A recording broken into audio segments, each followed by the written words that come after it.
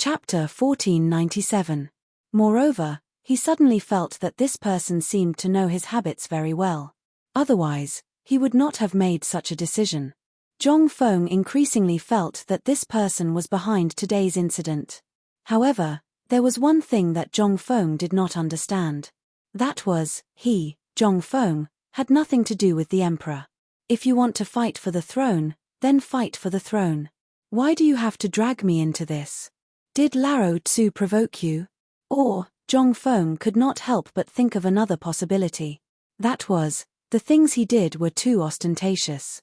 After all, from the fine salt, the cooperative, and now the phosphate fertilizer, which one of them could not make a lot of money in a short time? If you want to fight for the throne, then you have to get the economic power in your hands. Could it be that the target of this person behind the scenes was not me, but just to test me? So you want me to admit defeat and then rope me in? The more Zhong Feng thought about it, the more he felt that this was very likely. After all, this was not just any other thing. More likely, the whole thing was actually a trap. It was triggered from here to lure the emperor out. He wanted to see if there was the emperor's shadow behind me. Isn't this **king joke? Lao Tzu had never seen the emperor. If he had seen the emperor, would I be forced to do such hard work? I would have gone to the imperial palace to enjoy my life. Zhongsun Wuji looked at everything in front of him and then looked at Zhong Feng. He could not help but smack his lips. Fengzi, do you feel that this thing has been planned since before the emperor ascended the throne? Hearing this, Zhong Feng came back to his senses. He looked around and then shook his head. I don't think it's possible. This underground palace should have existed since the beginning. Every household has a cellar. I think from the bricks just now, this person should be a rich person. Otherwise, ordinary people would not be able to afford or qualify to use this kind of brick to build houses. Since this person has this kind of brick, his family must be rich. Before I made the silver notes, basically every household, especially those rich ones, basically stored copper coins in boxes. You should be able to understand this, right? Zhongsun Wuji and Fang Xianling both nodded. This is actually understandable, but what you said is a bit too mysterious. Although these things are true, there is no need to build such a big cellar. This is no longer a cellar, this is simply, look at this thing. Zhongsun Wuji did not dare to say the words Imperial Palace. He could only vaguely. But how could Zhong Feng not know? Zhong Feng nodded with a dignified face. Forget it, this matter is not under our control, and we can't care so much. Let's talk about the future later. Now that this thing has been found, my task has been completed. As for what to do next, it's your business. I'm tired today, I have to go back first. Zhongsun Wuji actually wanted to leave, but at this time, the matter had reached the final step. If he left now, it would be a bit too much. So he hurriedly pulled Zhong Feng and said, Fengzi, wait a moment. Zhong Feng yawned. What's wrong? Zhongsun Wuji scratched his head embarrassedly. Fengzi, wait a moment. While speaking, Zhongsun Wuji looked around and said, Fengzi, look at the layout of this place. I just looked carefully. This is completely built according to the scale of the political announcement hall. Moreover, there is so much gold in these 4 weeks. If you want to transport it down, it is impossible to transport so much gold from that cave. Also, these things need to be polished and smelted. Look at this place, do you think it can be made in this place? Look again. This dragon chair and this screen are completely built according to the scale of the political announcement hall. I suspect that this is the work of those eunuchs in the palace, or, before Fang Xianling finished speaking, he found that Zhong Feng's eyes were fixed on the map. The map was the map of the entire Tang dynasty, but at this time, it was particularly abrupt here. It seemed that someone was staring at this place. Although there was no trace on this map, when Zhong Feng saw this map at this time, he suddenly felt a trace of a monarch overlooking the world. At this time, Zhong Feng even felt like he was an emperor. Zhong Feng couldn't help but suck in a breath of cold air. What kind of **king genius was this to actually come up with such a method? This was simply not deceiving the emperor, this was absolutely treason. However, Zhong Feng was also slightly stunned. He asked curiously. I say, the two of you have been to the political announcement hall? Fang Xianling was stunned and asked, why do you say so? Zhong Feng took 2 steps back suspiciously and looked at the two of them. How are you so sure that this is the political announcement hall? Can't it be the appearance of some other duke's mansion? Or something else, such as the East Palace? The two of them heard this and their faces changed. Zhongsun Wuji and Fang Xianling had been in this kind of shock and had forgotten about Zhong Feng. At this time, when they heard Zhong Feng say this, they had to fool him. Well, aren't we businessmen? Last year, when the palace was being renovated, we went to transport materials. In addition to your cement, we also sent some to the Ministry of Works, so, naturally, we saw it from afar. Chapter 1498. Zhong Feng looked at the situation in the underground palace and couldn't help but walk around the underground palace to study it carefully. After a while, Zhong Feng looked at the entrance of the underground palace and then looked around. Suddenly, his gaze fell on the back of the screen. Let's go, old Sun and old Fang. There's probably something inside. As he spoke, Zhong Feng led the two of them forward excitedly. Zhongsun Wuji was so scared that he hurriedly sent a few imperial guards to go in front of Zhong Feng to investigate. Behind the screen, there was a picture of a coiling dragon cast in gold. The whole picture was like a dragon that was about to struggle out of it. It was quite strange and majestic. But other than that, there was nothing else. Zhong Feng was slightly disappointed when he saw this. This thing.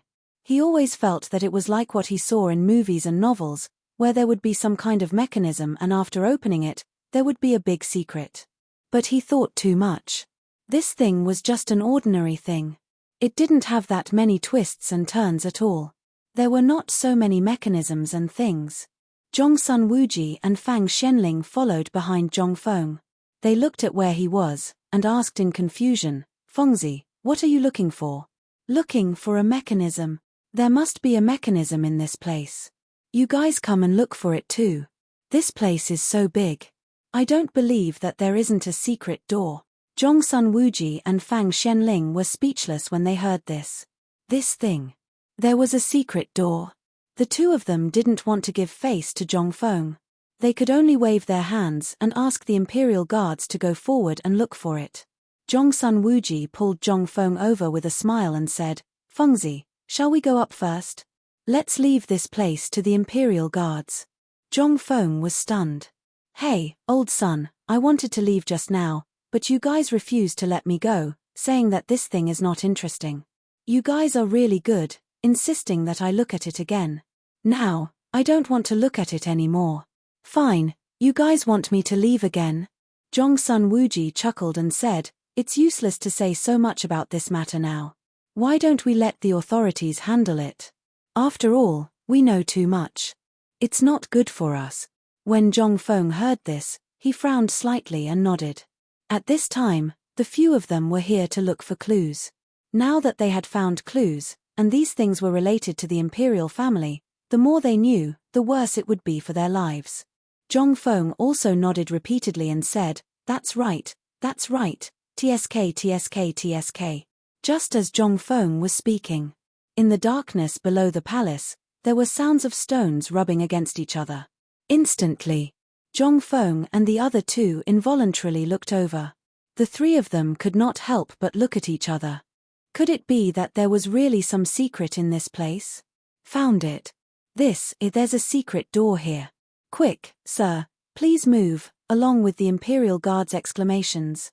Zhongsun Wuji could not help but urge, well, Fengzi, why don't we go and have a look?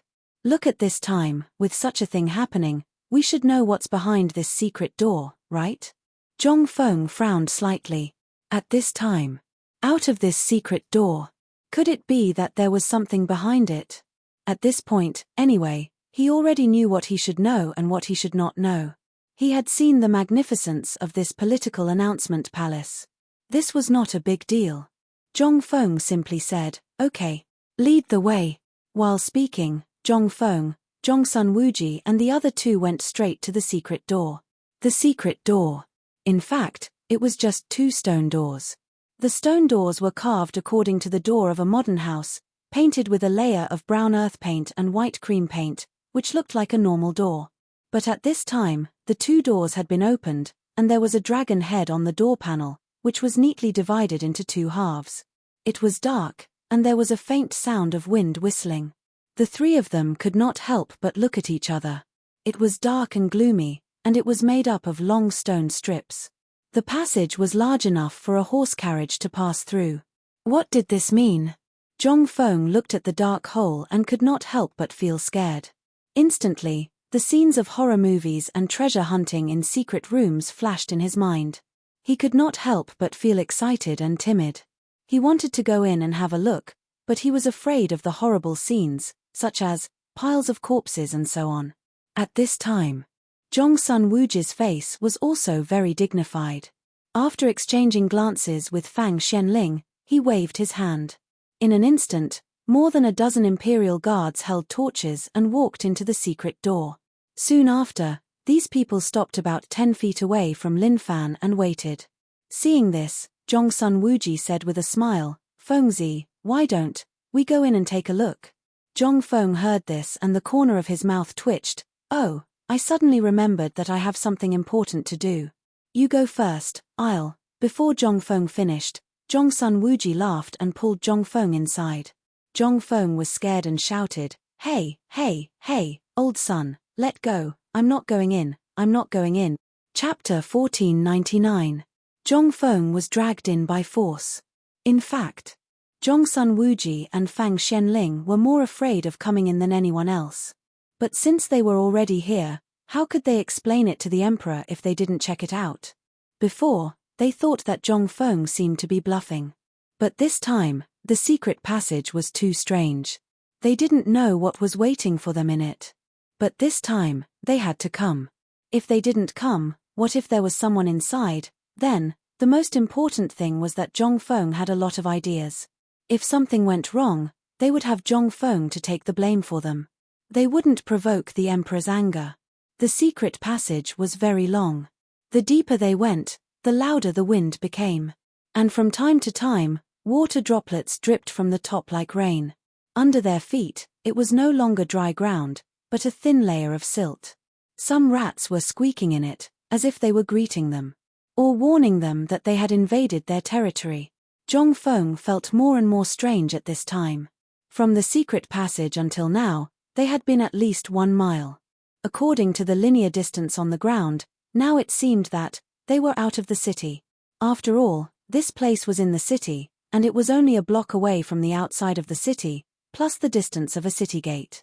They should have been out of the city at this distance. Thinking so, Zhong Feng hurriedly shouted, "Stop!" While speaking, Zhong Sun Wuji was stunned and asked, "What's wrong?" "I found something. I suspect that there is nothing special about this passage." Hearing this, Zhong Sun Wuji rolled his eyes. "Do I need you to tell me that?" "No, no, no." Zhong Feng repeatedly waved his hand, pointing to the water on the ground and said, "Is there Longzhu Canal outside the city?" Zhong Sun Wuji and Fang Xianling looked at each other and said, "Yes." Hearing this, Zhong Feng nodded and said, "That's right. We don't need to go. It's in vain. There is no doubt that it is Longzhu Canal outside." This, Zhong Sun Wuji and Fang Xianling were at a loss for words. They looked at each other and then said, "You guys go and take a look. Is the Longzhu Canal outside?" As he spoke, a few imperial guards raised their torches and rushed into the darkness.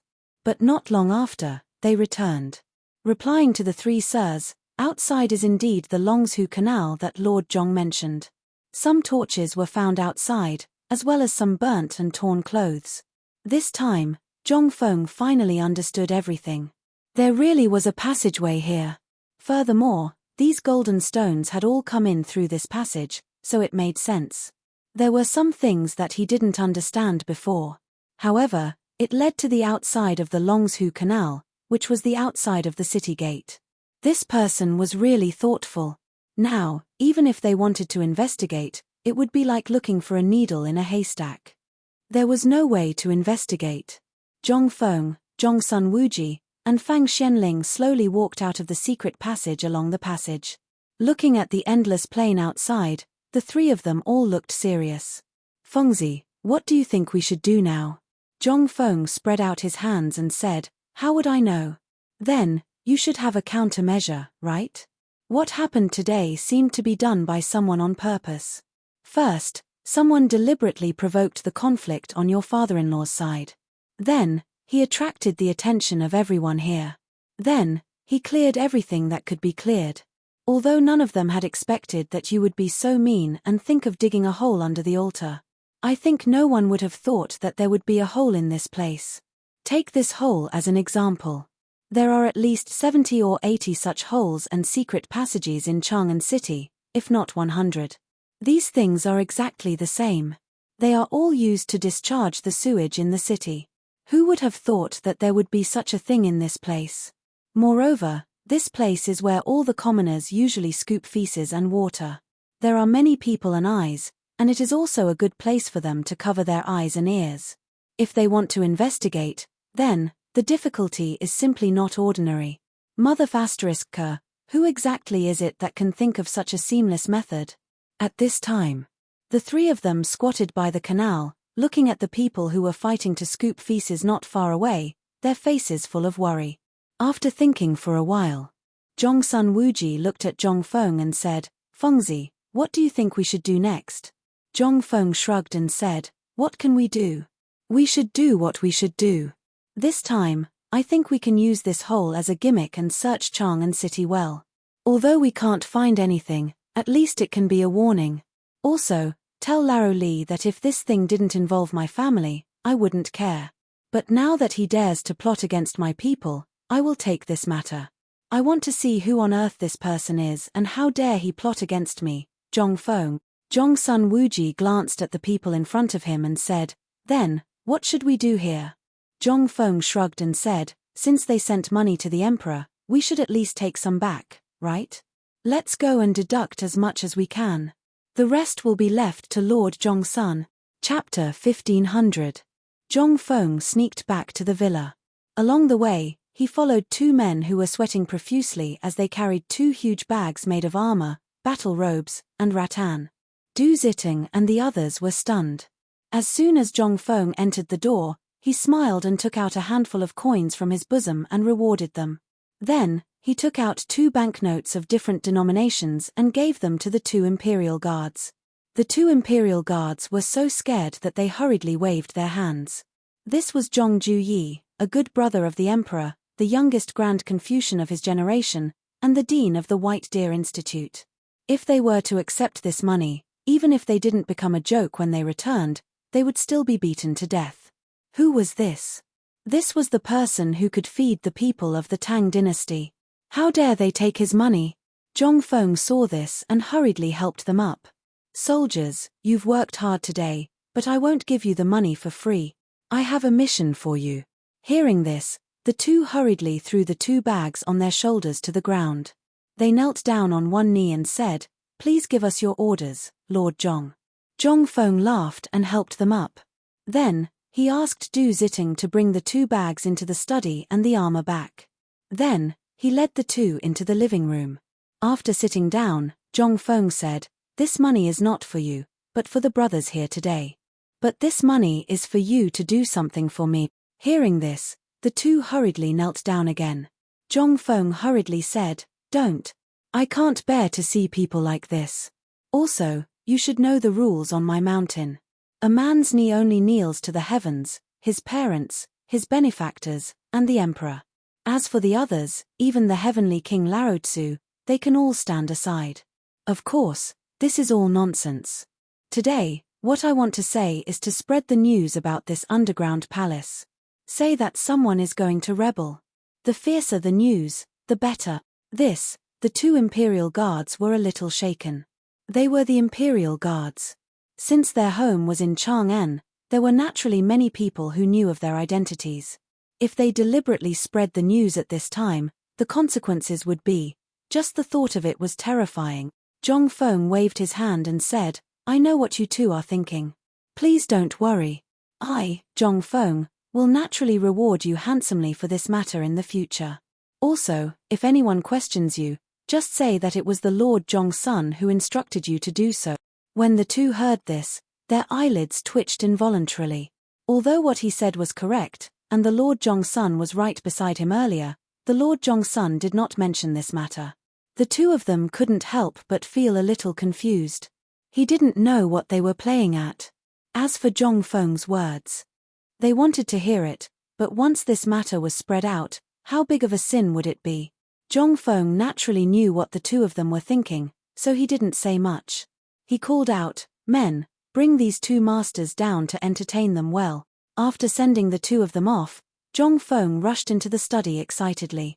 As soon as he entered, he saw Du Zitting staring blankly at the pile of gold on the floor of the study.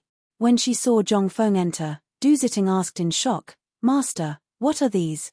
Jong-feng waved his hand and closed the door. After dismissing everyone outside the door, he rubbed his hands with a smile and squatted on the ground. He picked up the gold pieces one by one, put them in his mouth and bit them. Then, he let out a burst of laughter. His laughter made the butler uncomfortable. When Du Zitting saw this, she hurriedly squatted down. If this pile of gold was something else, it would be fine. This thing looked like a whole leg, and it looked like a dragon's leg. Now that it appeared in front of him, how could the butler not be frightened? "Master, where did you get this thing?" Jong-feng waved his hand and said, "Don't worry about where these things came from. Find something for me first and put this leg in. I have to treat it as a family heirloom." Family heirloom. If this thing was spread out, it would be a crime that could be beheaded. Dragon. Dragon. That was the symbol of the emperor. At this time, Jong-feng brought back a dragon leg gold. How could this not make people scared? Today, Du Zitting had already heard about what happened in Zhongshan's mansion. At this time, her master still had the leisure to bring back such a big bag of gold. Moreover, he did it so stealthily that it would be hard not to attract attention. "Master, this thing." Before Du Zitting finished speaking, Li Shimin's faint voice came from outside the door. "Fengzi, why are you hiding in there so sneakily?" Hearing this, Du Zitting's face changed, and she instinctively wanted to pick up the gold on the ground and hide it, but Jong-feng waved his hand indifferently. "It's okay, it's okay, it's okay." As he spoke, Jong-feng chuckled as he opened the door. As soon as the door was opened, Jong-feng laughed and opened his arms to hug Li Shimin. "Laro Li, we're really rich this time. You came at the right time, let's go, I'll take you to make a fortune." Chapter 1501. This morning, Li Shimin. He had been dealing with government affairs. But he also heard about what happened in Jong-feng's mansion. Originally, he wanted to go and take a look. But after knowing that Jong-feng was there, Li Shimin changed his route and went to Jong-feng's mansion to wait. But he didn't expect that this kid didn't hear him speak in the living room. Instead, he hurried into the study after instructing the two imperial guards to do something. So sneaky.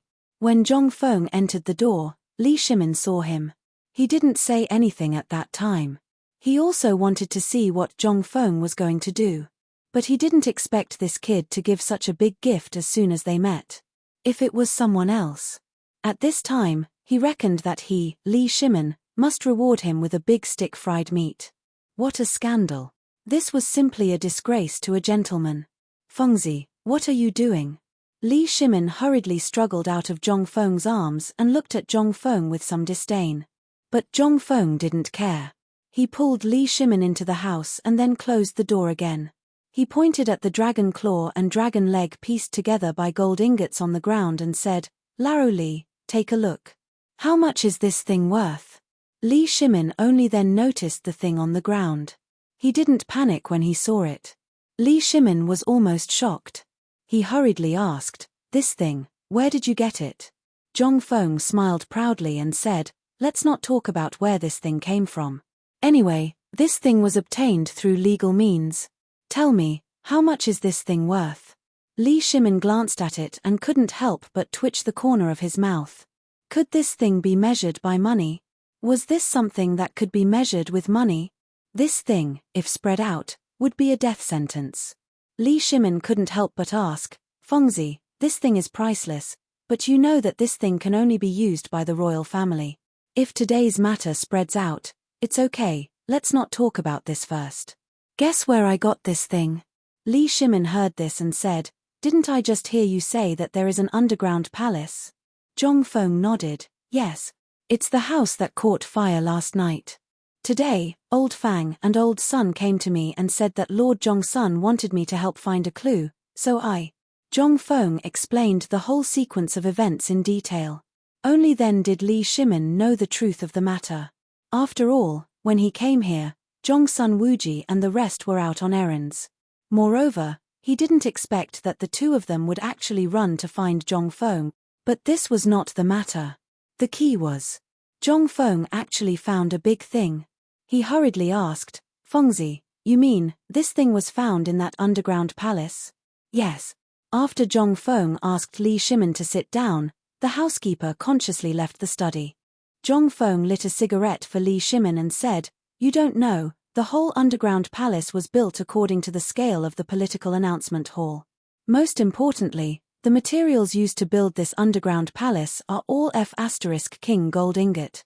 And this kind of dragon decoration extends to the whole palace. What? Li Shimin was shocked. He hurriedly asked, Let's go, take me to see it. Li Shimin's lungs were about to explode from anger. Who the F*Ck was this? This was a blatant threat. Zhong Feng saw that Li Shimin's face was a little scary at this time and asked with some doubts, Lao Li, you. What's wrong with you? Why do you look like this? Li Shimin heard this and knew that his performance was a little too much. He took a deep breath and said, Fengzi, you're in trouble. Zhong Feng heard this and was instantly stunned. Why did he get into trouble all of a sudden? And if it weren't for Lao Li's promise, would Old Fang and the others come to me for help? What kind of logic was this? Zhong Feng couldn't help but criticize in his heart, This is all because Old Fang and the others came to me. I found so much gold. Even the emperor would be jealous when he saw it, right? How much wealth did I get for the emperor this time? How did I get into trouble? Li Shimin shook his head and said, No, Fengzi, you're wrong. In fact, this matter is wrong from the root. Let me ask you, did you leave any clues in the underground palace? Zhong Feng heard this and shook his head. Li Shimin asked again, Then, in this underground palace, are there any words left behind, or are there any traces left behind by others? Zhong Feng still shook his head, but at this time, Zhong Feng's face changed a little. He suddenly thought of a possibility. Someone F*King deliberately did this. And deliberately used this gold to tempt Lao Tzu?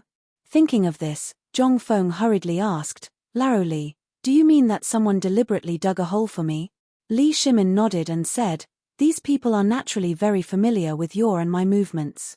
After the incident at Zhong Mansion today, they knew that you would definitely come down the mountain. And after I came down the mountain, I would definitely appear. Naturally, you would also know about the fire in the city last night. So, someone dug a big hole and baited you step by step. And now, there are only two things that they want to see. First, they want to see if you can find this underground palace. Second, they want to see if you are really greedy. Chapter 1502. Zhong Feng couldn't help but feel some admiration for these people. They were truly capable of using anything down to the smallest detail. Just who was this person who could play with the human heart so clearly? Zhong Feng couldn't help but think of all the people he knew, but in the end, he eliminated all of them. The only person that seemed most suspicious was Duke of Chen, Hu Junji. Zhong Feng could not help but nudge Li Shimin, who was also in deep thought, and asked, Old Li, where is this Duke Chen? Li Shimin couldn't help but be alarmed by this question. It can't be Duke of Chen, right? Zhong Feng knew that Li Shimin was being overly suspicious, so he waved his hand and said, Why are you in such a rush? I was just casually asking. My intuition tells me that this person might know both of us. Otherwise, just think about it. He's targeting both the imperial court and me. Haven't you noticed anything? Li Shimin naturally had his suspicions. But not even if he was beaten to death would he believe that this Duke of Chen, Hu Junji, was such a powerful pair of hands. After all, Duke of Chen had vanished without a trace the moment he ascended the throne, voluntarily resigning to retire in Luoju. If such a person wanted to rebel, why would he have handed over his authority? This was the most suspicious point. Once a person handed over their authority and resigned, they would no longer have anything to do with the imperial court. This person was also an instant man. Ever since the Xuanwu Gate incident, his performance had been particularly outstanding. Thus, after Li Shimin ascended the throne, he had decided to return to his hometown. Li Shimin couldn't bear to see him go, so he had him transferred to Luoju in order to suppress Luoju. Moreover, Duke of Chen had been living in the Crown Prince residence this entire time because of the Crown Prince's matter. How could such a person want to rebel? He, Li Shimin, would never believe that Hu Junju was such a person. Then, now that Zhong Feng had said this, Li Shimin realized something terrifying. What was this person trying to do? He hurriedly asked, Fengzi, what do you think? What was this person trying to do? Although the matters of the imperial court are not something that ordinary people like us can comment on, now that we are all involved, you can give Lao Li some advice so that I can prepare in advance. Zhong Feng raised his eyebrows and glanced at Li Shimin. Actually, I've always suspected that this person is someone close to us. Why do I feel that you're the most suspicious? Li Shimin was shocked. He hurriedly laughed and said, What are you talking about? I, Lao Li, am just an ordinary businessman. If I had such great ability, would I still be like this? Zhong Feng saw Li Shimin's anxiousness and hurriedly said, I was just joking. Do you have to be like this? All right, let's talk about this. Have you noticed that this person's ambition is not small? I have a suspicion that your business has also been targeted, or that someone has infiltrated it. When Zhong Feng said this, Li Shimin's heart instantly quivered. He hurriedly said, Let's go. This is not the place to talk. Let's go to the underground palace. A moment later, a carriage hurriedly appeared outside the heavily guarded ruins. At this time, the leader was Cheng Yaojin's personal guard. This place had been completely taken over by the Chang'an military camp. Except for flies, nothing else could get close. Zhong Feng had already guessed this matter. After all, not to mention other things, the gold underground was enough for the entire Tang dynasty's people to eat for a month. They didn't need to work, and they could eat and drink like fish and meat. How terrifying was this? And most importantly, the underground palace was built according to the appearance of the political announcement palace. Although Zhong Feng didn't know what the political announcement palace looked like, when he saw the underground palace, Zhong Feng already had some different ideas about the political announcement palace. Who are you? Just when Li Shimin and Zhong Feng got off the carriage, the soldier carrying a halberd and riding a tall horse slowly urged his horse forward. However, when he came forward and saw Li Shimin, he was first shocked and a trace of doubt appeared in his heart. This person looked extremely familiar, and his whole body exuded a kind of imposing manner. He didn't dare to look at him directly. What was going on? He really hadn't seen this person before. Who was this person? Looking at the white-robed young man, he also looked very familiar. After thinking for a while, he suddenly thought of something. He hurriedly got off the horse and put on a smile. He bowed to Zhong Feng and said with a smile, Sun Dusheng greets Mr. Hexian. In an instant, the young general named Sun Dusheng waved his hand and said, Everyone has one. Salute. Pa. The Mingguang armor, together with the turtleback fish scale armor worn by the soldiers, at this moment, burst out bursts of collision between the copper plate and the iron scale armor, making a kind of austere atmosphere. Mr. Hexian. Zhong Feng couldn't help but stand at attention when he heard a thunderous explosion. Coupled with the heavy armor and the modern military salute, Zhong Feng couldn't help but stand at attention. Hello, comrade. Of course. Zhong Feng's words made everyone stunned. They didn't understand. And Li Shimin was also surprised to find that Zhong Feng already had such a high reputation in the army. He couldn't help but click his tongue and said, Fengzi, I didn't expect you to be so popular in the army. Zhong Feng also didn't expect, thinking about it carefully, it should be because of the military training, plus the connection of Xiaohu's leg. Zhong Feng ignored Li Shimin and saluted Sun Dusheng. What's your name? Young General Sun Dusheng. Hearing this, Zhong Feng was in awe. With a pa sound, he saluted and said, Sun Dusheng of the Cavalry Company is here. Translator, Henyi Translations Editor. Henyi Translations. Li Shimin gets angry. Sun Dusheng was an amazing person. Zhong Feng had only seen him on television before. But who would have known that there was actually someone here with this F*King name? And Sun Disheng was dumbfounded. Who was Zhongfeng? This was the most awesome Confucian scholar of the present age. He was an awesome person who could make Master Yushan vomit blood in anger. He was also an awesome person who could snatch blood and return a soul. He was also an awesome person who came up with a type of military training that could make you beg for death. Although this type of training method had always been loved and hated by people in the army, and there were even people who wanted to F*King kill Zhongfeng, the effects of this thing were also very terrifying. As long as they could endure the first 2 months, this soldier, at least in terms of physical fitness and overall combat strength, would have a great improvement. 10 soldiers like this, even if a general came, would be terrified. Don't you think it was terrifying?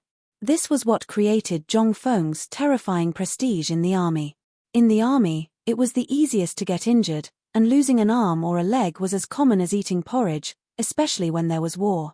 Before, everyone would pray to the heavens and earth every day when they woke up, praying to their ancestors that they would not be robbed of their limbs.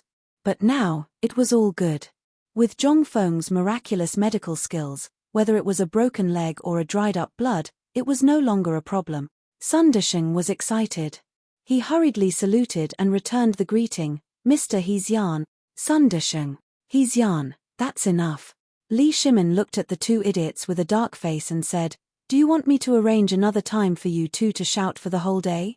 Hearing this, Zhongfeng put his arm around Li Shimin's shoulder and said, "What do you know? This is the friendship between us men. Although this is the first time I've met Brother Sun, why do I feel like I've known him in my previous life?" Hearing this, Sun Disheng's eyes widened, and he almost asked about his previous life. But Li Shimin directly pulled Zhongfeng inside. Zhongfeng quickly said, "Oh right, I have to go in and take a look. Old son, let's treat you to a drink another day." While speaking, Zhongfeng was dragged into the ruins by Li Shimin. After Zhongfeng and Li Shimin entered the ruins, a soldier hurriedly ran to the dizzy Sun Disheng and whispered, "General, Mr. Hexian doesn't seem to have any approval." "Pa." Sun Disheng slapped him in the face and said, "Mr. Hexian is someone you can call? Do you all know that the things underground were found by Mr. Hexian? All of you listen to Lao Tzu, quickly send 2 small teams to protect Mr. Hexian. If Mr. Hexian loses a single hair, Lao Tzu will break your legs." Not far away, little Gizi heard this and put back the token that he had just taken out from his sleeve. He quietly stood by the carriage and waited.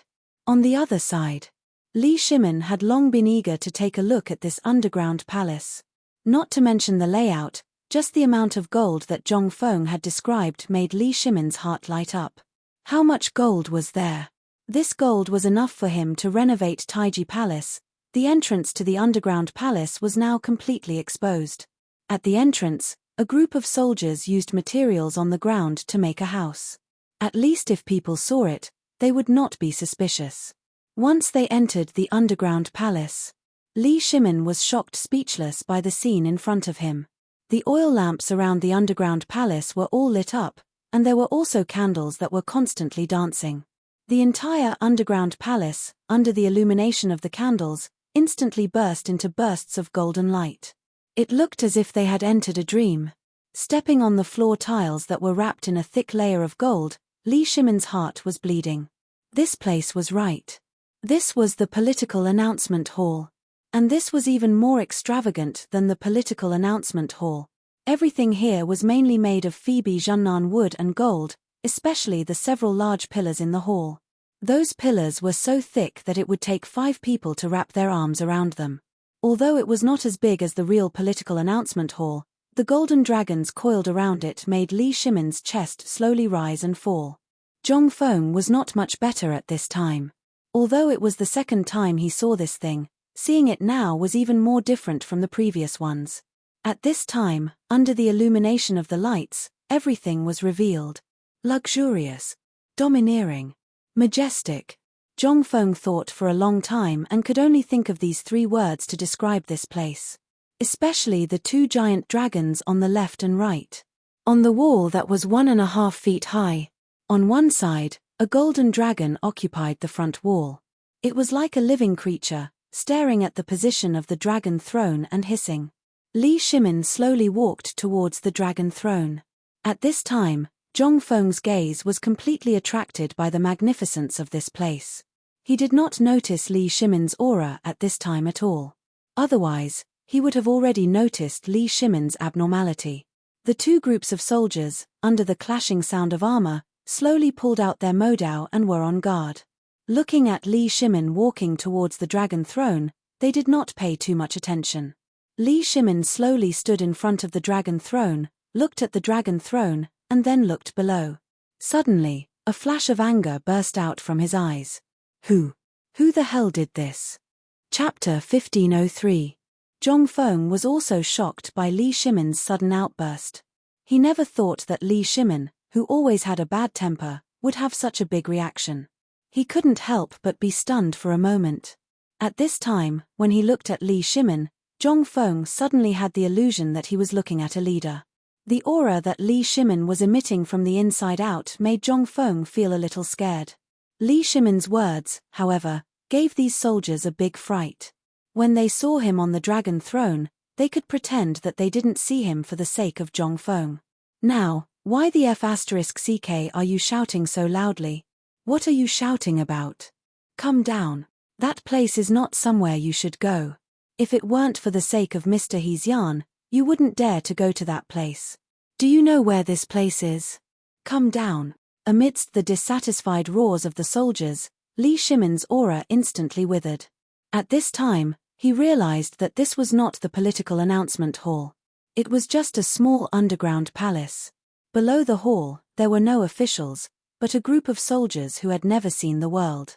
The most important thing was that he had put on makeup. It was reasonable that these people didn't recognize him. At this time, when they looked at Zhong Feng, they actually looked at him with a different gaze. Li Shimin was shocked when he saw this. He hurriedly said, "You don't recognize me?" Zhong Feng smacked his lips. "I really couldn't tell. Old man, you were really intimidating people just now." Li Shimin rolled his eyes and sighed, "There's nothing I can do. I came because I was angry. Look at this palace, this is simply a rebellion. And I'm beginning to suspect that someone is playing tricks on our current industry. Most importantly, I'm beginning to suspect that there are other people's spies in our industry. You see, we have nothing to do with the palace. But, look at this period of time. From coal to iron, and then to the border matters. Although they don't seem to be connected individually, now, after you connect them, I suddenly feel that someone is weaving a big net, and we are also caught in this net. This is not a good sign."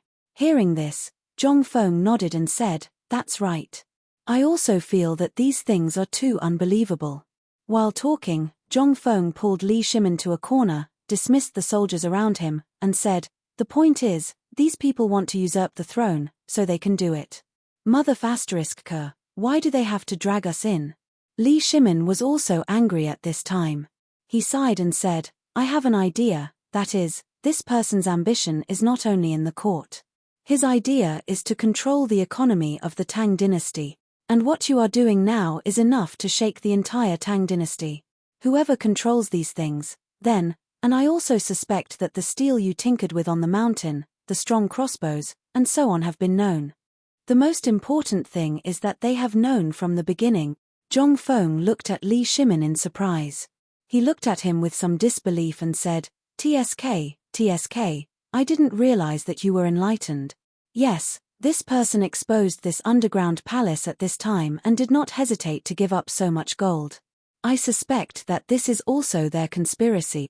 Li Shimin hurriedly asked, "Fengzi, you mean?" Zhong Feng interrupted Li Shimin and pointed to the secret door under the palace and said, "This secret door leads directly to the Longshu Canal outside the city. Do you know what it means? If someone wants to rebel, they can use this passage to smoothly enter the city and occupy the city gate in a short amount of time. Outside is a wide expanse of flat land with 16 royal residences. These are the residences of almost half of the Great Tang's important officials. This is not the most important thing. The most important thing is that through the Tonghua Gate, it will take less than 10 minutes to reach the Imperial City." The Imperial City. Buzz. Li Shimin's head was about to explode in an instant. Just as Zhong Feng said. Li Shimin was naturally familiar with the situation here. But when he thought of the place behind the secret door, Li Shimin could not help but feel a chill in the wine. What if there was really someone who wanted to rebel? Then, Zhong Feng naturally knew that someone wanted to rebel. But this matter was too big, and it was not the right time. The current crown prince, Li Chengqian. In history, under the urging of Hu Junji, he had indeed usurped the throne, but the final outcome was, there was also Li Tai. These two brothers had perfectly inherited the glorious deeds of the current emperor, and they had also rebelled, but the outcome was still Li Ji's. But, Zhong Feng did not dare to say it. Mother *K, if this matter did not have 100% proof, who would dare to arrest someone based on these things? Even if the current emperor himself came, he would not dare to make such a conclusion so easily, right? This was the crown prince. If such a situation occurred, the court would be shaken, and if it was serious, Zhong Feng thought of this and sighed, Laro Li, let's not worry about this matter.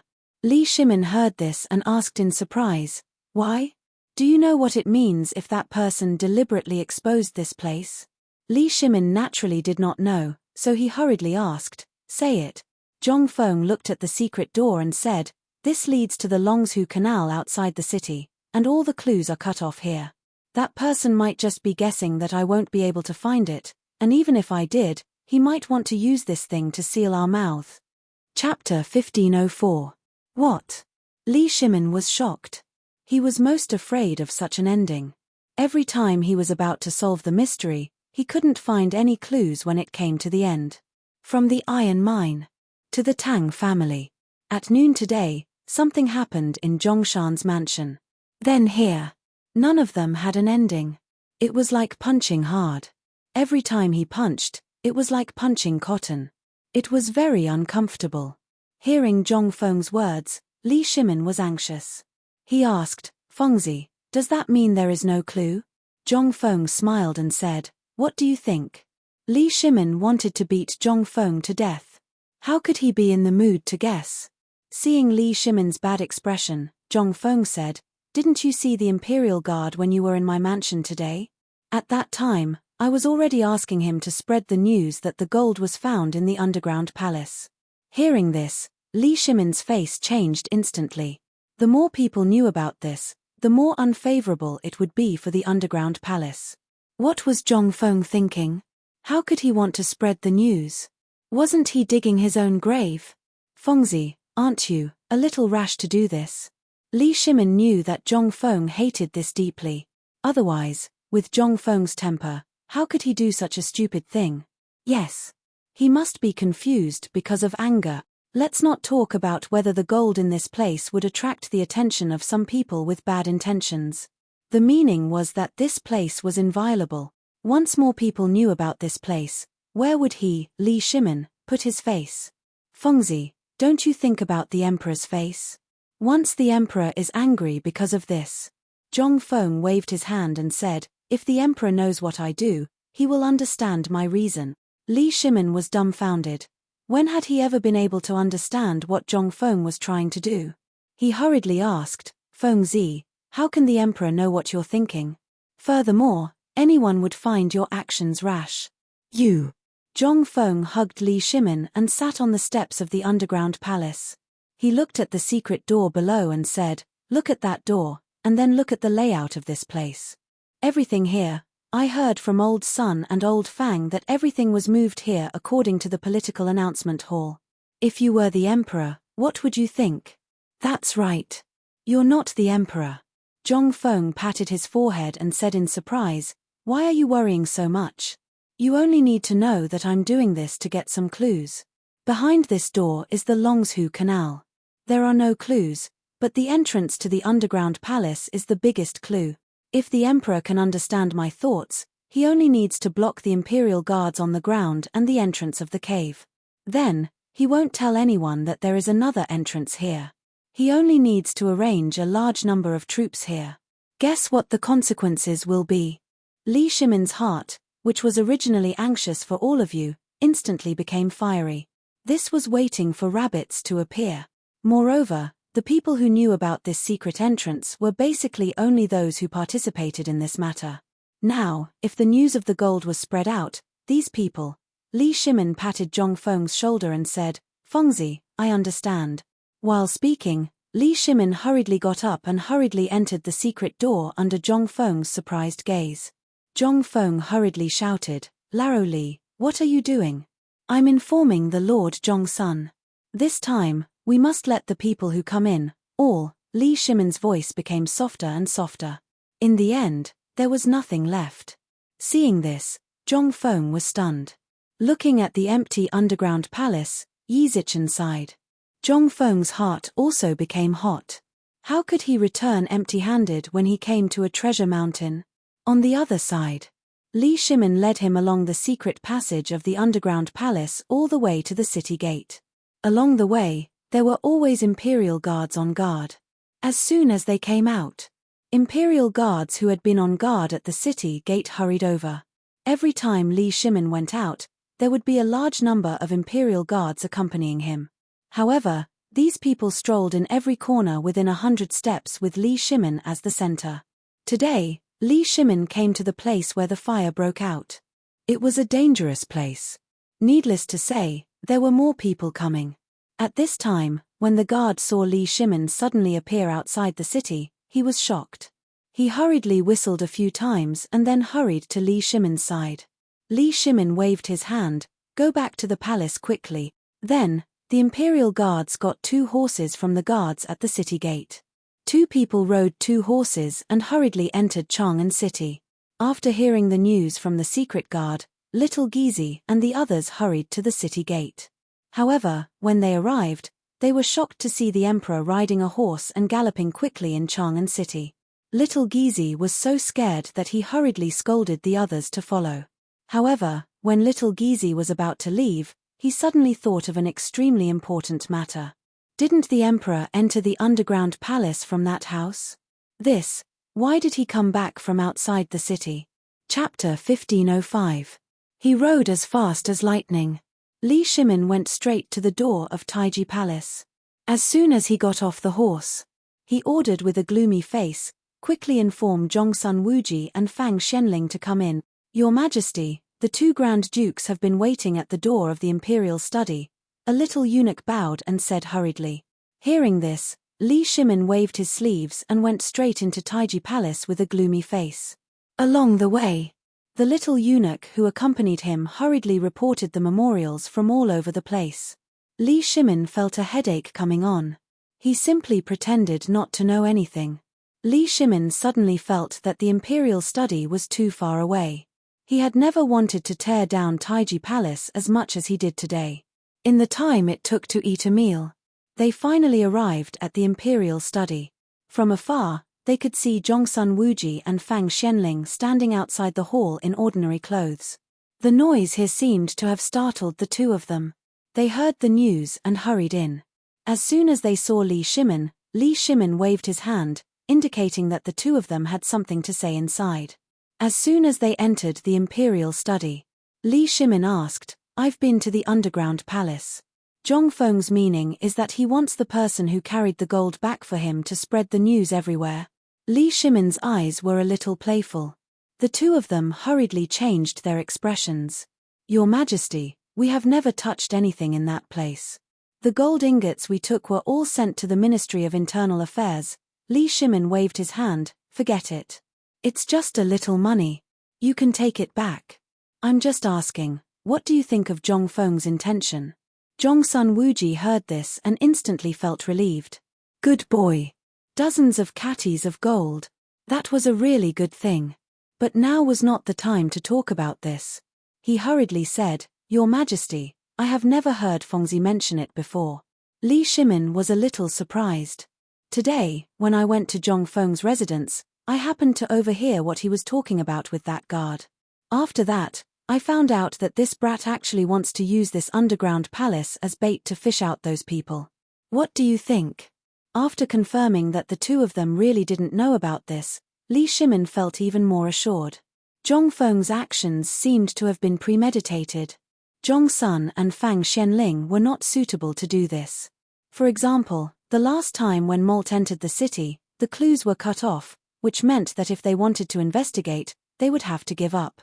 Although Li Shimin was a little tempted by a little bit of gold, he still knew what was important and what was not. This person must have known his identity and everything that had happened between him and Zhong Feng. He did this because he wanted to use the things in the underground palace to threaten Li Shimin. If word got out, he, Li Shimin, would lose all face. If he didn't spread it out, then their clues here would be cut off. This was really a plan to slap Li Shimin in the face. The more Li Shimin thought about it, the angrier he became. He slapped the table hard and said, "Zhongsun Wuji, Fang Xianling, listen to me." Seeing that Li Shimin's expression changed, the two of them hurriedly bowed. "Yes, Your Majesty. As per my orders, all of you, withdraw all the guards on the surface and move all the gold in the underground palace to the treasury within 2 hours. Completely block the entrance of the underground palace above the mansion and send a group of local soldiers to guard it. In addition, send out the spies of the Ministry of Justice and the Ministry of Appointments to hide in Chang'an and steal the remaining gold in the underground palace. Spread the news in Chang'an."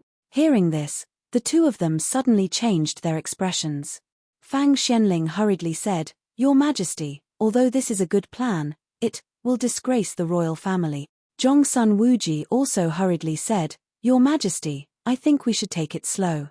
The underground passage leads out of the city. Zhong Feng has said that the clues of this matter will be cut off here. If you want to investigate it, then," Li Shimin waved his hand and said impatiently, "Just now, Fengzi and I discussed a good plan. Isn't this underground palace worthless now? Then, I will use this gold to dig out more clues for him. In the secret passage of the underground palace, other than the Imperial Guards who participated today and all of you, who do you think could be easily found?" This. Hearing this, the two of them. In an instant, a touch of surprise flashed across their eyes. There was really nothing that Zhong Feng didn't dare to do. He could even come up with such a bad plan. In this way, wouldn't the Emperor's face be completely disgraced? Moreover, how could the Emperor come up with such a bad plan?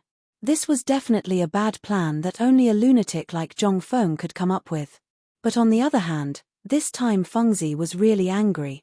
Otherwise, he would never do this. Once the civil and military officials knew about this, his ending would be. At the thought of this, Fang Xianling hurriedly said again, "Your Majesty, shouldn't we discuss this matter carefully? This will disgrace the royal family." Li Shimin waved his hand and said, "I've made up my mind. Do it quickly. I'd like to see who dares to plot against me like this. How can the Tang dynasty be controlled by others?" Chapter 1506. In Chang'an City. It was as lively as ever. Too many things had happened during this period of time. Therefore, many people were already numb to it.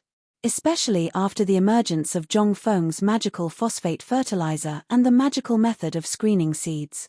Previously, the people thought that the harvest would be better if they planted more seeds.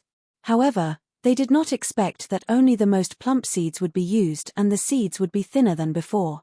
That way, there would still be some food left for them to eat. Although it seemed like a far-fetched idea, they had no choice but to believe the imperial edict now that it was out. If the emperor believed in it, how could they not believe it? In addition, there was already some progress on the phosphate fertilizer. At the foot of Longshu Mountain outside Tonghua Gate. At this time, a large number of soldiers were digging up the mountain. It was said that they were preparing to build a phosphate fertilizer factory. Moreover, the emperor had even issued an imperial edict that the phosphate fertilizer planted this autumn would be free of charge. That was the key point. At this time, the people of Chang'an City did not even farm. They strolled around Chang'an City every day.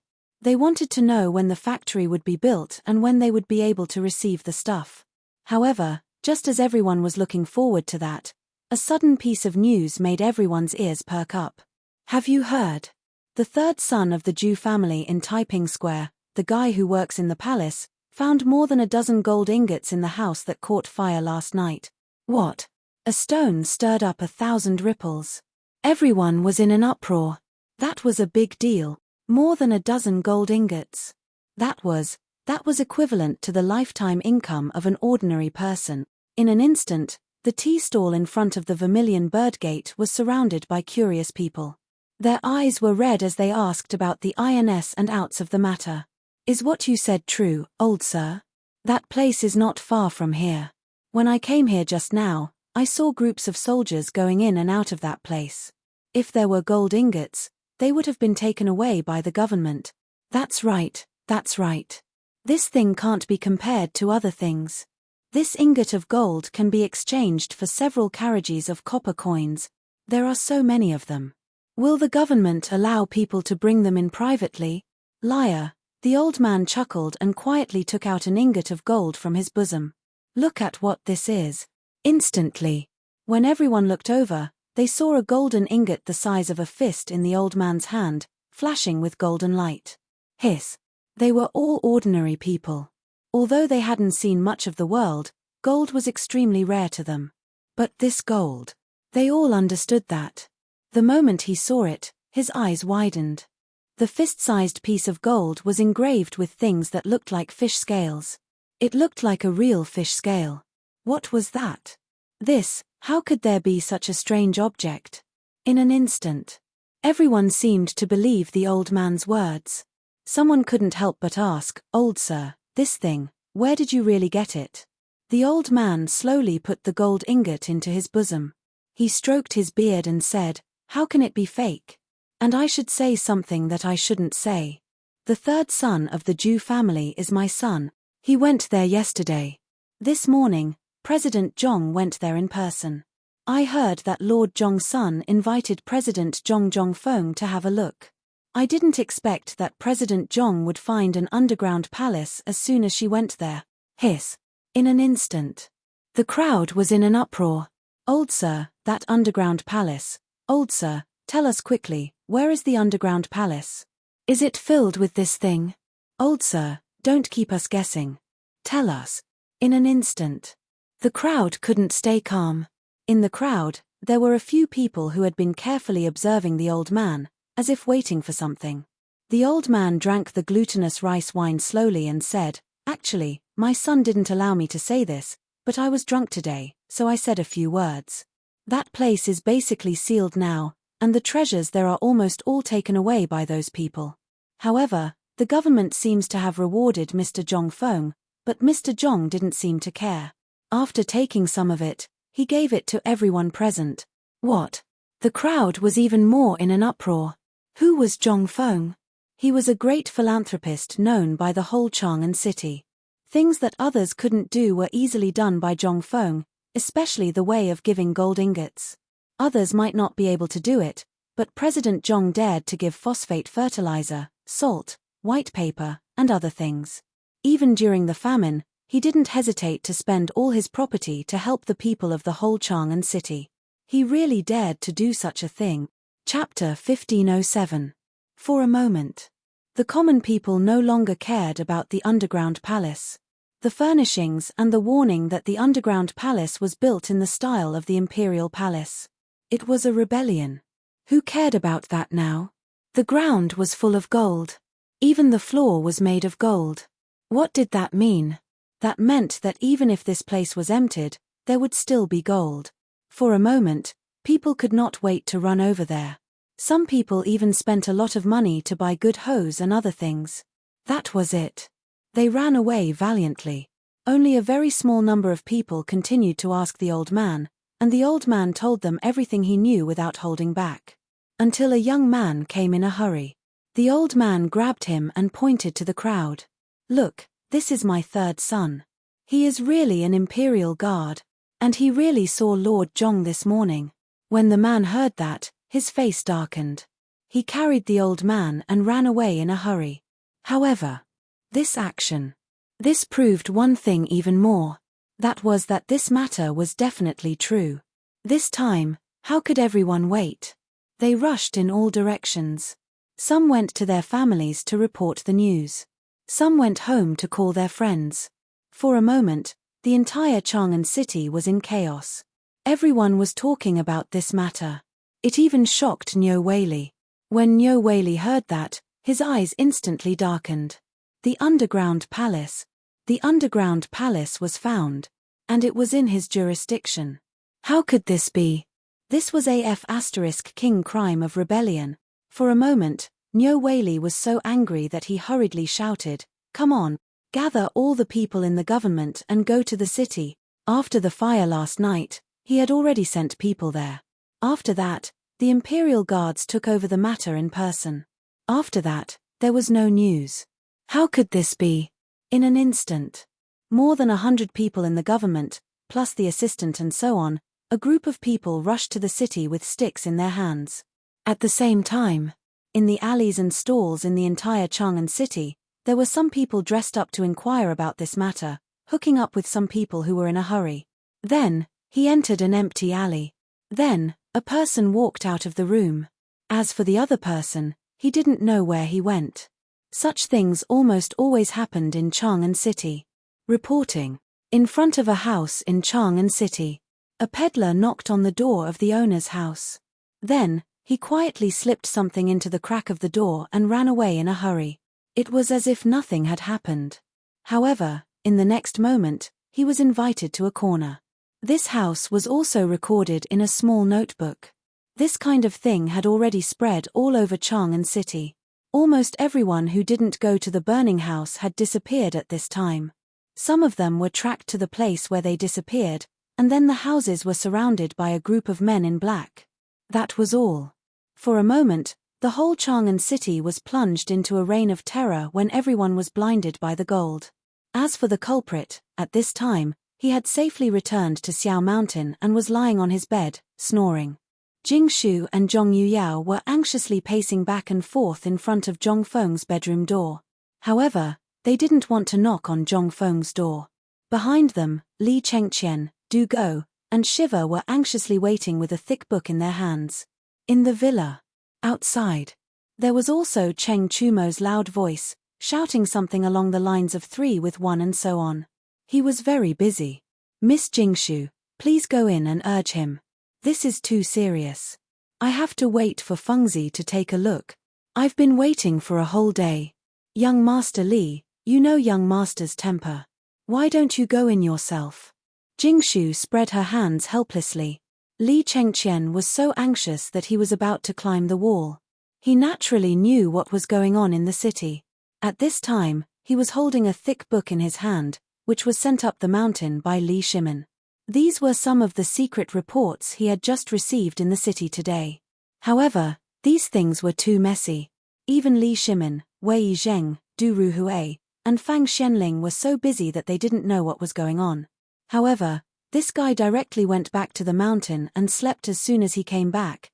Damn it. He didn't dare to let Cheng Chumo and the other fools know about this. If they knew that the Emperor's spies included their families, wouldn't they explode? Only Li Chengqian knew about this. Even Du Go, who was holding the book at this time, didn't know the specific content. After all, it was sent by the Emperor himself. The Emperor didn't let him read it. He couldn't read it. This was Du Go's stubbornness. No matter what Li Chengqian said, he wouldn't do it. There was nothing he could do. Li Chengqian could only ask the 3 of them to come together. After all, Shi Wa was Zhong Feng's substitute servant and the crown prince of a country. Although it seemed a little embarrassing at this time, as long as they entered the door and let Shi Wa get Zhong Feng out, it would be worth it. Face was nothing. Chapter 1508. But, no matter who the 3 of them were, they couldn't do anything in front of Jingshu. Zhong Yuyao was still all right. After a few words of praise, she was gone. However, Jingshu was different. This girl had grown up in a place like Swallow Descent Brothel since she was young. Although she knew of Li Chengqian's identity, so at this moment, Li Chengqian was so anxious. So it was like this. After all, this matter was caused by Zhong Feng. If he didn't handle it well, then the imperial court would be in an uproar tomorrow. It was an imitation of the underground palace of the political announcement hall. And it happened right under the emperor's feet.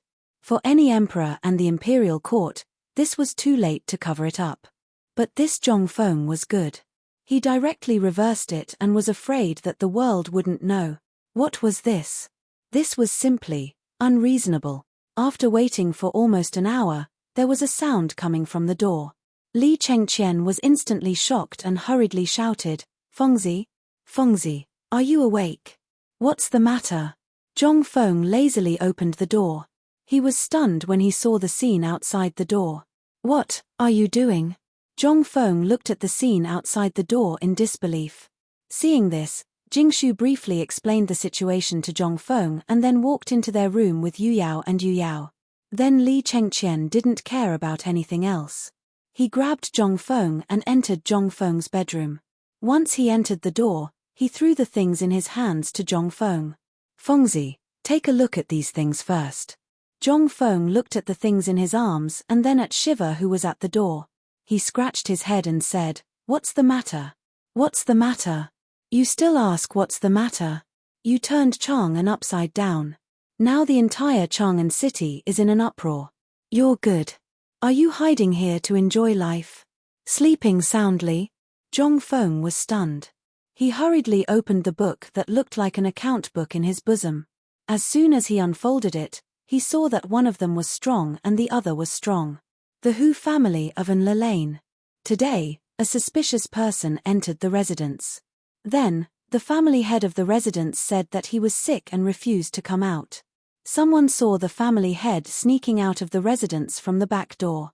The shopkeeper of Eternal Peace Lane in West City hurried to the pawnshop in Sublime Justice Lane 2 hours ago. Zhong Feng looked at these densely packed things and couldn't help but be even more confused. I say, Li Gan, what are you doing with this thing? Li Chengqian pointed to the object in Du Go's bosom. Du Go handed the object over to Zhong Feng and said, What happened in the underground palace today? Don't tell me you don't know. And today in your residence, did you ask an imperial guard to help you spread the news? When Zhong Feng heard this, he instantly understood. And then, Li Chengqian was furious. He pointed at Zhong Feng for a long time before saying, This is the result. This person's father took out a huge golden fruit on the street. Tell me, does this have anything to do with you? When Zhong Feng heard this, he snorted. I really don't know about this. This grandson actually dared to take something from somewhere without permission? Li Chengqian saw that Zhong Feng didn't admit it and waved his hand angrily. Forget it. His Majesty was furious about this matter and made Lord Zhongsun personally come to my residence to reprimand me. He even handed this matter over to my father. How would my father know how to handle this matter? Now, only you can handle this matter. As he spoke, Li Chengqian sat down beside Zhong Feng and hugged his arms. This matter was caused by you. Now, His Majesty's face has been completely lost. Do you know your guilt? If you can't handle this matter today, tomorrow morning, you can just wait for us to go to jail. Li Chengqian really couldn't take it anymore. This matter affected the entire Chang'an city. At this time, everyone was struggling to find the gold. Some people even suspected that there was such a cellar in Chang'an city. Everyone narrowed their eyes and bent over to search in Chang'an city. As long as there was a small black hole, they would crawl into it to take a look. Now, everyone was in a state of panic.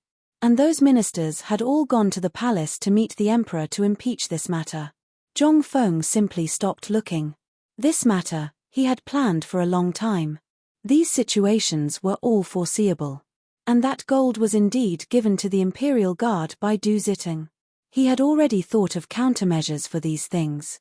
But at this time, seeing Li Chengqian like this, Zhong Feng was a little amused. This matter, in fact, is not a big deal. You just need to wait quietly for after tonight. Li Chengqian was stunned. You're still waiting for tonight?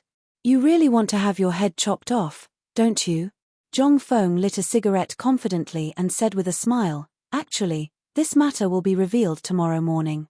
Don't be fooled by the fact that these people are jumping around happily at this time. These people are just small shrimps. Tell old Li, tell him to keep an eye on the place I mentioned. Tonight, the result will be revealed. What place? Li Chengqian asked immediately. But no matter what he said, Zhong Feng refused to say. He just told Li Chengqian that heaven's secret could not be revealed and sent him away. He was so angry that he wanted to bite Zhong Feng to death. However, there was nothing he could do about it. Everything was a mess now. Only Zhong Feng could solve this problem.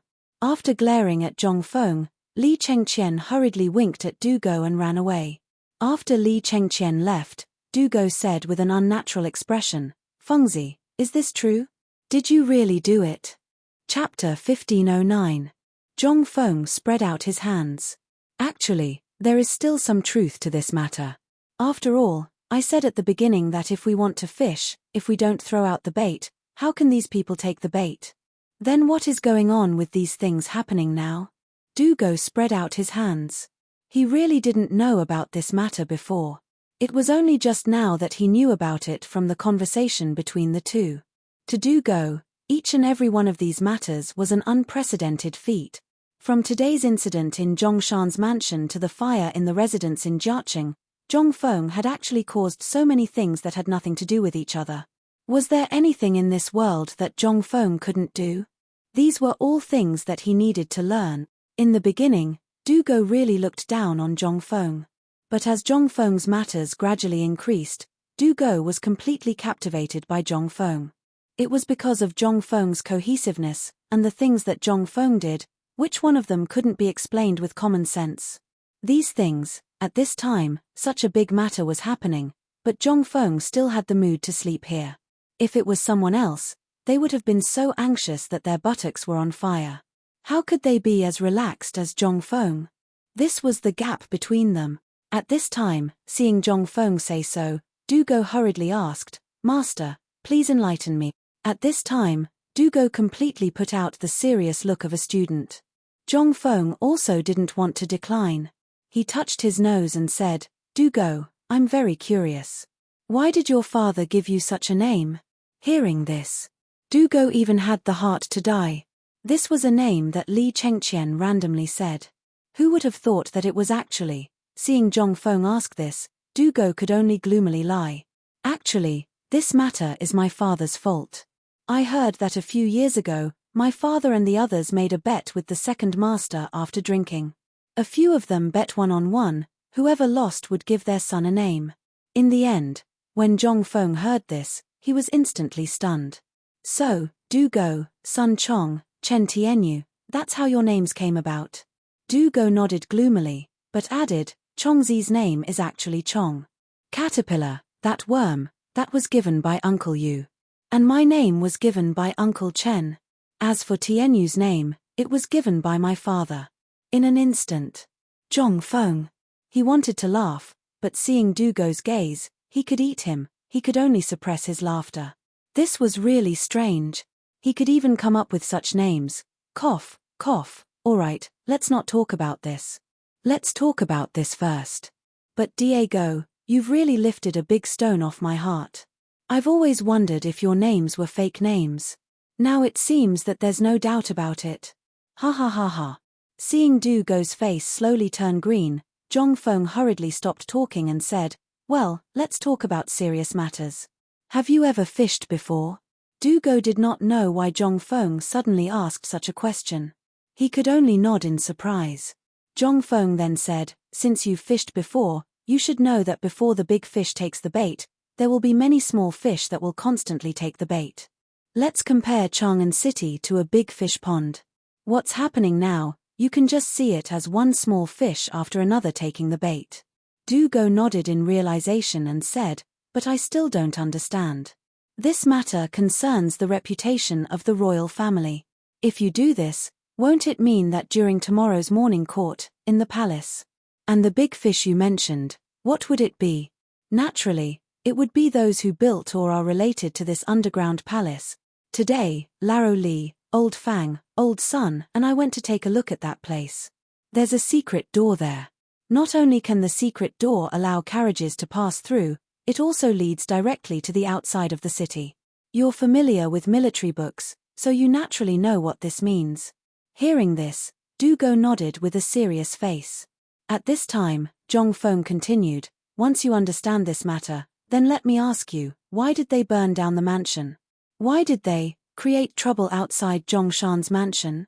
Why did they leave this underground palace after destroying all the evidence? Since these people left the underground palace, what's their purpose?" Zhongfeng's consecutive questions directly caused Dugo to be stunned. Seeing that Du-go didn't speak, Zhongfeng waved his hand and called Shiva over. You're the crown prince of Zhenlane, tell me. If you're the enemy, what's your intention? How would Shiva know this? At this time, seeing Zhongfeng ask, he couldn't help but say, could it be that they want to use the wealth in this underground palace to suppress the royal family? Impossible. Du-go waved his sleeve in shock. How can the royal family? Before he could finish his sentence, he found himself stuck in the middle of his sentence. If this wasn't the case, then what was the emperor's situation now? Wasn't he being tricked? Zhongfeng nodded and let Shiva continue. Shiva continued, take this underground palace as an example. They completely imitated the construction style of the political announcement palace and used a large amount of gold. Actually, the meaning is very clear. Last night, they had an entire night to move the gold away, but they didn't. Instead, they left it here. There are 2 reasons. Zhongfeng nodded and clapped his hands in praise. You're right. What are the 2 reasons? Du-go was also enlightened at this time. He stared at Shiva with his eyes wide open. Shiva took a deep breath and said, first, they want to use this underground palace to threaten the current emperor to keep the peace. It can be considered as a warning because they might have predicted that you would personally take action and would definitely find this underground palace. Chapter 15:10. Zhongfeng looked at Shiva in surprise. This person was indeed a member of the royal family of Zhenlane. Although Zhongfeng had been very careful not to hand over some important things to him, and this Shiva had always been Zhongfeng's page boy, and Zhongfeng had not paid much attention to him because he was busy, but, now that he thought of Li Gan and the rest, and looked at Shiva, the difference was obvious. Perhaps this was the difference in their mental states. Shiva could guess most of Zhongfeng's guesses just from the few words between them. What was this? This was a prodigy. No. A monster. Shiva was 20 years old after all. Zhongfeng took a deep breath and said, that's right. Shiva is right. The existence of this underground palace is a warning to us. Even if I find this place, I won't dare to do anything. This is only one of the reasons. Shiva, continue. Shiva heard this and bowed, saying, there is another reason. This person wants to test you. If you can't find the location of this underground palace, then they will probably have a big move behind. They are waiting for the dean. What? Du-go heard this and his expression changed.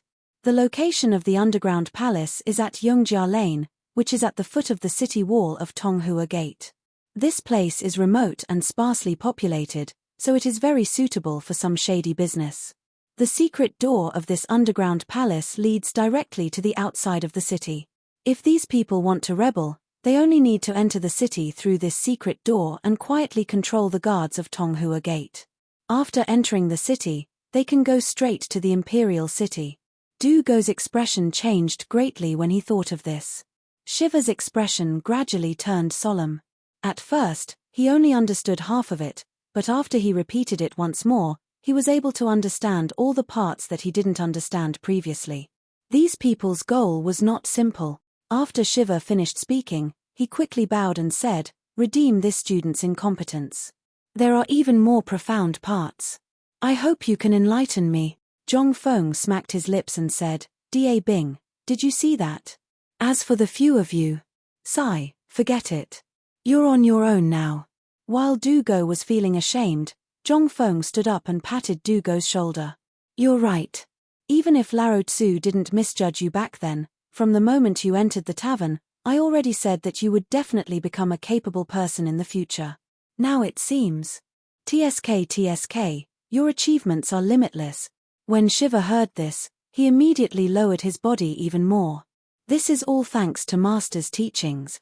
Zhongfeng chuckled as he helped Shiva up and said, it's already beyond my expectations that you can think of so many things. Your guess is exactly the same as mine. That's right. There is indeed something more profound in this. That is, foreshadowing. When this person left behind this underground palace, he actually had 2 plans. If we didn't discover it, then their backup plan would definitely have dealt us a heavy blow. But even if we did discover it, they would at most lose some gold. Because this underground palace's secret door leads to the Longshu Canal outside the city. Once we go through the secret door, there will be no more clues. This is their backup plan to cut off all clues, using the underground palace as a threat and warning us that we can't find anything. Lao Tzu really admires this person's wisdom. Zhong Feng clasped his hands behind his back and looked at the school building outside the window. A haze flashed across his eyes. In fact, Zhong Feng had already thought of these things. However, he thought that with his wisdom, he could do whatever he wanted in the Tang dynasty. But today's matter really gave Zhong Feng a hard slap in the face. There were still capable people in the Tang dynasty. At the very least, in terms of manipulating people's hearts, Zhong Feng had already experienced it. Mother **K, this person was definitely a monster. He even thought of such a vicious method. And the biggest thing that made Zhong Feng feel suffocated was this kind of operation. He had already thought of so many things. The most important thing was that Zhong Feng really wanted to know this person. This time, even if it was a head-on competition, if Zhong Feng lost, then, therefore, at this time, Zhong Feng was attracted by a mysterious person for the first time. It ignited his competitive spirit. Who could this person be? However, at this time, Du Go and Shiva didn't think so at all. Zhong Feng at this time gave people a feeling that he was like an unsheathed sword. Mother **K, it was completely different from before. What Zhong Feng said just now, coupled with the changes in Chang'an City at this time, made the two of them feel a sense of crisis in an instant. This matter, if it was not handled properly, it would not be as simple as a failure. This was simply putting one's head on one's belt. Once it failed, then, what awaited Zhong Feng would naturally be the anger of all the civil and military officials in the imperial court tomorrow, and more importantly, the identity of the emperor might be exposed. This was also a difficult problem that the other party gave Zhong Feng, but only Zhong Feng didn't know this problem at this time. If Zhong Feng knew the real identity of the emperor, what kind of ending would it be? The most important thing was, Zhong Feng actually treated Chang'an City as a battlefield. This game, no matter who won or lost, seemed to be a disaster for Chang'an City. After all, it was gold. This was the greed of everyone. Although there were many secret passages, for the people who were familiar with Chang'an City, it didn't seem that difficult to find him, right? Chapter 15:11. At the same time, Yongjia Lane, at the entrance of Tonghua in Chang'an City, was already crowded with people. Almost everyone had only one goal. It was a ruin that was still steaming hot. At this time, the ruin had been surrounded by people from the Chang and local government. Niu Weili put his hands on his hips, panting and shouting on a dark piece of wood, "Go back to Lao Tzu, all of you." In an instant, all the people were frightened. Who was Niu Weili? He was the king of hell in Chang'an City. Although there were higher officials in Chang'an than Niu Weili, it was the Chang'an local government that had direct contact with the interests of the people. Therefore, Niu Weili's words at this time still had some deterrence. Niu Weili saw the crowd gradually stop clamoring. Only then did he wipe the cold sweat on his forehead. Looking at the place that had been turned upside down as if it had been trampled by pigs, he felt weak all over. The small wooden house behind him was gone. More than a dozen soldiers had already run away when he arrived. He didn't know whether they went to get reinforcements or something else. In short, they were gone. However, the small house here had already been demolished. Seeing that the entrance to the underground was about to be pried open, how could he sit still? Where was this? This was Chang'an City. And most importantly, the things here were made according to the appearance of the political announcement hall in the palace. Although he hadn't seen it before, he didn't dare to go in even if he was given 10,000 guts. But after all, this belonged to the royal family. How could these people be qualified to tarnish this place? But at this time, when he saw the situation here and looked at the tide of people, Niu Weili also felt a little scared. At this time, the people of the local government trembled all over. It seemed that something terrible was brewing here. The main thing was, these government servants and constables, when had they ever seen such a scene? So many people.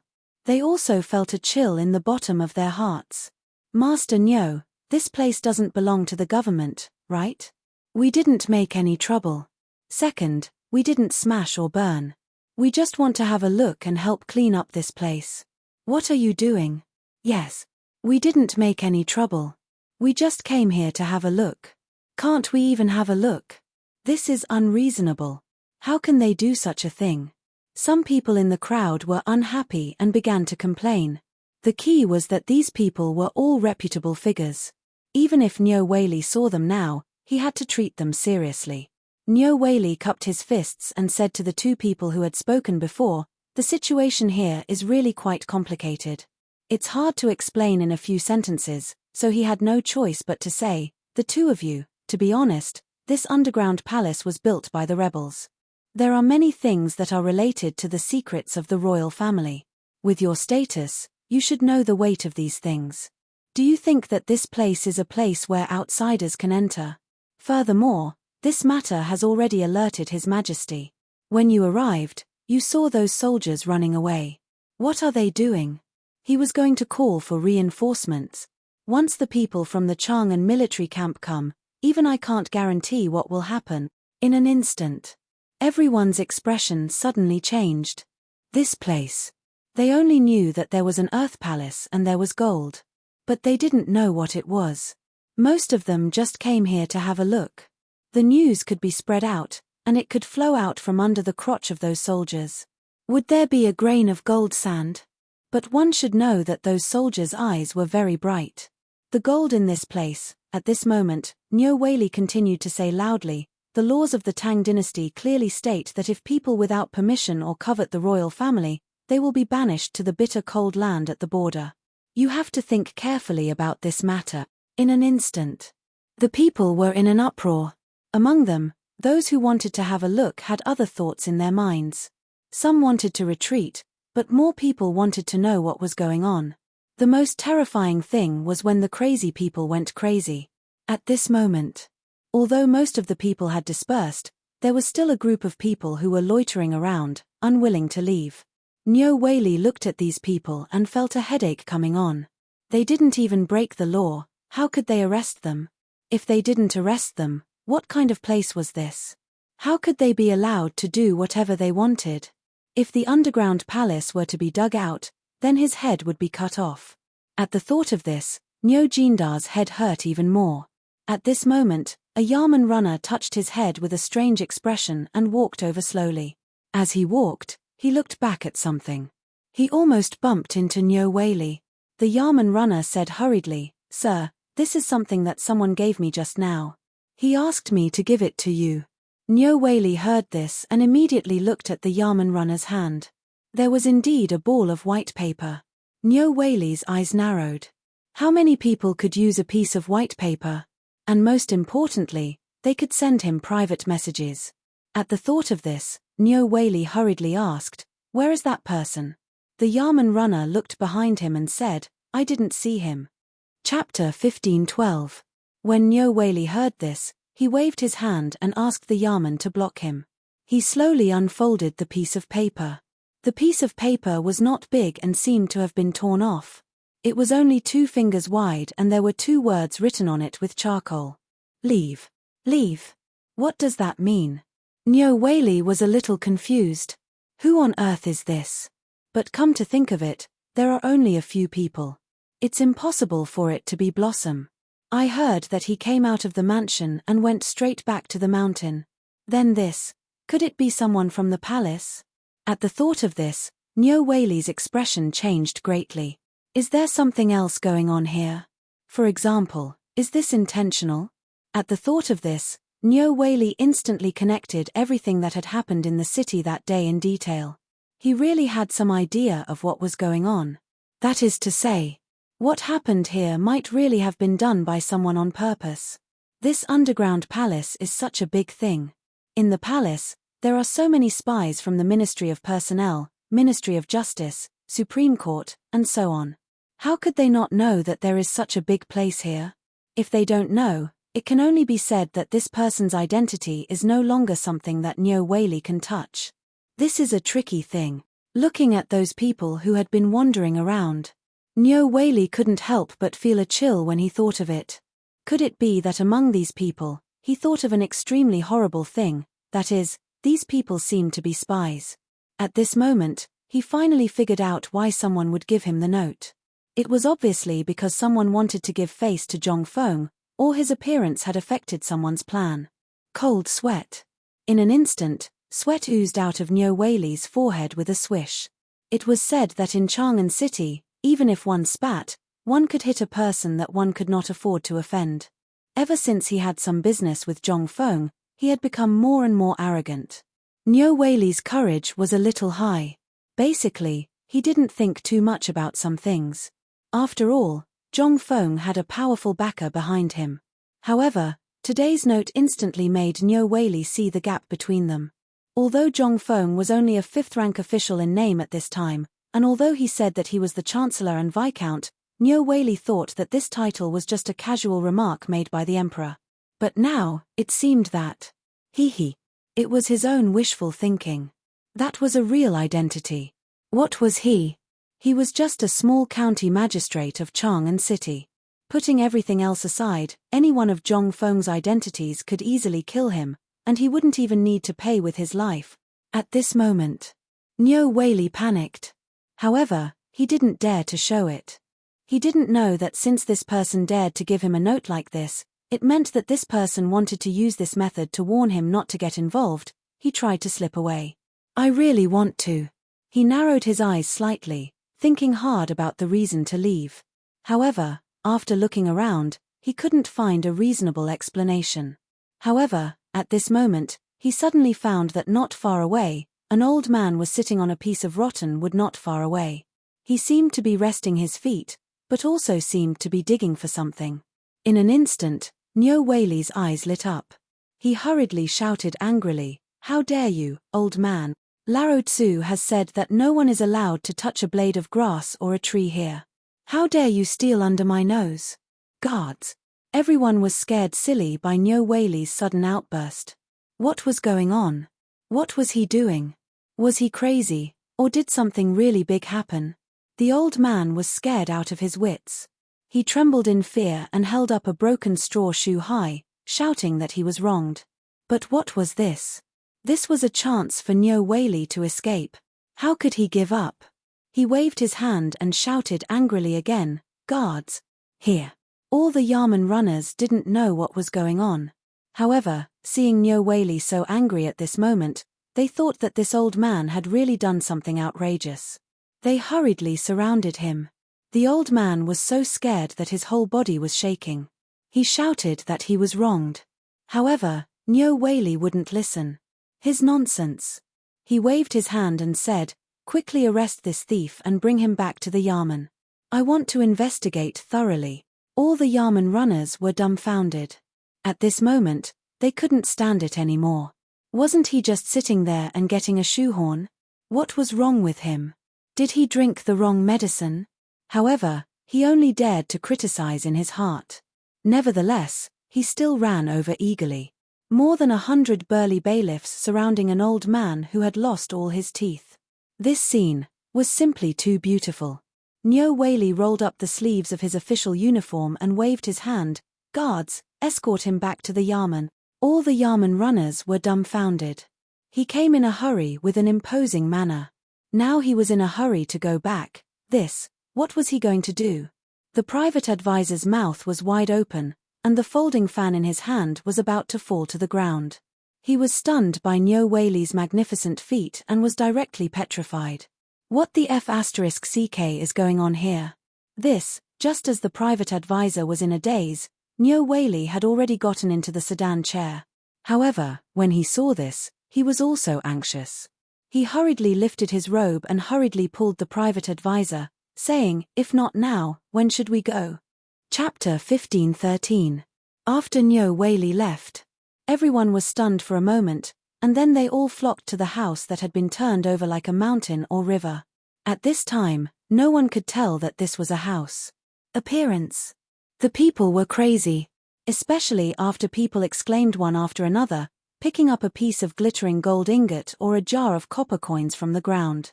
Then, the enthusiasm here was finally completely ignited. Everyone, as if on steroids, began to crazily turn over the ground with their buttocks sticking out. What they didn't notice was that these people who dug up good things were directly piling up a big hill where the small house was located without leaving a trace. At the same time, in the imperial palace, Li Shimin, Wei Zheng, and the others stopped all the things in their hands. In the imperial study, the little eunuchs directly lined up like butterflies and directly sent pieces of paper into the imperial study. The table of Li Shimin, Wei Zheng, and the others had already been piled up with piles of paper. Looking at the piles of notes, Lin Yiqian thought. Li Shimin's head was about to explode. In just more than 2 hours, a total of more than a few hundred people were found to be involved in this matter in Chang'an. Among them, dozens of people were found to have committed suicide. There were also more than 50 people who had fled. There were even some who had directly clashed with the spies for the sake of this matter, resulting in countless casualties. At this time, there were already dozens of officials kneeling outside the imperial study, waiting for an audience. But Li Shimin only had one answer. That was to kneel. Among the hundreds of people, at least half of the officials involved had been involved, and the other half occupied almost all the industries in Chang'an City. Li Shimin really didn't know before he checked, but now that he checked, Li Shimin had the impulse to ride on the warhorse and directly kill these people directly. This was simply a slap in his face. At this time, without waiting for the eunuch to report, Li Chengqian hurriedly barged into the imperial study. Without waiting for Li Shimin to speak, Li Chengqian hurriedly said, "Imperial father, this son has an important matter to report." Li Shimin's eyes lit up when he heard this. He hurriedly waved his sleeves and said, "Tell me." Wei Zheng and the others also abruptly stopped what they were doing and looked at Li Chengqian. At this moment, Li Chengqian said, "The answer Fengzi gave me just now was to bide our time." What? Li Shimin heard this. He instantly frowned. Although this matter didn't seem like much, after thinking about it carefully, it really couldn't wait any longer. I reckon that before tomorrow's morning court, basically all the civil and military officials of Hassan will come here to kneel, right? At this time, Li Shimin was already taking a huge risk to forcefully investigate the case. If this were to continue, if it was possible, Li Shimin would not have sent someone to the mountain to ask Zhongfeng. This matter was simply too big. Li Shimin hadn't thought of this before, but after investigating, he instantly understood why Zhongfeng was so hesitant to say this matter at that time. This matter had already damaged the reputation of the royal family. If this spread out, it would be like slapping Li Shimin's face. However, if he didn't investigate, all the clues would be cut off. This was extremely passive for Li Shimin. What if this was really a test like Zhongfeng said? And what if this underground palace wasn't discovered? If it was really as Zhongfeng said, there would be a big gift for him. Then this big gift. The more Li Shimin thought about it, the angrier he became. He waved his hand and said, "Continue." As he spoke, Li Shimin's entire body trembled as he lit a cigarette. However, the smoke had already been blackened by the wick of the oil lamp. But at this moment, how could Li Shimin care so much? He suppressed his trembling hand and calmed himself down. The more he investigated this matter, the more he felt how terrible it was. This Tonghua gate had been directly taken over without anyone noticing. What about the gate of the imperial city? What about the other city gates? In an instant, Li Shimin didn't have a trace of security. At this time, Li Chengqian continued, Fengzi described Chang'an City as a fishing ground. He meant that this was the first head-on confrontation with that person, and this Chang'an City was a chessboard. Now, those who were fished out and investigated were all small shrimps. The real big fish had been watching from behind, and these small shrimps were those who were sent out by those people to test. Hearing this, Wei Jing instantly exclaimed, "Your Highness, did Fengzi really say this himself?" Li Chengqian nodded with a solemn expression. At that time, Dugo was also there. He can testify. This time Wei Zheng's expression suddenly changed. He also felt more and more terrified of this matter. This was the first head-on confrontation. What about Ba Shui's rescue in Chang'an City? What about all the previous incidents? Was everything at that time just a test? This time, was it really a game? But this was Chang'an City, where the face of the Tang dynasty was located. At this time, Using Chang'an City as the battlefield was already a big taboo. What on earth did this person want to do? Fang Xianling, Du Ruhui, and others also looked serious at this time. Fishing, they had all fallen into it before, so they naturally knew some of the tricks involved. But at this time, Fengzi actually described the whole turmoil in Chang'an as a fishing ground. The bait must be the underground palace, which was the face of the imperial family. This bait was really a bit too big. It was so big that no one dared to talk nonsense at this time. But they didn't know what to do at this time. They couldn't help but look at Zhong Feng and ask in unison, "Your Highness, Fengzi, do you have anything else to say?" Chapter 15-14. Li Shimin couldn't suppress the anger in his heart. He was about to speak. But after hearing the words of Fang Xianling and Du Ruhui, Li Shimin suppressed the anger in his heart and looked at Li Chengqian. Li Chengqian saw this and hurriedly said, "Fengzi also said that we only need to wait until tomorrow morning. Before the morning court, there will be a big fish taking the bait." "What?" Li Shimin got up in surprise and stared at Li Chengqian. "Qian, what does Fengzi mean?" At this time, these people had set up such a big plan. Even if all the spies of the 3 departments were sent out, they could only find some clues and no useful clues. How could he allow these people to expose themselves tonight? This was simply impossible. Or else, why did they have to make such a big scene? Why don't they just send their troops over? Could it be, tonight, they were going to make a big move? Li Shimin thought of this and instantly changed his expression. If this was true, then, pass the imperial edict, Kai Gong and Qin Qiong, quickly lead troops to station at all gates of Chang'an City and prepare for war. Order Cheng Yarojin to quickly send out elites to patrol around Chang'an City and strictly investigate the people in and out, as well as the rivers and secret passages connected to Chang'an City. Li Shimin's sudden imperial edict made Wei Zhang and others turn pale with fright. He hurriedly said, "Your Majesty, we can't be too hasty at this time. If we issue an imperial edict now, I'm afraid there will be a rebellion. Your Majesty, I also think that we can't do it now." "I second that." The 3 hurriedly got up. Li Chengqian also hurriedly persuaded, "Father, please calm down. I also asked Fengzi about this matter. Fengzi means that we only need to guard the underground palace." "Huh." In an instant, Fang Xianling thought of the exit of the underground palace. Could it be that Fengzi wanted to use this bait and the chaos caused by the chaos in Chang'an City to make this person unable to sit still and then send people in to investigate? But at this moment, as long as that person wasn't an idiot, who would do that? This was clearly a trap. Could it be that there was someone who was this stupid? "Your Highness, this is a little ridiculous. It's not that I don't trust Fengzi, but this is a matter of great importance. If there's even the slightest mistake, it will destroy the imperial court." Wei Zheng hurriedly bowed to Li Shimin and continued, "Moreover, I feel that Fengzi's consideration of this matter is somewhat inappropriate. He has always thought that we are all ordinary businessmen, so he basically skims over these political matters. Moreover, these matters are too important. I can't trust him." Not to mention Wei Zheng. Li Shimin himself couldn't figure out what Zhong Feng was thinking. If this matter was so simple, then how could it be so troublesome? They would have found the culprit long ago. And from this matter, this person's wisdom could be said to be unparalleled in the world. He also knew Li Shimin's identity and everything that had happened between him and Zhong Feng. Although every time they went out of the palace, they hid their identities and even asked the palace maids to personally put on makeup and put on beards for them. In this way, even if they walked in the palace, it was extremely difficult for people to discover their true identities. But this matter was still known by outsiders.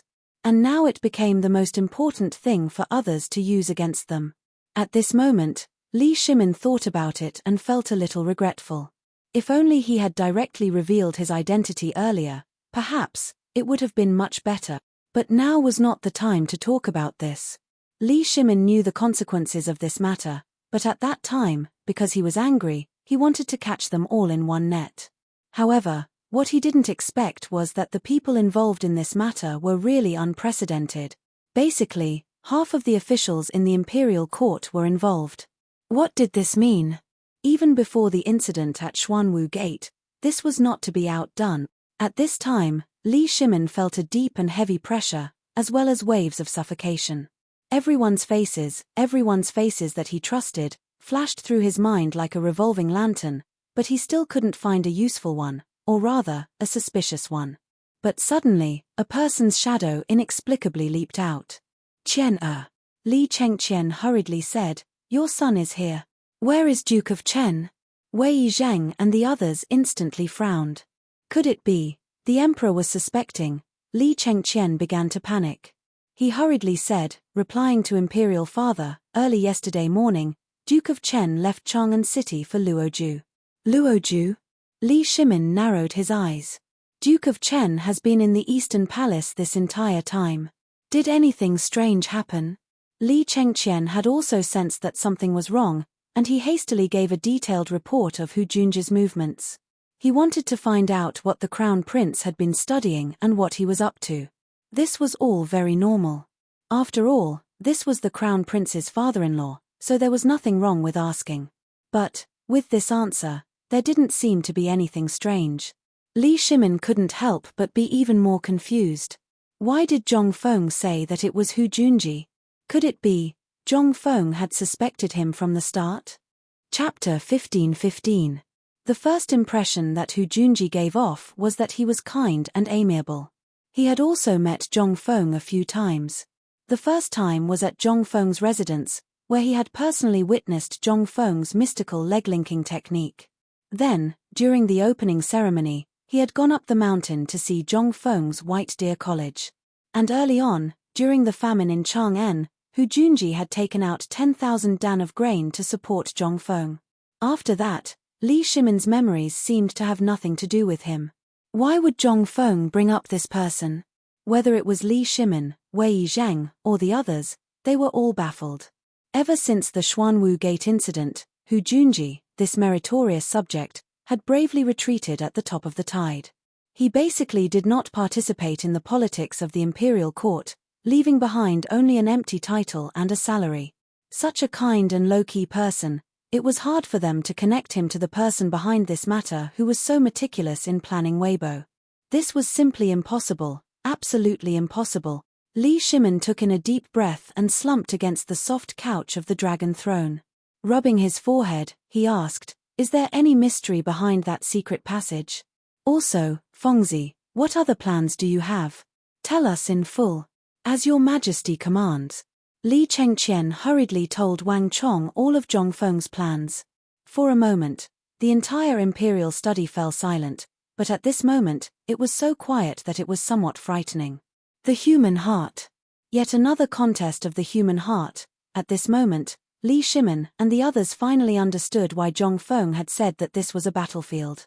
At this time, Chang'an City was more like a fish pond, and Zhong Feng and that person were like two fishermen, playing a game of chess in this pond. Li Shimin felt a wave of helplessness just thinking about it. How resourceful must one be to be able to play such a high-level game? Although Li Shimin was very envious, it was already too late for him to learn this. However, Li Shimin had already secretly made up his mind. From now on, he would be busy every day to learn the art of manipulating people's heart. What was the difference between this and the emperor technique that Master Yuan had mentioned? There was no difference at all. Li Shimin waved his hand and said, "I'm a little tired of this matter. Let's just do as Zhong Feng said. I'll believe Fengzi this once. Perhaps Zhong Feng is right." Hearing this, Wei Zheng hurriedly got up and said, "Your Majesty, you must not do this. No matter whether you win or lose in the game, this is tantamount to hurting the face of our Tang dynasty." This matter, Li Shimin got up dejectedly, waved his hand, and said with a wry smile, "At the beginning, Fengzi didn't mention this matter. I asked Fengzi 3 times before Fengzi told me. The underground palace is indeed a backup plan left by someone. If it's not Fengzi, I think, tonight's Chang'an City seems to be more chaotic than it is now." And this clue also stopped here. Who gave me and Fengzi this difficult question? Do you want to slap your own face, or do you want to let them go? But Wei Zheng hurriedly wanted to speak again, but he was stopped by Li Shimin with a wave of his hand. He said, "I know what you want to say, But think about it. This person dared to build an underground palace in that place. What does this mean? This means that this person already knows my temperament very well. If I'm still the same as before, then I'll lose this time. In the future, I'll never be able to sleep well. The gold in the underground palace was left to me by him, or it was given to Fengzi by Liu. This is a multiple choice question he left me. If I really choose to lose face, I'm bound to lose more. You're all right. This is a test and also a game. If I don't even have the courage to play the game, then this underground palace will be my grave. So, since Fengzi wants to play the game, so what if I lose face? At least, I won't let down the people of the Tang dynasty. So, even if my reputation is ruined in the end, so what? Li Shimin's words. It was deeply shocking in Wei Zhang's mind. It was indeed as the emperor said. This palace was completely built according to the model of the political announcement hall. That was to say, this person knew the affairs of the imperial court very well. To say the least, this person had a deep understanding of the ministers and the emperor's temperament. He must also know that once this was known, even if the emperor intended to do this, he would definitely stand up to stop him. At the thought of this, Wei Zhang's face suddenly changed. Just who was this person? Could it really be Hu Junji? Or perhaps, King Li? At this thought, Wei Zhang was constantly sifting through these suspicious people in his mind, but the more he sifted through them, the more horrified he felt. Unexpectedly, anyone who was suspicious was no longer suspicious at this moment. Li Shimin scanned the crowd, pausing on each person's face for a moment. When he was done looking at the last person, his eyes suddenly paused on Little Gizi. Little Gizi also sensed Li Shimin's gaze, paled, and hastily got down on his knees. Your Majesty, this servant, get up. We didn't say anything about you. Li Shimin sighed and waved his hand. The decree from before remains unchanged. Everything will continue as before. I fear that something unexpected might happen. Qian quickly return to the mountain and take a group of golden guards with you. We want to know the important information from Fengzi as soon as possible. No matter how late it is, anyone with the Crown Prince's token will be allowed to enter the Imperial Palace tonight. Your son obeys the decree. Chapter 15:16. It was night. The sky was like a piece of black silk, clear and deep.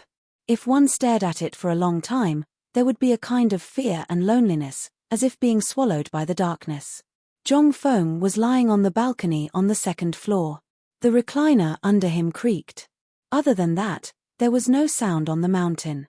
In the past, this time on the mountain was the busiest time after the students left school. In addition, the villa area and the student dormitory were basically close to each other. Once something happened, it would spread throughout the dormitory area. But tonight, everything seemed so quiet and strange. It seemed that everyone knew that something big would happen tonight. They had shut their mouths early, including the sound of insects on the mountain. It was so quiet. It was rare for Zhong Feng to calm down. He recalled everything from the Qian Wanli incident to now. He even kept thinking about the figure he saw by chance when he was in Lantian. It was as if there was a pair of eyes staring at him from every angle. At this time, Zhong Feng even had a feeling that a colorful tiger was staring at him with a pair of bloodthirsty eyes in the dark, ready to give him a fatal blow at any time. This feeling was very unpleasant. But in the chaos earlier, Zhong Feng did not think of this. Now that things had quieted down, Zhong Feng began to reorganize the events of the day. From the incident at Zhong Shan's house to Zhong Fusheng's arrival, everything seemed to have happened naturally, but there seemed to be a deeper meaning behind it. That was a test. Why did these things happen here today? And he must have known that if something happened to Zhong Shan's family, he would definitely go down the mountain. But even so, this person still did this. Was it a diversion? Or was it luring the snake out of its hole? Zhong Feng did not understand what this person was thinking. However, Zhong Feng already understood very well. This time, there was someone who really wanted to talk to him. And the way to speak was through the underground palace and the things left behind in the underground palace. Of course, What Lao Li said today about the people who were found in Chang'an City by the spies of the Ministry of Justice and the Ministry of Appointments must have something to do with this. However, Zhong Feng's intuition told him that this person was willing to take such a huge risk and expose his original team. What was his purpose? Zhong Feng looked at the distant Chang'an City in confusion. Zhong Feng could not help narrowing his eyes slightly. What had happened in Chang'an City that day flashed through Zhong Feng's mind. Zhong Feng's residence was in the East City. Although it was not far from Tonghuamen in a straight line, it was still at least a mile away. Once something happened here, even if there was a huge commotion on the other side, no one would notice. Then, what was the purpose of this person's plan? Could it be that he really only wanted him to leave his head and tail alone? Previously, Zhong Feng did not seriously think about what happened today. Now that he thought about it, Zhong Feng suddenly thought of a possibility. That was, at that time, the people in the underground palace had not left yet. They were waiting. If he did not go there, it was very likely that they would not leave either. That was to say, these people also left in a hurry. Then, Zhong Feng's eyes could not help but flicker. Previously, when Zhong Feng told Lao Li that there might be people going to the underground palace tonight, it was only because of Zhong Feng's control of people's minds. He was sure that these people would definitely be greedy. But now that he thought about it, Zhong Feng was even more certain that there would be a big fish taking the bait. As for what kind of big fish it would be, Zhong Feng did not know for the time being and did not want to know. Because he knew one thing, that was, the more he knew, the faster he would die. Thinking of this, Zhong Feng got up and shouted downstairs, "Old Ma!" Ma Xinliang, who had been waiting outside the courtyard of Zhong Feng's villa, immediately came out of the shadows and looked at Zhong Feng and saluted, "Courtyard. Come up." Hearing this, Ma Xinliang was a little hesitant. After all, the two deans' wives were on the second floor. If he went up now, Ma Xinliang was also a ruthless person. Since the incident with Chen Wanli last time, his reputation had been praised in the academy. He had also heard about the incident at the foot of the mountain today and naturally knew that it was the doing of the dean. Gritting his teeth, Ma Xinliang stabbed the Mo sword in his hand into the ground, climbed up the window, and climbed to the balcony of the second floor in a few steps. As soon as he went upstairs, Zhong Feng patted Ma Xinliang, who was squatting beside him, on the shoulder and said, "Old Ma, go look for dabbing immediately. It would be best if you can find Li Gan. Then, spread the news." While speaking, Zhong Feng whispered a few words in Ma Xinliang's ear. Ma Xinliang's face changed instantly when he heard this. "This. Dean, do we need to?" Zhong Feng waved his hand and gestured for him to keep quiet. "This matter can't be made public. Just tell them as I said and they will know what to do." Hearing this, Ma Xinliang gritted his teeth and hurriedly jumped down from the balcony of the second floor. At this time, he had forgotten that he was on the second floor. He only knew that tonight in Chang'an City, a person of high status was destined to fall. Chapter 15-17. Fengzi. Not long after Ma Xinliang left, the old scholar hurried over with a lantern in his hand. Hearing this, Zhong Feng hurriedly asked Jiao Khan to open the door and then hurried downstairs. In the living room, the old scholar looked gravely at Zhong Feng, who had just come downstairs, and asked, "I just saw Ma Xinliang go over. Did you find out something big again?" Zhong Feng nodded and went through the events of the day in detail. Hearing this, the old scholar stroked his beard and nodded, "I know the general situation of this matter, but I always feel that this person is somewhat familiar. You'd better take it easy and don't go too far. Otherwise, you'll be driven to desperation. Also, after today, you're not allowed to go down the mountain." Zhong Feng couldn't help but be stunned. "What's the matter?" The old scholar said with a serious expression, "Do you still want your academy? Let's not talk about anything else. Look at the academy. Although it's running, everyone's thinking is basically wondering what the dean did today to shock the world, or wondering what you are doing. Think about it. What will happen if this goes on? Let's not talk about other things first. Now, just based on what old man found out, some students are privately betting on whether you'll go on a killing spree because of what happened today." The old scholar looked at Zhong Feng earnestly and said, "I know and understand what happened to Chen Wanli. But that place is not something we can get involved in. Our focus is on the academy. Think about it, if one day you touch the Emperor's reverse scale, do you think the Emperor will let you go? Let's not talk about this first. Even if the Emperor won't do that, what if it's someone else? That mysterious person is driven to desperation by you, and he'll give you. Have you thought about us? Have you thought about the students of the academy? To be honest, have you thought about your 3 women? Have you thought about it? You're having fun, but they're scared and on edge. Zhong Feng's expression changed when he heard this. He solemnly nodded his head and said, "Old scholar, I understand. Once this matter is over, I will devote all my attention to my research. But as you can see, it was someone else who was playing tricks on me. I just wanted to protect the people I wanted to protect." The old scholar waved his hand to interrupt Zhong Feng. In fact, he also understood that all of this was due to external factors. Zhong Feng was only passively receiving the attack. But this time, using the whole Chang'an city as the gambling point, the danger was obvious. If he failed, it would be fatal for Zhong Feng. Putting aside the others, just the officials themselves would not let Zhong Feng off so easily.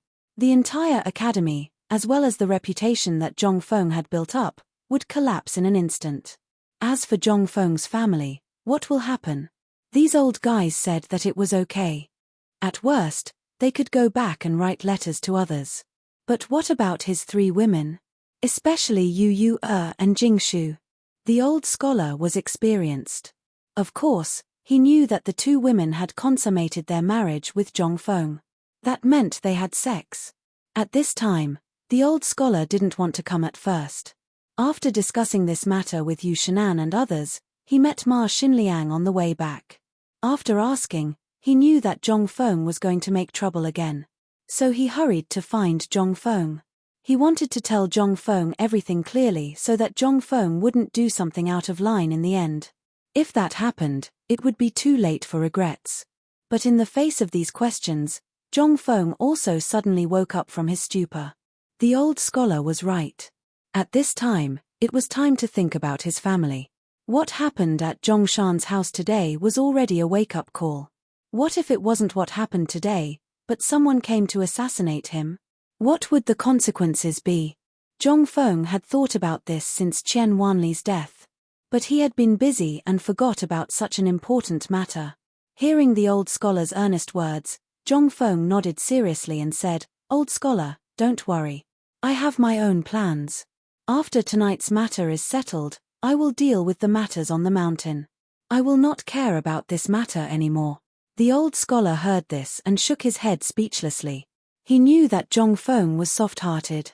With just a few words of flattery, Zhong Feng would definitely run over to work as a coolie for others. But what could he do? What could he say? He could only take it that Zhong Feng had really changed his mind. After all, he had said something serious tonight. Forget it, forget it. I've already told you the severity of the matter. As for how you want to go, that's up to you. If you don't want your woman to be bullied, then you'd better settle down and live your life peacefully. Zhong Feng nodded his head repeatedly. I know. Zhong Feng nodded his head repeatedly. The old scholar was so angry that he glared at Zhong Feng fiercely, shook his head and sighed, and left. Zhong Feng naturally wouldn't wait for someone to come to his house and mess with him. Someone had already come to his house to bully him. If he shrank back now, wouldn't he become a joke? Would he, Zhong Feng, still be a man? Zhong Feng wasn't that kind of person. Since the person had jumped out, if Zhong Feng didn't mercilessly chop off his legs, how could he, Zhong Feng, face himself? Tonight was an opportunity. Zhong Feng wanted to see who this Lord Ma was. Chapter 1518. Yu Qigong had been holding back all day. It could be said that Yu Qigong and Cheng Yaojin couldn't sit still after hearing that something had happened to Zhong Feng's father-in-law. However, they didn't dare to leave the barracks without permission because of the emperor's order.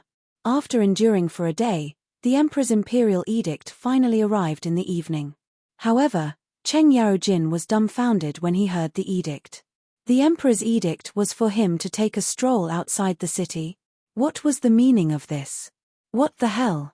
Yu Qigong smiled and clenched his fists.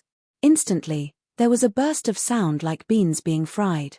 Brother, I'm leaving first. Tonight, let's see who can catch this big fish first. Cheng Yarojin looked at Yuchi Gong, who was putting on his armor, and gnashed his teeth in anger. However, this was the emperor's order. What could he do? Although they didn't go out, they still knew everything that had happened in the city today. Therefore, they had already guessed this arrangement. However, they never thought that the emperor would wait until now and use such a method. Old Yuchi, wait a moment. Cheng Yarojin waved his hand and dismissed everyone in the barracks. He said with a serious expression, I suspect that something big is going to happen this time. Yuchi Gong's hand paused. He tightened his breastplate and said faintly, in fact, this matter could be predicted long ago. From the incident with Chen Wanli until now, haven't you noticed that Fengzi has been looking for an opportunity to find this person?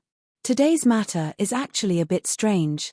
Think about it, this person should want to warn Fengzi not to interfere in this matter, but he forgot why Fengzi is called Fengzi. Because once this guy goes crazy, I think both of us will be scared. Cheng Yaojin's expression couldn't help but change. The emperor has sent us out now. Do you think this matter was really a bit strange? It could also be seen that this was entirely Fengzi's idea and not the emperor's. The emperor would never do such a thing that would damage the reputation of the imperial family. The emperor's strategists wouldn't dare to do so either. Then there was only one person left. That was Zhong Feng. At this time, only he could think of such a way to do such an earth-shattering thing. This was simply crazy to the extreme. It could also be seen that this time, Zhong Feng was prepared to have a good contest with this person. But who was this person? Yuchi Gong and Cheng Yarojin suddenly felt uneasy. The existence of the Chang'an military camp was to deter and protect the safety of Chang'an City. It should not be used unless it was absolutely necessary. The emperor was born in the army, so he naturally knew this. But at this time, he still chose to use it. What did it mean? Something big was going to happen tonight. The two of them looked at Chang'an City on the sand table in the barracks. His eyelids twitched uncontrollably. Go. Let's go. Yuchi Gong didn't waste any more time. After hurriedly putting on his armor, he rushed out of the barracks. Cheng Yarojin stared at the sand table for a long time. Then he took a deep breath and put on his armor. He picked up the broad axe that he hadn't used for a long time and shouted angrily, Erhu. Outside the barracks, Zhou Erhu hurried in and knelt on one knee. I'm here. Send out the order. Secretly transfer 1,000 elites. Light clothes and simple travel, and follow me to battle. Yes. Clatter, clatter, clatter. After a while, in the darkness of the Shishan military camp, a series of dull hoofbeats sounded in an orderly manner. After a while, as the gate of the camp was opened, a team of horses rushed out. After a while, the camp was still as usual. In each barracks, there were still flickering candles. But after this group of people left, in the darkness, a little fluorescent light slowly appeared in the flickering light. People with discerning eyes would definitely find that it was a cigarette. In this little fluorescent light, a pair of eyes stared at the direction where the team of horses went. Then he took a deep puff and turned to disappear into the night. After a while, in the Shili slope outside Chang'an City, no one knew when several continuous tents appeared. In the dark night, they were particularly protruding. If it weren't for the valley, they would have been discovered by the patrolling soldiers. And these tents were very strange. There was no trace of candlelight or bonfire. No one knew whether it was because they had been here for a long time or because they were businessmen who had just set up camp here. At this moment, after the faint sounds of horse hooves faded into the distance, a candle light slowly lit up in one of the tents. After a while, a black shadow slowly rushed out from the direction where the hoofbeats came from. In an instant, everyone was on high alert. Someone directly whispered, "Who is it?" "It's me." A hoarse voice came, and everyone relaxed. That person didn't stop at all. He went directly to the tent where the candlelight was burning, knelt down on one knee and shouted, "My lord, Yuchi Gong and Cheng Yaojin are on the move." "Well, I know." The man in black asked hesitantly, "Then tonight's action?" The voice in the tent said slowly, "Let's wait and see. It's not easy to meet an opponent." Old man wants to see what tricks this kid will play tonight. Looking through the shadow, this person was actually brewing tea in the tent. Chapter 15:19. The man was a little hesitant. But since the old man said so, he could only nod and prepare to leave. At this time, the man in the tent asked, "Did someone really transport a lot of gold in the city today?" "I don't know the specifics, but we saw it from afar. There were at least 30 carriages parked at the entrance of the underground palace. When the carriages left, some of the ropes were broken, so this subordinate guessed that they must be carrying gold." "Well," the old man nodded. In an instant, the man was so scared that he trembled all over. He hurriedly knelt down and said, "I'm sorry. I didn't protect the underground palace well. Please punish me, my lord." The teapot in the old man's hand paused. He said lightly, "Forget it. This old man did it on purpose." "Huh?" The man in black was stunned, but he couldn't ask more, so he had to leave in a hurry. Everything that had happened that day had been arranged very well. They had prepared at least 1,000 good men outside the city, and the man in black was the person in charge of watching the Chang and military camp. Once something happened in the city, he would bring his men of sacrifice to burn down the Chang and military camp, and then take advantage of the chaos to kill Yu Qigong and Cheng Yaojin. The other group of people was ready to attack the people on the mountain. The rest of the people were ready to give Li Shimin a big gift tonight. But when everything was ready, who would have thought that this damned Zhong Feng would actually mess up this originally flawless plan? Who would have thought that this brat would actually be able to find such a secretive underground palace? The man in black was a little angry. But when he saw the figure in the tent, he instinctively felt a little scared. He didn't know why the Lord didn't care about such a big thing in the underground palace at all. They worked hard for more than a year to collect the materials from all the industries abroad and in the Tang dynasty. But they just gave it away. Not to mention others, the man in black's heart was bleeding at this time. The man in black glanced at the tent, then lit a cigarette and looked in the direction of Chang'an City. No one knew what he was thinking. After a while, the man in black seemed to have made up his mind. He crushed the cigarette in his hand and then rushed into the boundless darkness. After the man in black left, the old man seemed to have sensed something and sighed faintly. Someone immediately asked, "My lord, should we chase the general back?" The old man in the tent was silent for a long time. Then, he said faintly, "Let him go.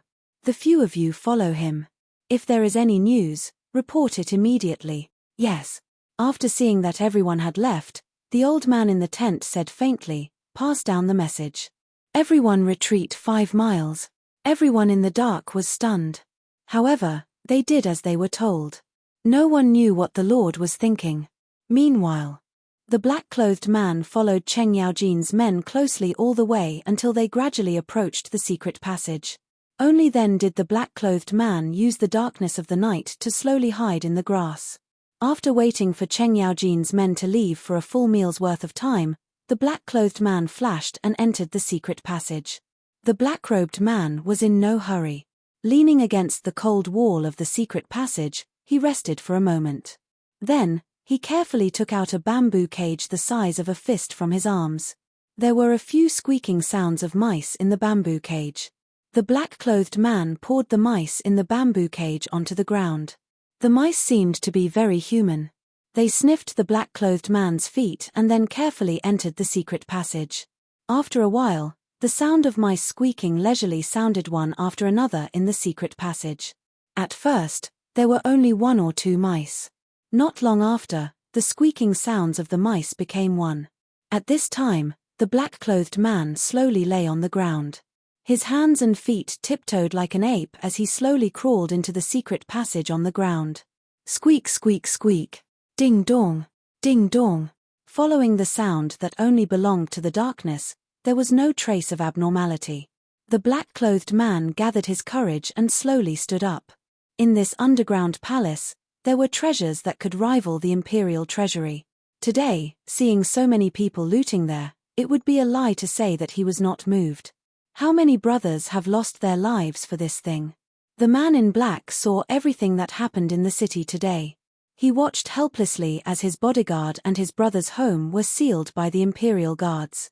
He saw with his own eyes that his former subordinates had to commit suicide in order to keep the secret. It was all for this thing. Isn't it just an emptied underground palace? When night fell, he had secretly sneaked in and found that there was a lot of gold left after a hurried excavation. His lord didn't care, the emperor didn't care, but he cared. He wasn't a greedy person. But he had to think of his dead brothers. He wanted to use this money to make their lives better. He also knew that this was a serious crime that could be beheaded. This was treason. Since he followed his lord to do this, he knew it. But he didn't know why he set foot on this path. Perhaps it was because he believed in it, or because he was attracted by the Lord's reward of being a general. In his opinion, a man should go to the battlefield. The Wei River Alliance was a humiliation. This was not something a man should do. Moreover, it was the emperor. The battle at Tong Pass. Because he failed to stop Sheli Khan, as a Qianhu, he could only watch as his brothers fell one by one. In the end, what could he do? He could only watch. In the end, he was even punished for not being able to pass on the military intelligence in time and was removed from his post. So he was ruthless. In the end, his lord found him. Only then did he decide to join his lord. Only then did everything happen today. Looking at the door close at hand, the black-clothed man's heart surged even more. He had come to this place more than once. He had come here today and saw with his own eyes that there was nothing here other than the dozens of imperial guards above them. Li Shimin was really muddle-headed. He said that he was a soldier, but he couldn't find this place, this secret passage. He only cared about the money in front of him. Haha. This was the real Li Shimin. Otherwise, how could he do such a stupid thing as the Wei River Alliance? The black-clothed man's face showed a trace of mockery as he gently pushed open the heavy stone door. But in the next moment, something cold suddenly appeared on his neck. The black-clothed man's soul almost left his body.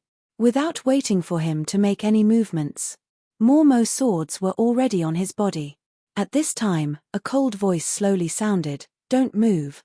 Chapter 15:20. The man in black instantly had goosebumps all over his body. At this moment, wasn't there no one else in this underground palace? How could there be so many people? Gulp. The man in black swallowed his saliva with difficulty. He looked at the torches in the underground palace in shock. In an instant, at least 100 imperial guards with strong crossbows were aiming at him. As long as he showed the slightest bit of abnormality, the arrows would instantly shoot him into a sieve. At this moment, a person he was extremely familiar with slowly walked out from behind the imperial guards. The person who came was Qin Qiong in a white robe. It seems that Fengzi's plan is really good. He really caught a big fish, Qin Qiong called out. In an instant, a group of imperial guards dragged the black-robed man in and tied him up. They even found a hemp rope that was flowing with black water and tied it tightly around his mouth. At this moment, only then did someone remove his black robe. When he saw his face, Qin Qiong could not help but frown and instantly fly into a rage. "Wang Junk. So it's you." The black-robed man chuckled and looked at Qin Qiong. "Shu Bao, long time no see." Wang Junk was not a small figure. Wagang 5 Tiger General, a green dragon crescent blade, a date red horse, the Wang Junk who had once terrified the enemy on the battlefield. Qin Qiong grabbed Wang Junk's collar angrily and said, "Tell me, we're all old acquaintances. Who exactly is it that can make you do such a rebellious thing?" Hee. Wang Junk sneered and struggled for a while. Qin Qiong was furious, but he still let go of Wang Junk and said, "Now, are you still going to be stubborn? If you turn back now, even if I lose my official position, I can still protect your sex." "Forget it." Wang Junk struggled to move his limbs. Although his entire body was wrapped in ropes, he spat out the smelly thing in his mouth and sat on the steps. He looked at Qin Qiong and said, "Do you have a cigarette?" Qin Qiong was furious. However, he still personally lit a cigarette for him. After thinking for a while, he waved his hand and asked his men to go out through the secret passage to see if there was an ambush. Although Qin Qiong knew that Yu Qigong and Cheng Yaojin were outside, if he could barge in alone, it meant that there must be someone outside. Moreover, who was Wang Junk? Even the people behind him would not allow him to trespass into this place alone. If that person was really as capable as he had guessed. Wang Junk took the cigarette and enjoyed it. He didn't stop the Imperial Guards. After he finished smoking, he said, "You don't have to do this. It was my idea to come here today." "Then, tell me, what are your plans?"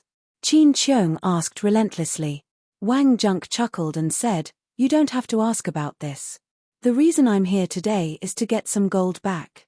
After all, you know that back at Tong Pass, almost all of our brothers were wiped out in that battle.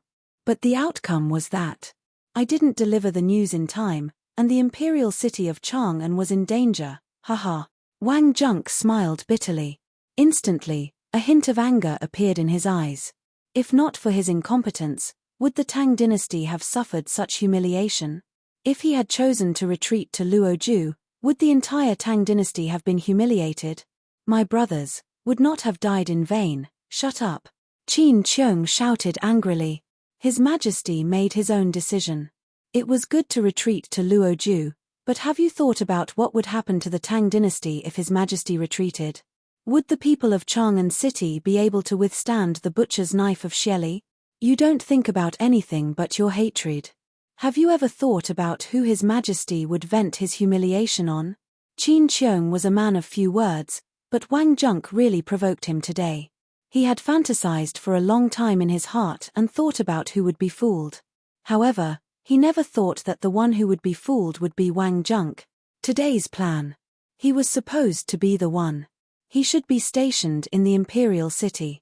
However, a secret order ordered his soldiers to stay in the imperial city, and His Majesty personally ordered him to stay here, unexpectedly. Back then, Qin Qiong was a little pretentious to Wang Junk, and their friendship was not shallow. Today, he never thought that it would be Wang Junk. And even now, Wang Junk was still brooding over the matter of the Wei River alliance. Qin Qiong sighed and didn't say anything more. After calming down, he said, "Old Wang, can you stop being so stubborn? You just need to tell me the person behind this. I guarantee with my head that His Majesty will not make things difficult for you." Wang Junk smiled bitterly and said, "Forget it. You and I both know that since I chose this path, I have already thought about the ending. By the way, let me tell you, I personally found someone to dig this underground palace. Since I've lost, I have nothing to say. You can kill me or torture me as you wish." Chapter 15:21. At night.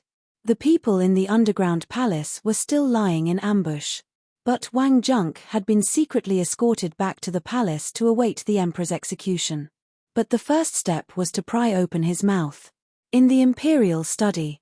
At this time, Li Shimin still didn't feel sleepy at all. He didn't even have the slightest intention to read the memorials. They were all piled up to Fang Xianling and Du Ruhui. In the imperial study, Zhongsun Wuji, Fang Xianling, Du Ruhui, and Wei Zhang were all busy. Ever since the underground palace incident in Chang'an was leaked, the secret letters had been sent out in an endless stream. At this time, in addition to cigarette butts under everyone's feet, there were waste papers all over the floor. Cigarettes were the only source of support for them. Until now, they finally understood why Zhong Feng admired this thing so much. This thing was really a divine thing to refresh the mind, and cigarettes had become the standard of all the officials in the entire Tang dynasty. Without cigarettes, not to mention others, even they would feel a little degrading. The first thing to do when going to work was a cup of tea and a cigarette. Whether to smoke or not depended on the person. In a moment, the whole room was full of smoke. But, what was this? This was a new trend. It was good stuff. At this time, Xiao Gizi walked into the imperial study in a panic. He was carelessly knocked by the threshold and fell down instantly. Xiao Gizi was so scared that he hurriedly exclaimed, "Your Majesty, the big fish took the bait." Wow! In an instant. Whether it was Li Shimin or Wei Zheng and the others instantly raised their heads from the pile of small pieces of paper. "What did you say?" "Who?" Li Shimin suddenly asked. "It's..." Xiao Gizi looked at Wei Zheng hesitantly. But when he turned to look at Li Shimin, he trembled and hurriedly said, "It's General Wang Junk." Buzz! Li Shimin's head instantly exploded. Wang Junk? How could it be Wang Junk? This was simply impossible. Tell me in detail, Li Shimin said with a wave of his sleeve. He couldn't believe that Wang Junk was the one they caught tonight. This person was a direct subordinate of the military, but because of the incident at Tongguan, he had been recuperating at home. If not for hearing this name today, Li Shimin would have almost forgotten about this person. Back then, it was he who was stationed at Tong Pass. Because the civil officials in the court had been holding on to the fact that he had delayed reporting military intelligence, almost half of the civil officials were impeaching him. Under the pressure, Li Shimin had no choice but to punish him and order him to recuperate at home. But at this time, Li Shimin did not expect that this Wang Junk would actually walk on such a path. The faces of Wei Zheng, Zhongsun Wuji, and the others also changed greatly at this time. They did not dare to say anything. They all knew the weight of this Wang Junk in the army. But at this moment, what does his appearance mean? And it was at this time. The secret passage in this place was only known to those people. That was to say, Wang Junk had already. Thinking of this, Wei Zheng and the others did not dare to say anything. If they said anything wrong at this time, what awaited them was the emperor's anger. Li Shimin was trembling all over at this time. He staggered a step, put his hands on the desk, and pointed at Xiao Gizi with a trembling finger. Where is he? Your Majesty, General Qin is personally escorting him to the imperial study. Send him in. I want to see him immediately. Yes, Your Majesty. Li Shimin smoked one cigarette after another in the time it took to eat a meal. His face was so cold that it was about to drip water. Wei Zheng and the others did not dare to disturb or make a sound. At this time, the emperor had already fallen into extreme anger. Anyone who made a sound at this time was courting death. Amidst a flurry of footsteps and the clashing of armor, Li Shimin's eyes stared deeply at the door of the imperial study. Qin Qiong's white robe slowly appeared outside the imperial study and reported, "I, Qin Qiong, escort the suspect to see you. Come in." Li Shimin waved his sleeve and ordered. Looking at Wang Junk behind Qin Qiong, Wei Zheng and the others hurriedly stood up in horror. This person was one of the 5 tiger generals of Wagang. Who didn't know at that time? Who didn't know? But because of the Wei River Alliance and the defeat at Tong Pass, this person actually, as soon as they entered the imperial study, Qin Qiong explained the situation briefly and then stood to the side. Li Shimin looked at Wang Junk. It could be said that Wang Junk had been looking at him since he saw him. Wang Junk also looked at Li Shimin proudly. Li Shimin and Li Shimin looked at each other. Your Highness Duke of Qin. It was Wang Junk who spoke. But Qin Qiong's face suddenly changed and he shouted angrily, "How dare you? Call him His Majesty." Li Shimin took a deep breath and slowly walked down from the dragon throne. He walked to Wang Junk and said in a low voice, "General Wang, we were old friends when we were in Wagang. Today, as long as you tell me everything you know, I don't think I will hurt you. I will guarantee that you and your family will not have to worry about food and clothing for the rest of your life. What do you think? I know that you were harmed by a thief. You also know my temper. As long as you tell me who the thief is, I will immediately write you a decree that I will not hurt you in the future. What do you think?" Chapter 1522. Your Majesty, since we've been friends for so long, you naturally know my temperament. Let's not waste words. If you want to kill me, do as you please. I won't say a word. How many brothers did you have at Tong Pass? But what about you? You know that there were less than 20,000 soldiers stationed at Tong Pass. But what did we face? Tens of thousands of Turkic elites. Back then, Brother Shan's son personally sent a letter, but he was cut up right in front of me. Also, all of Wagang's brothers died one by one. Back then, you promised your brothers that you didn't ask for great wealth, but to live a carefree life. But after the Wei River Alliance, what did you do? You didn't say a word about the deaths of our brothers, and you even issued an edict to question 50,000 soldiers against less than 20,000, and Tong Pass was completely surrounded.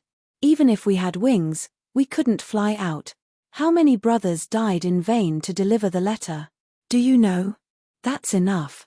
Qin Qiong's eyes were bloodshot as he roared, "Wang Junk, do you know what His Majesty faced back then? It was the impeachment of all the civil and military officials. More than 50 officials demanded your execution, but what did His Majesty say? His Majesty used his head as a guarantee to suppress the protests of the court officials. You say that His Majesty doesn't care about old ties, but have you seen Wagang? His Majesty has already ordered those brothers who died tragically to be sent back to Wagang for a grand funeral. What else do you want? Is this the reason for your disobedience and rebellion? Qin Qiong was furious. He couldn't wait to kill him. He even had the urge to do so. Even now, you're still so stubborn, and you still want to infuriate His Majesty. How can I save you? My brothers. Li Shimin sighed deeply. He slumped down on the steps and leaned against the cold table. He said, I haven't forgotten any of my brothers from back then, and I don't dare to forget. You may not know, but I'm most afraid of nighttime. I'm afraid that as soon as I close my eyes, my brothers from back then will come looking for me. So, I've been desperately trying to build the Tang dynasty that my brothers imagined when they drank and chatted merrily, but I'm tired too. Forget it, let's not talk about it anymore. We only need one sentence. Who is the person behind you? Wang Junk's eyes trembled slightly, but he quickly covered it up. He took a deep breath and said, I admit that I did something wrong. But I, Wang Jun, am not a person who goes back on his words. So, Your Highness, please don't ask any more. Wang Junk, this is your last chance. His Majesty has said that he will ensure your safety. Why are you so obsessed? Qin Qiong was so anxious that he wanted to beat Wang Junk up. It was just a name. Moreover, this place was filled with their own people. No one would leak this information out. Why are you still holding on here? Don't you know how serious the crime of treason is? Fang Xianling couldn't sit still at this time. He hurriedly advised, Junk, you know the outcome of this matter. What are you holding on to? Do you think that person really wants to give you an explanation? That person is just using you. His purpose is to usurp the throne. Do you understand? Wang Junk smiled bitterly and said, I didn't understand at the beginning. But when he asked me to build this underground palace and design it according to the layout of the political announcement palace, I understood. I hesitated at the beginning, but he said that a man, a warrior, is born to be suitable. But the place is only the battlefield. A soldier who doesn't go to the battlefield is like an old horse. He has nothing but revenge, but I'm not suitable for such a comfortable environment. As Qin Qiong just said, I'm afraid that when I'm free, those brothers will come to me in my dreams. So, if you want to kill me, do whatever you want. I won't tell you what you want. Fang Xianling heard this and couldn't help but sigh with regret. No more words. The entire imperial study was filled with sighs at this time. Li Shimin's chest was violently heaving and his face was unnaturally red. Xiao Gizi was so frightened that he hurriedly went forward to wipe Li Shimin's chest. Li Shimin slapped Xiao Gizi's hand away and stared at Xiao Gizi. He stared into Wang Junk's eyes with the same blood-red eyes. The distance between the two of them was only 7 inches. After a while, Li Shimin angrily waved his hand and said, Guards. Here. Qin Qiong's eyes flashed with despair, but he still knelt on one knee. Li Shimin said slowly, Take Wang Junk away. Before the morning court tomorrow, ask for that person's name. Yes. Sir. Without waiting for Qin Qiong to finish, Li Shimin closed his eyes and said lightly, at all cost. Qin Qiong's heart trembled. Wang Junk didn't hand it over to the Ministry of Justice or the Supreme Court. Instead, he handed it over to him. This meant that the emperor didn't trust others. What could he ask? Perhaps the emperor was giving Wang Junk one last chance. Thinking of this, Qin Qiong hurriedly said, Yes, sir. Chapter 1523. Giddy up. Giddy up. In the night. One man and one horse rushed out of Chang'an City and disappeared into the night. In the darkness of the night, Cheng Yarojin and the people who were waiting and lying in ambush all saw this scene. No one knew what this meant. Cheng Yarojin looked at the direction where the horse disappeared and frowned slightly. After a moment of contemplation, he waved his battle axe and said, Pass down the order. Everyone is to spread out and tie a strip of white cloth to Laro Tsu's sleeves. If you encounter anyone, let Laro Tsu break their legs first. especially in Chang'an City and along the way to Xiao Mountain. Pay attention to the layout. Yes. This horse. It was obvious that something big had happened to the emperor and he had gone to Xiao Mountain to report to Fengzi. What exactly was this major event? But what was certain was that there had been a huge change. And in another direction. In a tent with flickering candlelight in the woods of Shuli Slope. One of the figures was stunned for a moment after hearing this report. Then, he sighed and didn't say anything else. After a while, the voice of the old man in the tent slowly sounded, "Send the message. Have someone send the message into the city. Tell the people in the city to attack. Also, the people outside the city, withdraw." Hearing this, everyone was in an uproar. He hurriedly asked, "My lord, there is only one step left. All the arrangements. If we retreat now, the consequences will be unimaginable." There were at least 1,000 people here, and behind them, countless people could be seen standing motionless not far away. At this moment, everyone was silent as if they were waiting for the person in the tent to give the order. They had been planning for today's operation for a long time. If he gave up now, that would be. They really couldn't understand why his lord didn't gather all his men today, but chose to launch a surprise attack. Even if he took down the imperial palace, what was the point? In the blink of an eye, they would be surrounded by tens of thousands of soldiers outside the city. Moreover, this did not include the 5,000 well-equipped Golden Guards and the 8,000 Imperial Guards. These were all elites among elites. Even if there were 10,000 people gathered here, even if the great general could break through the Imperial City, how could they face the Imperial Guards and Golden Guards in the city? This was something that everyone was confused about. If they knew that everything that happened today was just a test, and that the mysterious man had no intention of attacking the palace, then, what would they think? Outside the tent, everyone was looking at the shadow in the candlelight. However, the person inside the tent still had his eyes closed. No one knew what he was thinking. A moment later, the teapot on the stove gurgled as steam rose from it. The person in the tent slowly said, "Pass down the order. The people outside the city can disperse and return to their positions. Without Old Man's orders, no one is allowed to act on their own. Even more so, no one is allowed to reveal tonight's operation." Everyone was stunned. After an entire night of preparation and even sacrificing some of the soldiers in the city, they gave up just like that. The mysterious person in the tent did not say anything. However, when he heard the rustling outside the tent, he knew that everyone was filled with dissatisfaction and doubt. He could only calmly say, "Something happened to the great general. There's an ambush in the city tonight." What? On the other side. The scout hurriedly arrived at the foot of the desolate mountain. He did not go up the mountain.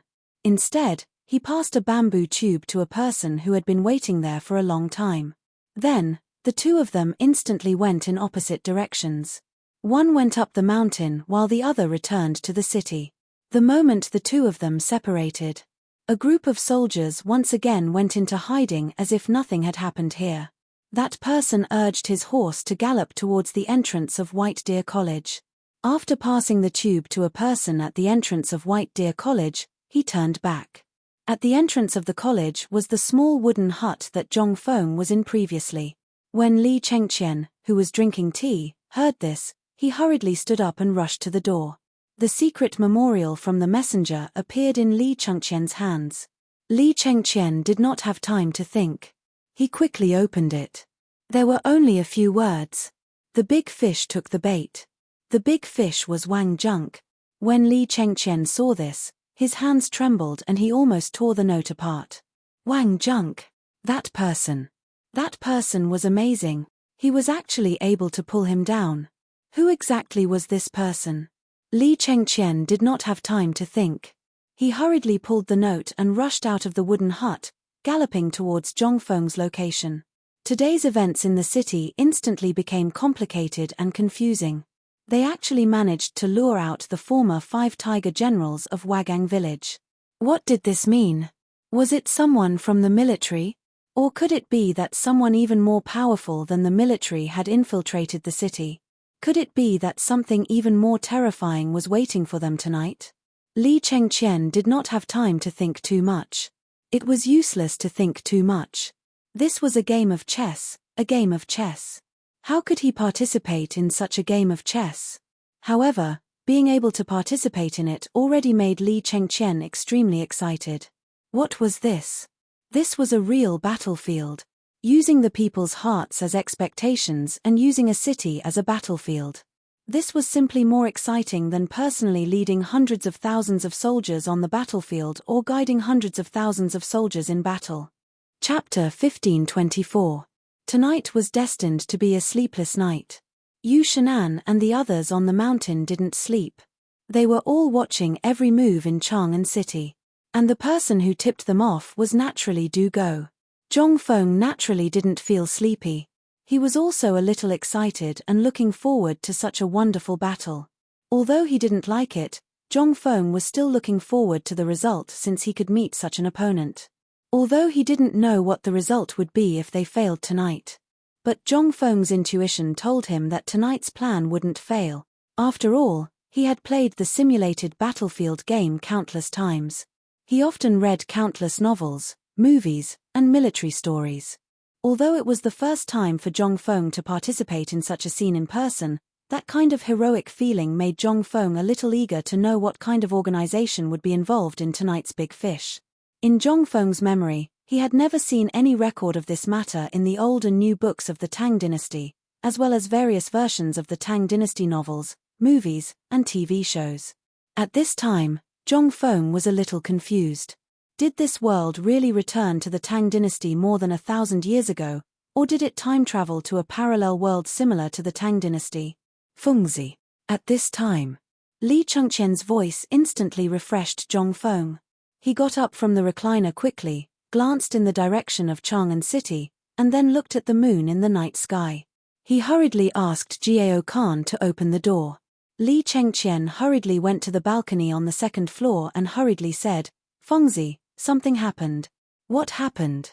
"The big fish took the bait." "Oh." Hearing that, Zhong Feng instantly reached out his hand excitedly and said, "Where is the thing?" Li Chengqian hurriedly handed the thing in his hand to Zhong Feng and said, "I was wondering who it would be before, but I never thought it would be this person." Zhong Feng also couldn't wait. But when he saw the content of the note, he couldn't help but be dumbfounded. Stunned, he asked, "Is your information accurate?" Li Chengqian nodded solemnly. If nothing happened to the person who came, then this news must be accurate. Zhong Feng sucked in a breath of cold air. Oh my God, how could it be him? Wang Junk. Zhong Feng was very familiar with this person. Anyone who had read the romance of the Sui and Tang dynasties would be familiar with this person. Wang Junk, one of the 5 tiger generals of Wagang. After Li Shimin ascended the throne, this person rarely appeared in public. For some reason, the Book of Tang and the historical records were vague about the ending of the Wagang people. There was even a blank period where no one knew what happened. However, if not for this name appearing before Zhong Feng's eyes, Zhong Feng would have almost forgotten about this place. Wagang. Zhong Feng asked again with some hesitation, "Is this person Wang Junk, one of the 5 tiger generals of Wagang?" Li Chengqian nodded. If the news is correct, it is this person. And if it were someone else, they wouldn't pass the news like this. This time, Zhong Feng was even more certain. Was this blank period in this period of history because of this? But it shouldn't be. The Shan brothers had already died in battle. Almost all the brothers of Wagang had gone to live a carefree life. At this time, if they rebelled, who could stop them? What was there to do tonight? If he really met Wagang, Zhong Feng would turn around and leave without saying a word. The key was that today's matter was strange. Wagang people were almost all dead, and the marvelous mathematician was dead. At this time, no one in Wagang had such wisdom. The key was that this person was familiar with him and the affairs of the imperial court. This person was definitely not from Wagang. Wagang, Wang Junk. Zhong Feng couldn't help but look solemn. He thought a lot about the ending of Wagang. According to the historical records, Wagang was basically at the last stop at this time. Most of them were dead or injured. In addition, when Li Shimin was the crown prince, he and Li Yuan had been targeting Wagang and Wagang's forces. Therefore, when Li Shimin ascended the throne, there were not many people left in Wagang. At this time, Wagang people appeared again. What did it mean? Was someone instigating it? Or, Zhongfeng was also a little uncertain. He couldn't help thinking about what happened tonight again. He asked, "Go and ask what on earth is going on. Did Wang Junk destroy this place, or did he personally lead people there, or did he act alone?" Li Chengqian asked in surprise, "Is this very important?" Zhongfeng nodded, "I'm just curious. The 5 tiger generals of Wagang can be reduced to this." "I really don't know what to say." Li Chengqian's face froze. He briefly told Zhongfeng about Wagang and the battle at Tong Pass. Hearing this, Zhongfeng suddenly understood. But Zhongfeng was looking in the direction of Chang'an City at this time. After a while, he sighed and said, "Go back and tell them to sleep." Li Chengqian was shocked when he heard this. He hurriedly asked, "Why?" Chapter 15:25. Zhongfeng stretched and said, "It's over. Why don't you sleep?" "Over." Li Chengqian heard this and said with a confused face, "It's over? Didn't it just start?" Zhongfeng lit a cigarette and lay on the recliner, saying, "Think about it. Who is Wang Junk?" He was one of the 5 tigers of Wagang back then. This person was lucky to be able to rope him in. If I'm not wrong, this Wang Junk is also a trump card in that person's hands. I just don't know why Wang Junk would make such a big mistake. He knew that there was a trap but still jumped into it. Or is he really arrogant enough to think that nothing will happen here? But what I can be sure of is that if we can get the news at this time, that person is destined to get the news too. So even if he prepared something tonight, he has to withdraw. Li Chengqian still didn't understand the meaning of this. He hurriedly bowed and said with some excitement, "Fengzi, you have to explain this matter clearly. At this time, we still don't know why this matter happened, and we don't know why this person did this. We also don't know how many people were caught and how many were not caught. If this Wang Junk is just a bait, what should we do? If we let our guard down, wouldn't we fall into their trap if someone else comes?" Li Chengqian's thinking about this matter was not a problem. This made Zhongfeng a little surprised. "Not bad. You can even think of this." Zhongfeng threw a cigarette to Li Chengqian and covered himself with a blanket. He said, "It seems that you didn't learn for nothing. I think that if you have the heart, you should be able to learn something from today's matter. Do you know why I only asked you to stay today and not let the others come?" Of course, Li Chengqian didn't know. He hurriedly bowed and said, "Please enlighten me, teacher." Zhongfeng said lightly, "First, tell me about today's matter. If you were here, what would you do?" Hearing this, Li Chengqian's forehead was instantly covered with sweat. He hurriedly said, "First, all the garrison in Chang'an, as well as the city defense force and so on, are on full alert, and then purge from the inside to the outside." Zhongfeng nodded and said, "Also, the matter of the underground palace, what do you think? How would you deal with it?"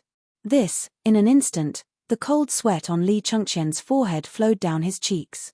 He said, "According to my understanding, I would destroy the underground palace. First, I would block the entrance of the underground palace to ensure the safety of Chang'an City. Other things?" Zhongfeng nodded. "In fact, your idea is correct. It's a conventional way of doing things. Most people will think that once such a place is abandoned, no one will come here again. After all, this place has been exposed. No one will come here again. Moreover, it's also possible to dispatch a large number of soldiers to purge the city. According to common sense, this is feasible. It seems that you have read a lot of military books. But you have to know that these people are not ordinary people. Think about what these people did today. You should understand that they have a plan long ago. As for what you said, they have been prepared for a long time. Otherwise, they wouldn't have exposed these things. So, if you follow common sense in this matter, you will fall into someone else's trap. Things that are understood with common sense are not things. For example, if a war is commanded with common sense, then there won't be so many famous battles in history, such as the Battle of Guanju and so on. These are all points. You have to remember them clearly." Hearing this, Li Chengqian hurriedly bowed. Zhongfeng said, "It's reasonable, but unexpected. This matter has to be resolved. For example, if there is a war and the enemy is already at our gates, this war is inevitable and reasonable. How can we do something unexpected? You have to think of something that the enemy didn't expect. For example, the story of burning the camps. Do you know? Li Chengqian was shocked at this time. His head nodded like a rattle drum. Zhong Feng saw this and said, "This is what I said. What is reasonable, but unexpected? Who could have thought of burning the camps? You said that no one in the Shu army could have thought of it. Do you think that the villager Zhuge has an undeserved reputation? But there are also capable people in the Cao army, so sometimes, we have to think from the other side's point of view. For example, today, if you think about this battle from the perspective of an unknown person, you may win. If you think according to common sense." Zhong Feng smiled and pointed to Chang'an City in the distance, which was still dotted with candlelight, and said, "Tonight, the candlelight in Chang'an City can probably light up half of the sky." Li Chengqian's mind was full of what Zhong Feng had just said. How could he pay attention to so many things? At this time, Zhong Feng looked in the direction of Chang'an City, while Li Chengqian was deep in thought. The whole night sky was restored to its former tranquility. Dead silence. But at this time, there were occasionally one or two sounds of insects in the night sky, which made the night sky no longer lonely. Chapter 1526. Li Chengqian pondered for a moment. Seeing Zhong Feng staring at Chang'an City in the distance in a daze, he wanted to call him, but after opening his mouth, he could only respectfully bow to him. In the past, when he met Zhong Feng, he almost called him by his name. Although in the academy, Zhong Feng did not have many rules and treated them as brothers, only Li Chengqian himself knew. This was not Zhong Feng's casual nature.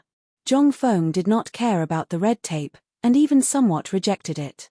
Zhong Feng did not emphasize this matter in the academy, but as the crown prince, how could Li Chengqian forget it? The previous mischief was mischief, but today's event, Li Chengqian believed that he had really learned a lot, such as a brand new way of thinking about things, and a never-before-seen war that used people's hearts as the battlefield. Although it seemed that nothing had happened today, and even few people could find out what had happened tonight, once there was a slight deviation, the result would be, for Li Chengqian, and even for many people who knew what had happened today, this was simply a fatal attraction. For example, Wei Shuyu, Cheng Chumo, and the others had long been eager to participate. However, Zhong Feng did not call them, but let them continue to build the water wheel. Li Chengqian knew that in fact, Zhong Feng was giving him special treatment. Therefore, at this time, he was so respectful. This was the kind of respect that came from the bottom of his heart. Although Zhong Feng did not say it, Li Chengqian could see that Zhong Feng was letting him learn everything from the beginning. At first, he was a little resistant, thinking that it was too much. But gradually, he found that it seemed that Zhong Feng deliberately wanted him to familiarize himself with the principles, instead of letting him compare with Cheng Chumo and the others. For example, last time, also in this villa, Zhong Feng talked about this when he was with his father. It was also last time that he was enlightened. Although he did have some understanding last time, it was not so clear. Only this time did he see something clearly. For example, the battlefield was a fishing ground. Tonight. Although Li Chengqian still couldn't understand whether this victory was a little sudden or not, or if it wasn't as spectacular as he had imagined, he couldn't help but be overjoyed after learning of this matter and the answer to Zhong Feng's victory. Li Chengqian did not dare to delay. After leaving Zhong Feng's villa, he prepared to deliver the news to the palace.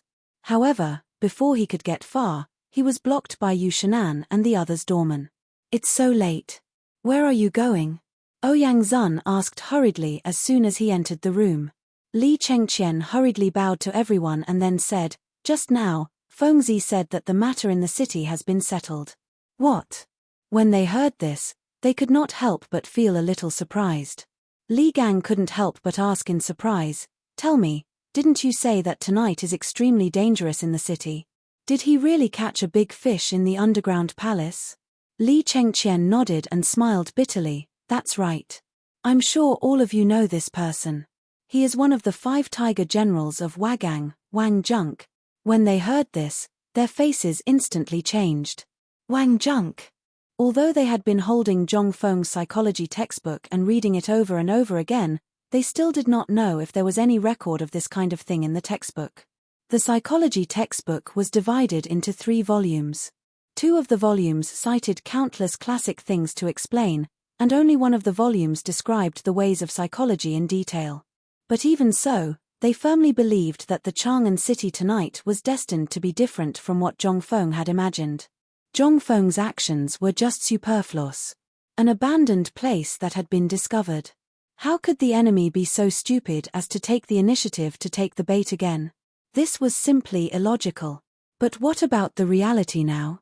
Ouyang Zun wandered a few steps in the living room and asked, "Who told you this? Is the information accurate?" "It's a letter written by my father." Hearing this, Ouyang Zun completely shut his mouth. This was a secret letter written by the emperor himself, which meant that this matter might have been a foregone conclusion. But what they couldn't figure out was this Wang Junk. Why him?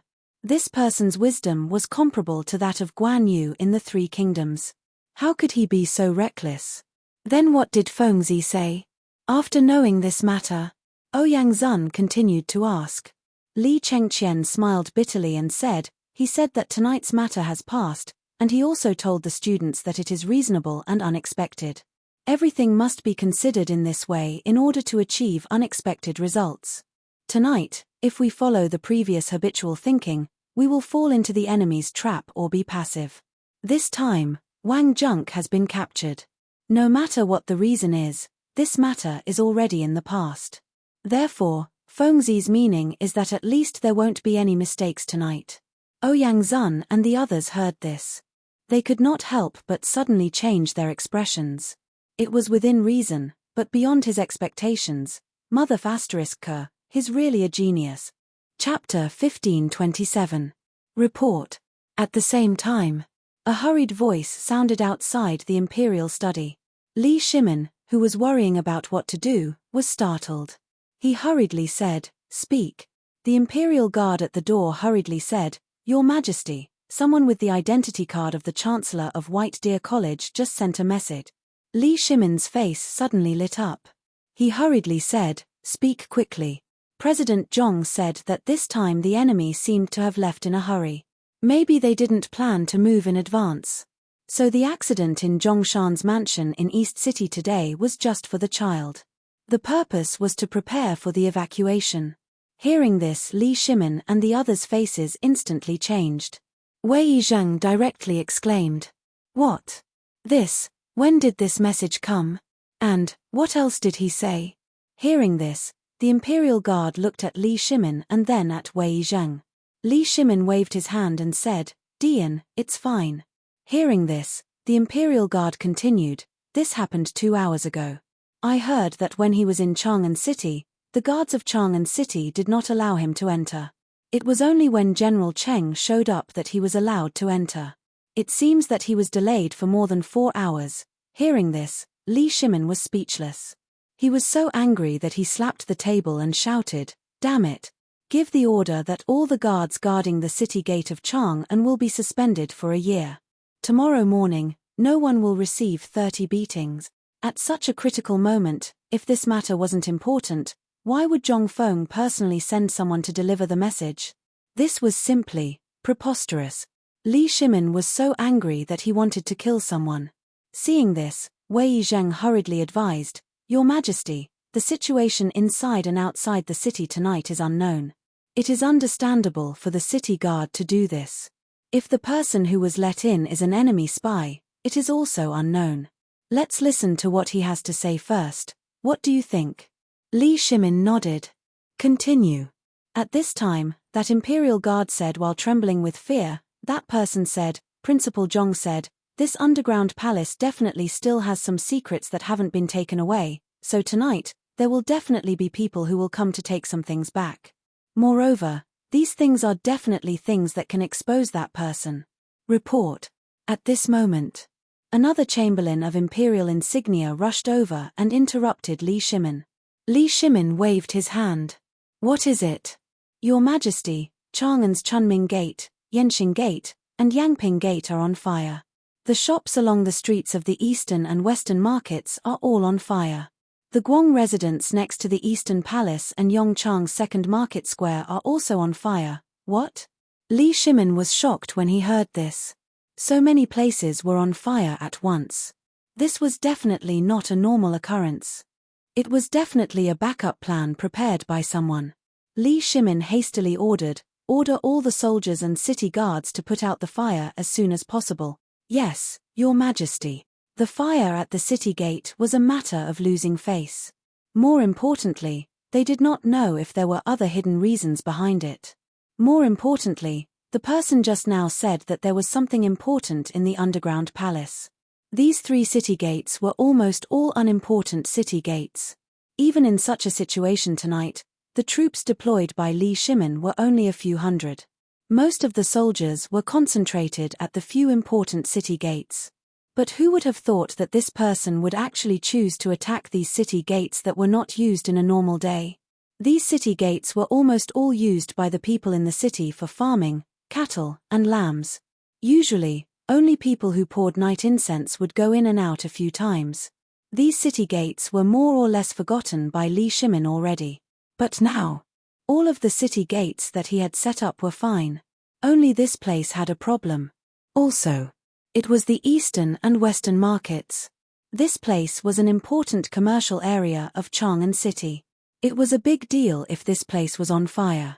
Li Shimin had no choice but to put out the fire. As for the Guang residence and Yongchang's Second Market, these places were closest to the Eastern Palace. At this moment, these places didn't seem to be connected at all. But Li Shimin, who was looking at the map, suddenly realized the importance of these places. If he didn't put out the fire, it would definitely cause irreparable losses. More importantly, Li Shimin's face had been slapped so hard that it sounded like a slap. This was the most fatal. And, once the fire was put out, it would definitely disperse all the soldiers in the city, which also meant that all his plans would be ruined. What exactly were these people trying to do? Li Shimin's face was terrifyingly gloomy. At this moment, he was staring at a few places on the map. But his eyes were fixed on Yongjiao Lane in the city. This was the main point. If Fengzi's guess was right, then what this person wanted to do was nothing more than to create an opportunity for them, like what happened at Zhongshan's residence today. When he thought of this, Li Shimin pulled out the sword hanging on the pillar of the imperial study and shouted angrily, "Come, follow me out of the palace. I want to see what kind of trouble this thief is trying to cause tonight." Chapter 1528. At this moment, it was already past midnight. Almost all the lanterns in Chang'an City were extinguished, and all the people seemed to have fallen asleep. But at this moment, a little bit of fire slowly lit up the entire Chang'an City. First, it was a little bit, then a cluster, and then half the sky was completely red. It was also very cold. It was already very cold. But at this moment, the people sleeping near the East Market suddenly seemed to feel as if it had become hot. In the East Market, at this moment, the East River Restaurant, Chang'an Hotel, and dozens of other shops were burning at this moment, instantly waking up the people who lived there. Everyone looked at this fire and couldn't help but be stunned. They jumped onto the streets and shouted desperately, "Fire! Help! Put out the fire! Help!" The first one to arrive was not the city guard, but the night watchman. Seeing this, the night watchman didn't care about his work. He held the gong high and hit it desperately. Bang bang bang! Bang bang bang! Fire! Everyone get up! Put out the fire! In an instant, the people who were sleeping in a daze were awakened by the harsh and disturbing sound of the gong. Before they were ready to rush out angrily and tear the night watchman apart, they suddenly found that the outside of the window had become red. Instantly, everyone's head and heart became cold. They hurriedly kicked their sleeping and drooling families to wake up. They hurriedly went out of the door. In a moment, the people of the East Market, the City Defense Army patrolling the streets, and the people of the county government rushed over. Everyone looked at the few buildings that were almost burned down and were dumbfounded. Who the hell was this? This place was a rare and important place in Chang'an. Anyone with a discerning eye could see that the fire here was definitely not a natural fire. Because There was still hay at the door that was not burned out. What did this mean? This meant that someone did it on purpose. Setting a fire here in the middle of the night. What are you waiting for? Go home quickly and get your food to put out the fire. At this moment, a man riding a big horse hurriedly galloped over, and before he got close, he hurriedly shouted angrily in a hurry. In an instant, everyone came to their senses and hurriedly went home. Then, he picked up his weapon and ran out. There was no other way. The houses here were all connected to each other. Once the fire spread, no one would be able to escape. The person who had come was Gong. Gong had not brought many people with him to begin with, so it would be impossible for them to split up now. Furthermore, with such an anomaly, anyone with a discerning eye could tell that someone had deliberately stopped them. Furthermore, there were fires at 3 city gates, as well as near the Eastern Palace. This was definitely done to disperse their forces. At this time, he didn't know what the emperor would do. He could only come and take a look first, and then organize the people in the city to save themselves. The common people were still able to handle it. As soon as Gong gave the order, everyone began to move. Coupled with the people from the Chang'an local government led by Nyo Weili, Gong dared not delay for a moment and directly rushed to the next fire spot. The sound of horse hooves, dry wood, roof beams, and tiles emitted bursts of explosive sounds amidst the night wind. Every sound made one's heart sink. Quick! Put the fire out. Everyone, put out the fire. Beat the drums and inform the other city gate guards who are not on fire to come and help. Yanqing Gate and Yangping Gate were the third direct passageway apart from Tonghua Kaiyuan and Jingguang Chunming at the Imperial City Gate. They were also direct passageways that only the common people could eat. At this time, on the street, pairs of defensive positions, coupled with the addition of the Navy soldiers from the Chang'an Navy Mansion, instantly woke up all the common people in Chang'an City. Everyone stood at the windows of the houses, looking at the chaotic noise outside and the fire that was getting stronger and stronger. They were shocked. This was the first time such a big fire had happened in Chang'an since they could remember. Everyone was scared out of their wits. They didn't know what was going on, and they didn't know who was doing it. However, at this time, everyone knew that there must be a big problem at this time, and they seemed to faintly feel that tonight was not an ordinary night. They were all common people who had lived here for a long time, so they naturally knew the situation here. However, they had never seen so many soldiers at the same time. And in the middle of the night. And this fire. Could it be, Shelly Khan is attacking again? Everyone couldn't sit still when they thought of this. They all stared at the door with even more horror. At this time, Gong and his men came to the door one after another. The city gate had been doused with palm oil and pine oil. At this time, the originally thick and dry city gate instantly turned into a wall of fire. What was more terrifying was that the gate building on the city gate was also burning at this time. Although this place was relatively close to the moat outside the city, it was necessary to open the city gate to put out the fire. Opening the city gate seemed to be, Gong's eyebrows twitched fiercely. The anger in his heart was also burning fiercely. He shouted angrily, "Everyone, listen to my order. Quickly go to the common people's houses to borrow water. Guard the city gate with your lives. Don't." As he spoke, Gong turned his horse's head and saluted the people in the dark. He said, "Everyone, tonight there are bold thieves who want to destroy the peace in our city. I, Gong, ask you again to quickly come out to help put out the fire and protect Chang'an together." Chapter 1529. Silence. It was still as silent as before. Gong looked at the residential area in the darkness and could not help but feel a little disappointed and anxious. Once upon a time, Gong had never been so disappointed. Once upon a time, he always thought that the people would live and die with the city. He had conquered many cities and it was pretty much the same. But now, he could not help but feel a little disappointed. The city gates could not be opened. The mysterious person outside was waiting for him to do so. His goal was clear. It was either the underground palace or the palace. At this moment, the guards army Jinwu guards and Qin Qiong's men were there and could not move at all. Qin Qiong was personally leading the formation there. He did not dare to move. The only thing he could use was the 1,000 men in his hands. Outside the city, Cheng Yaojin's men could not be moved. He could not even enter the city. At this moment, General, are you really General Yuqi? Yuqi Jingde? Just at this moment, a weak and crisp voice rang out in the darkness. Hearing that, Yuqi Gong hurriedly looked over.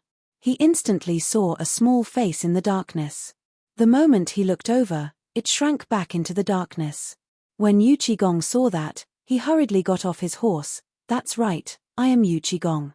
Hearing that, the little kid gathered his courage and looked behind him before tentatively walking out of the darkness.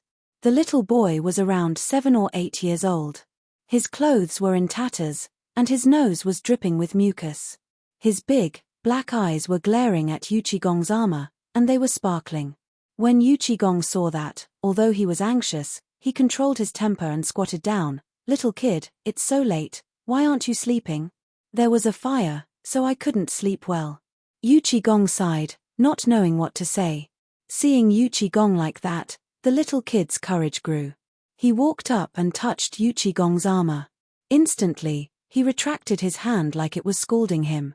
Just at this moment, the little kid asked excitedly, are you really the general? Yuqi Gong nodded his head. The little kid was so excited that he danced. Then I will go put out the fire. If I put out the fire, can I follow you? Yuqi Gong was stunned. What do you mean by that?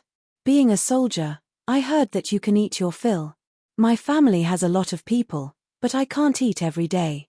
This is all because of those damned Turkic Tartars. My father said that when I grow up, I have to kill Turkic Tartars. Killing Turkic Tartars will give me meat to eat. Also, I heard from father that the Turks are attacking us, right?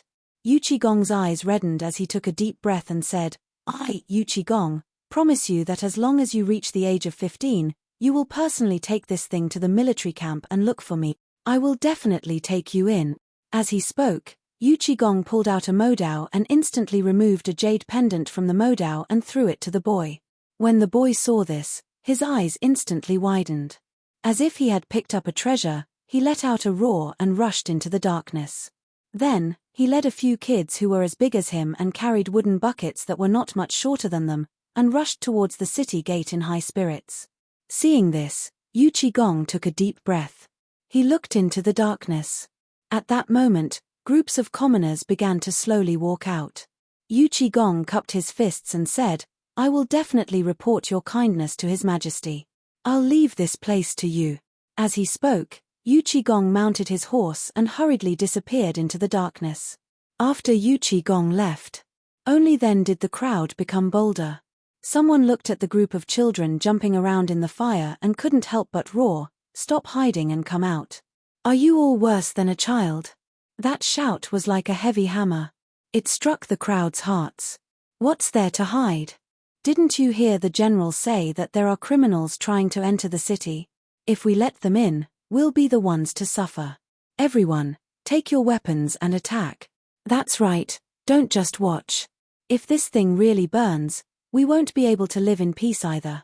Our houses might even burn down.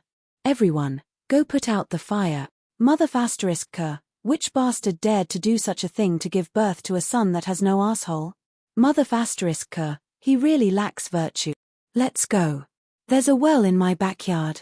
Come and get some water with me. As the people here started to move, the situation at Yenxing Gate was slightly under control.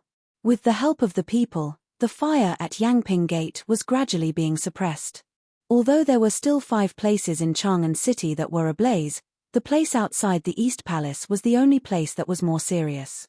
The East Palace was already in chaos. A large number of imperial guards, palace maids, and eunuchs scrambled to climb up the palace walls. They used bamboo poles or basins of water to water the burning trees outside. Inside the palace walls, a large number of people were also hurriedly chopping down the trees that had been set on fire.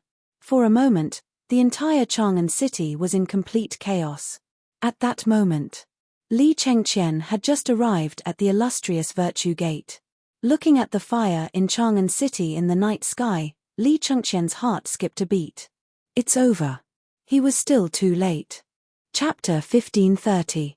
Li Chengqian's arrival did not attract the attention of the people on the city gate tower. After a lot of twists and turns, Li Chengqian was able to enter the city gate.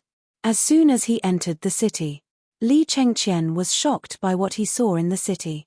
On the streets of the city, there were more people than usual during the day. Men and women of all ages were hurriedly carrying buckets and basins filled to the brim with water, walking back and forth. The ground was a mess. There were also countless pieces of rotten wood that had not been completely extinguished. The smoke made people unable to open their eyes. "Your Highness, please go back quickly. There is a fire in the mansion." At this moment, an imperial guard came in a hurry from Yanqing Gate. After seeing Li Chengqian, he hurried forward to report. Li Chengqian's face changed instantly. He asked, "What's going on?"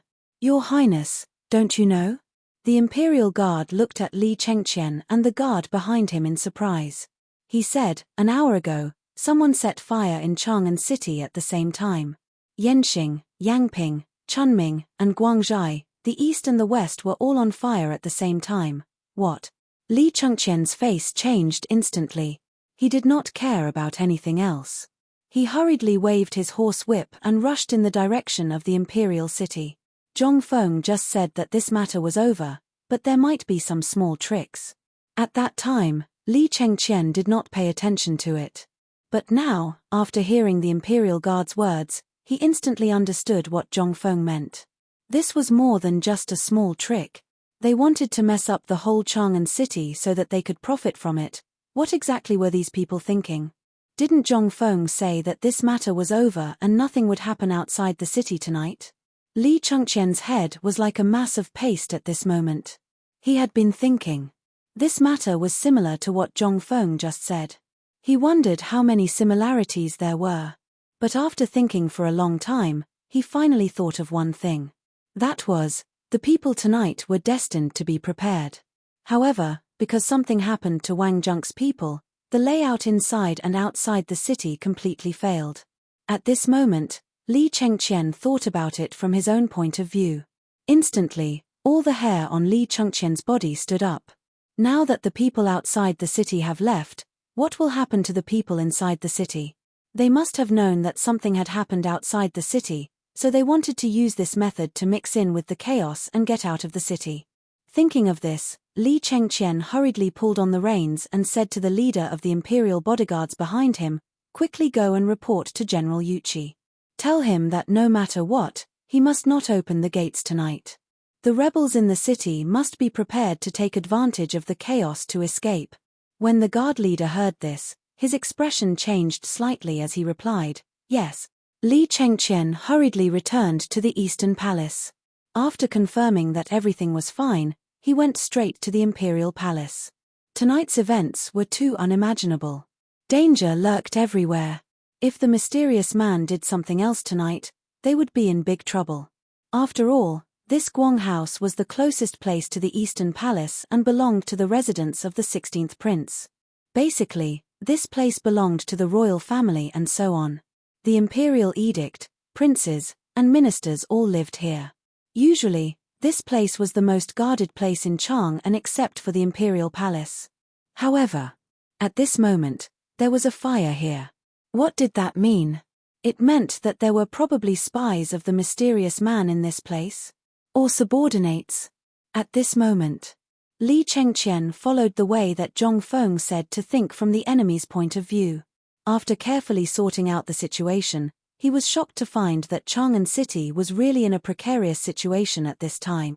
First, he used the disturbance in Chang'an City to attract everyone's attention and lead Fengzi down the mountain. Then, he used the fire in this house to make Zhong Feng jump over there. At the same time, he also created an absolutely safe opportunity for them to evacuate and deploy to Chang'an City. Then, as long as Zhong Feng didn't find this underground palace, then the ending, it was destined that tonight's matter would not be so simple. If Zhong Feng found out, it would be a complete disgrace to the royal family. Someone dared to build an underground political announcement hall under his nose. It would be a disgrace if word got out. Would the emperor allow this to happen? Even if the emperor was willing, The officials would not agree. This person took advantage of this and the relationship between the emperor and Zhongfeng to come up with such a vicious plan. Now, seeing that the plan had failed, what would the mysterious man do at this time? After thinking hard for a moment, Li Chengqian suddenly thought of a terrible thing. He was wrong. Everything was wrong. This mysterious man didn't want people in the city to go out. Instead, he wanted to use other people to kill these people in the chaos. Was he trying to silence them? Destroy the corpses? At this thought, Li Chengqian was instantly horrified. At this moment, Li Chengqian looked up and saw a cold Mo Dao blocking his way. He found that he had already arrived at the door of the imperial study. Li Chengqian didn't dare to delay and hurriedly reported, "Greetings, Father." Chapter 1531. In the imperial study, Li Shimin had already put on the armor he hadn't worn for a long time. He was gesturing with Wei Zheng and the people from the military around the sand table. It seemed that the emperor was about to go to war. Li Chengqian panicked at the thought of this. Hearing Li Chengqian's voice, Li Shimin abruptly turned around and waved his hand, ordering the officials to withdraw for the time being. He hurriedly called Li Chengqian into the imperial study. Li Shimin was also shocked by Li Chengqian's expression. Li Shimin asked as soon as Li Chengqian entered, "Is there anything wrong with the Eastern Palace?" "Father, there's nothing wrong with the Eastern Palace, but the situation in Chang'an." Li Shimin gestured for Li Chengqian to keep quiet, then motioned for Li Chengqian to enter the rear hall. Behind the imperial study was where Li Shimin rested. It was a room slightly smaller than the imperial study. There was nothing inside except for some daily necessities. At this time, Li Shimin asked, "Did Fengzi send any message?" "Fengzi said that we've already won." Li Shimin frowned and asked, "Then what's with the fire in the city? If we've won, what about the incident in the city?" For the first time, Li Shimin doubted Zhongfeng's judgment. He had thought that the matter was over, but before he could catch his breath, he heard Fengzi speculating that there was a big secret in the underground palace. And before he could react, he heard about the fire in Chang'an. If this matter was over, then what was it? It was nothing more than Li Shimin getting angry.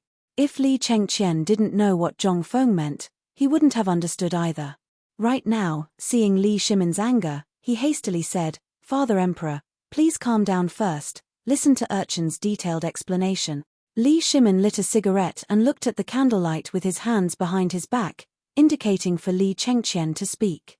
Seeing this, Li Chengqian said, "Father, Fengzi told me everything that happened today. I only completely understood today's battle afterwards. Fengzi said that today's battle was even more ferocious and dangerous than personally leading hundreds of thousands of troops. He said that we have to think from another perspective. He also said that today, he actually only used one move, which was reasonable and unexpected. He also asked me to say that if I were to go." Li Chengqian repeated Zhongfeng's words and added his own understanding of the situation. Li Shimin calmed down as he listened. Listening carefully to Li Shimin's words, Li Shimin's mind slowly recalled everything that had happened today. In an instant, it was as if the whole of Chang'an had come alive. Everything that had happened today appeared in his mind. And the general plan of the entire Chang'an city. It was a wonderful feeling. It was also very unclear. Especially when Li Chengqian said that he had to think from another perspective. Zhongfeng had said this sentence countless times, but every time Li Shimin encountered something, especially an emergency, he could not think of it. At this time, listening to Li Chengqian's words, all the things that he did not understand before suddenly became clear. However, Li Shimin still frowned and asked, "What do these things have to do with the fire in Chang'an City now?" Hearing this, Li Chengqian felt an unprecedented feeling from his father for the first time, which was to face him head-on. Yes, it was to face him head-on. Li Chengqian's character was a bit of a procrastinator and a little timid. However, today's matter had his own different opinions, which made Li Shimin feel a little surprised. Li Chengqian said, "In fact, we have to start from what Fengzi said was reasonable and unexpected. Everything that happened today was actually planned by the mysterious person. For example, what kind of reaction would we have when we found the underground palace? He had already thought about it thoroughly. What would happen if we didn't find the underground palace? He had already planned everything that we could think of. Although I haven't been to the underground palace, since he could imitate the political announcement hall, he must have known about you, Prime Minister Wei, Fengzi, and the others. He must be very familiar with them. Therefore, he had already thought of everything that you could think of. However, I guess that this Wang Junk seems to be an accident. It seems that for some reason, or because he was blinded by money, or because he really came to find some secrets, he was exposed. Fengzi thought about it from Wang Junk's perspective. He said that this person used to be one of the 5 tiger generals. To be able to get him, he must have promised something extraordinary. Perhaps it was a high position and generous salary, or something else. However, he was bound to be a tiger general in the hands of that person. The loss of this person was bound to make the mysterious person suffer a heavy blow. Therefore, tonight's matter has already been exposed.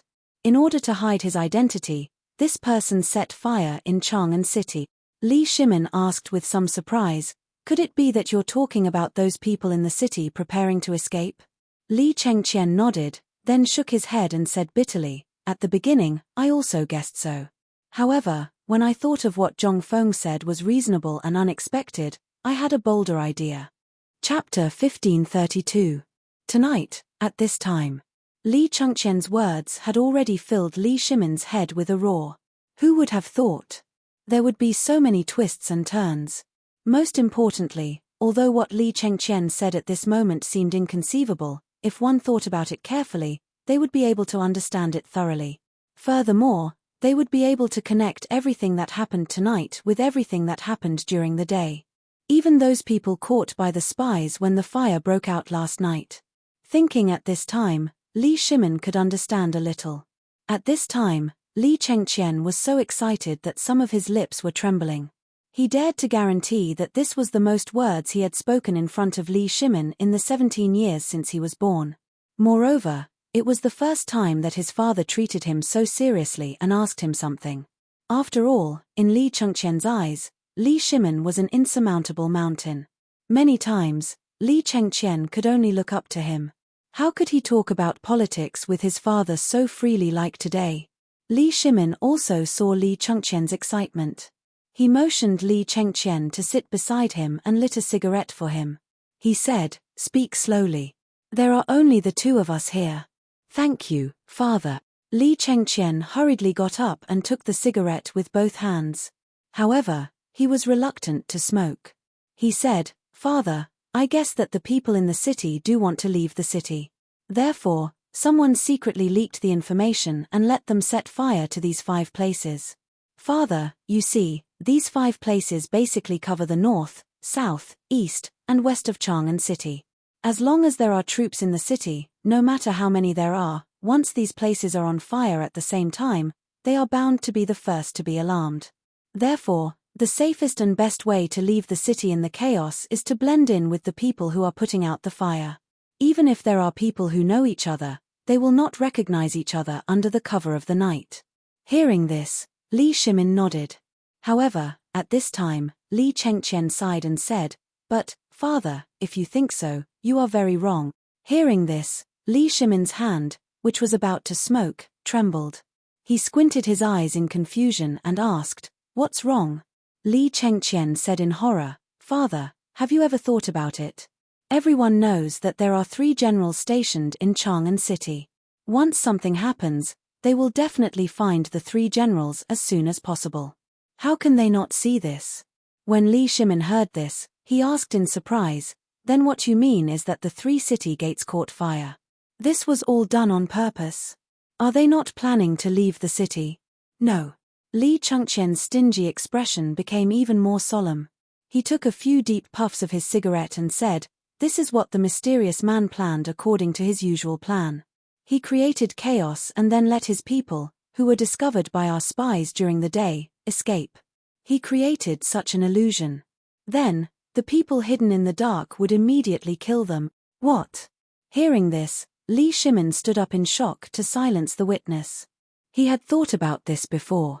But he didn't expect these people to be so bold and have a backup plan. At the thought of the people hidden in the dark, Li Shimin's forehead instantly broke out in a cold sweat.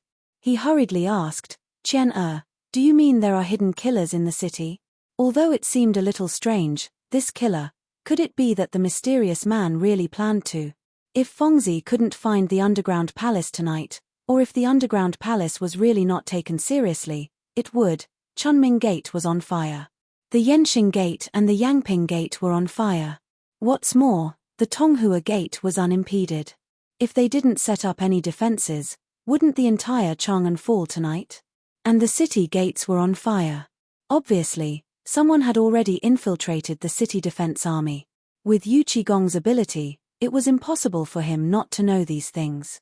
Then, if that person knew Yu Qigong, he would definitely know tonight that Yu Qigong wouldn't let these people out of the city. Then what on earth was he thinking? Li Shimin looked at the dancing candlelight, but he didn't have any clue. But in a flash, Li Shimin thought of an extremely terrible thing. That was the secret passage. If he didn't send Qin Qiong to the underground palace tonight, wouldn't it mean that these people were preparing to? At the thought of this, Li Shimin instantly thought of all the problems. That is, if these people really wanted to eliminate the root of the problem and erase all traces of the mysterious lord. Li Shimin's face suddenly changed and he asked, Qian, what you said, did you think of it yourself or Fengzi? Li Chengqian said with a serious face, Fengzi just said that there might be a small episode in Chang'an City tonight, but he didn't say it clearly. It seems that he told me so much just to let me judge for myself. I'm sure that tonight will be the day of the death of these people we found today. Hearing this, Li Shimin suddenly stood up and hurriedly shouted, if your guess is right, then tonight, someone is going to assassinate Wang Jun? Chapter 1533. Li Shimin's voice fell. Li Chengqian suddenly figured everything out.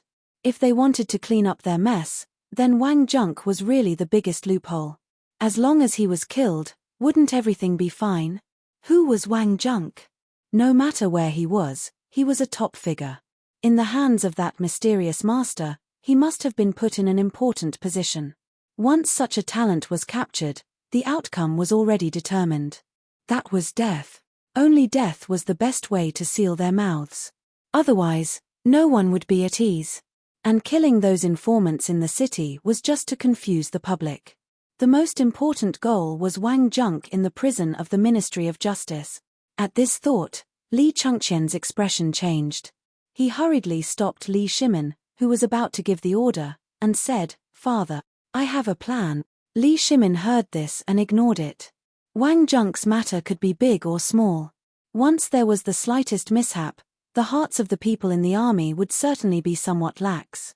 And if he did not deal with it and allowed that mysterious master to snipe and kill, regardless of sentiment, reason, or face, he, Li Shimin, would not agree. What was this? This was Li Shimin's face. If someone really killed Wang Junk in the prison, where would he put his face?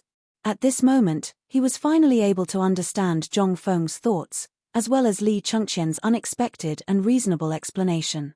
This was simply, if he really thought along Li Chengqian's thoughts and strengthened the defenses of Chang'an and went to capture those suspicious people who were discovered today, then wouldn't he have already fallen into the other party's trap?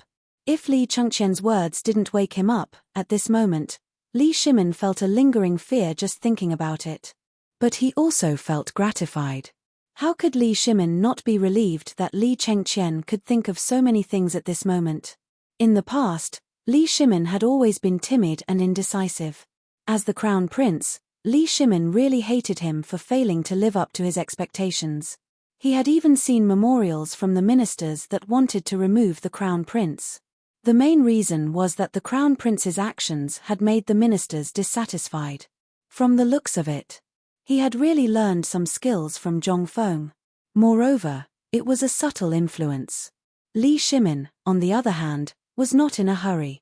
He smiled gently and said, "Tell me what you think. We also want to see how much you have learned during this period of time." Hearing this, Li Chengqian hurriedly bowed and said, "Imperial Father, actually, you've already thought of this point." Li Shimin's face stiffened. He looked at Li Chengqian with some annoyance. Why did this kid learn this from Fengzi instead of anything else? If I had thought of it, would I have asked you? However, Li Shimin could not lose his temper. He asked faintly, "Tell me, consider it my test." Seeing this, Li Chengqian hurriedly said, "Imperial Father, this son thought that since these people could think of such a method, they must have already made arrangements in the imperial prison. Therefore, this son thought that why don't we use the method in the underground palace to make arrangements in the imperial prison, and then, wait for their arrival. At the same time, we will first transfer this Wang Junk and replace him with a fake?" Li Shimin's eyes instantly lit up. He really had a new level of respect for Li Chengqian. He did not expect that he could think of such a plan that even he had not thought of. Li Shimin patted Li Chengqian's shoulder with some gratification. "Not bad, my family's Qian'er has grown up.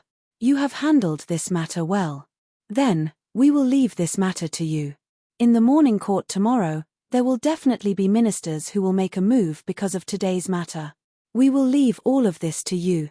For the first time, Li Chengqian's breathing became hurried. He was so excited that his face was flushed red. He hurriedly bowed and said, "This son obeys the decree."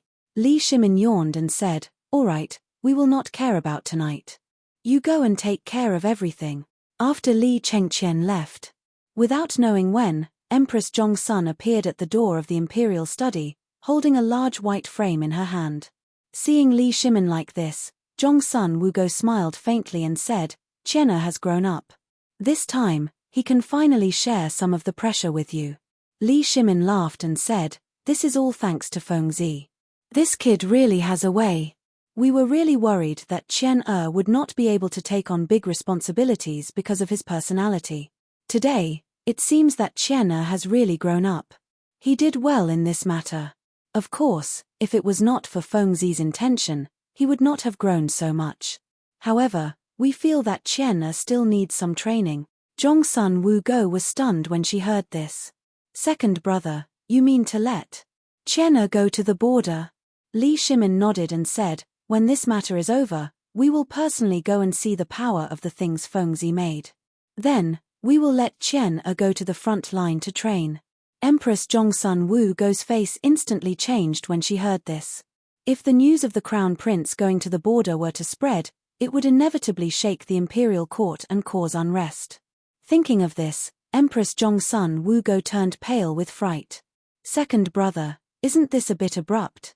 Even if you agree, the ministers in the imperial court will definitely not agree. Moreover, although the crown prince guarding the border can increase the morale, if there is any mistake, then what should we do?" Li Shimin was also somewhat hesitant at this time. After thinking for a while, he said, "Let's wait until this matter is over." Chapter 1534. Swish, swish. Night birds tore through the night sky of Chang'an and barked in the air. The crowing of roosters and the barking of dogs, coupled with the incessant crackling of flames, shouts, curses, and cries, could be heard. In an instant, the whole of Chang'an was plunged into endless complexity. Amidst the chaos, a group of people in night-traveling clothes had unknowingly infiltrated the people who were trying to put out the fire. Immediately after, at this moment, countless people fell in the darkness in front of these men in black. Then, without anyone noticing, they were thrown into the fire. "Quick! Men, come over here and tear down this house. Men, there are still people inside. You mother f***, come out. Why are you hiding in there?" At this moment, the fire in the East Market had been saved. A large number of soldiers, constables from the county government, and commoners all rushed to Shi City. The fires at the three city gates of Yanqing, Yangping, and Chunming had mostly subsided. Near the Guang residence, because it was near the Eastern Palace, the fire was almost fully extinguished. Only in Shi City, as most of the people here were Hu merchants, the buildings here were relatively old. Although there were many people in the city, the fire had already spread to at least 50 houses. It was as if the entire Shi City had been burned down. At this moment, everyone was stunned by the scene before them. Niu Weili was panting as he rushed over with his tattered official robes. Looking at the burnt Shi City, he was dumbfounded. Everything in front of him looked so unbelievable. There was still no need to save this place. That was because this place had been completely burned to ashes. No one dared to approach it in the slightest. How could they save it? At this moment, when Niu Weili arrived, Everyone seemed to have found their backbone and looked at Nyo Whaley. Lord Nyo, the fire is too big. There's nothing we can do. At this moment, the West City deacon hurried over to Nyo Whaley to report the situation. Nyo Whaley's frown deepened when he heard this. He waved his hand and said, "Pass down the order first. Tear down the shops around here. Organize people to only put out the fire on the two sides of the main seat."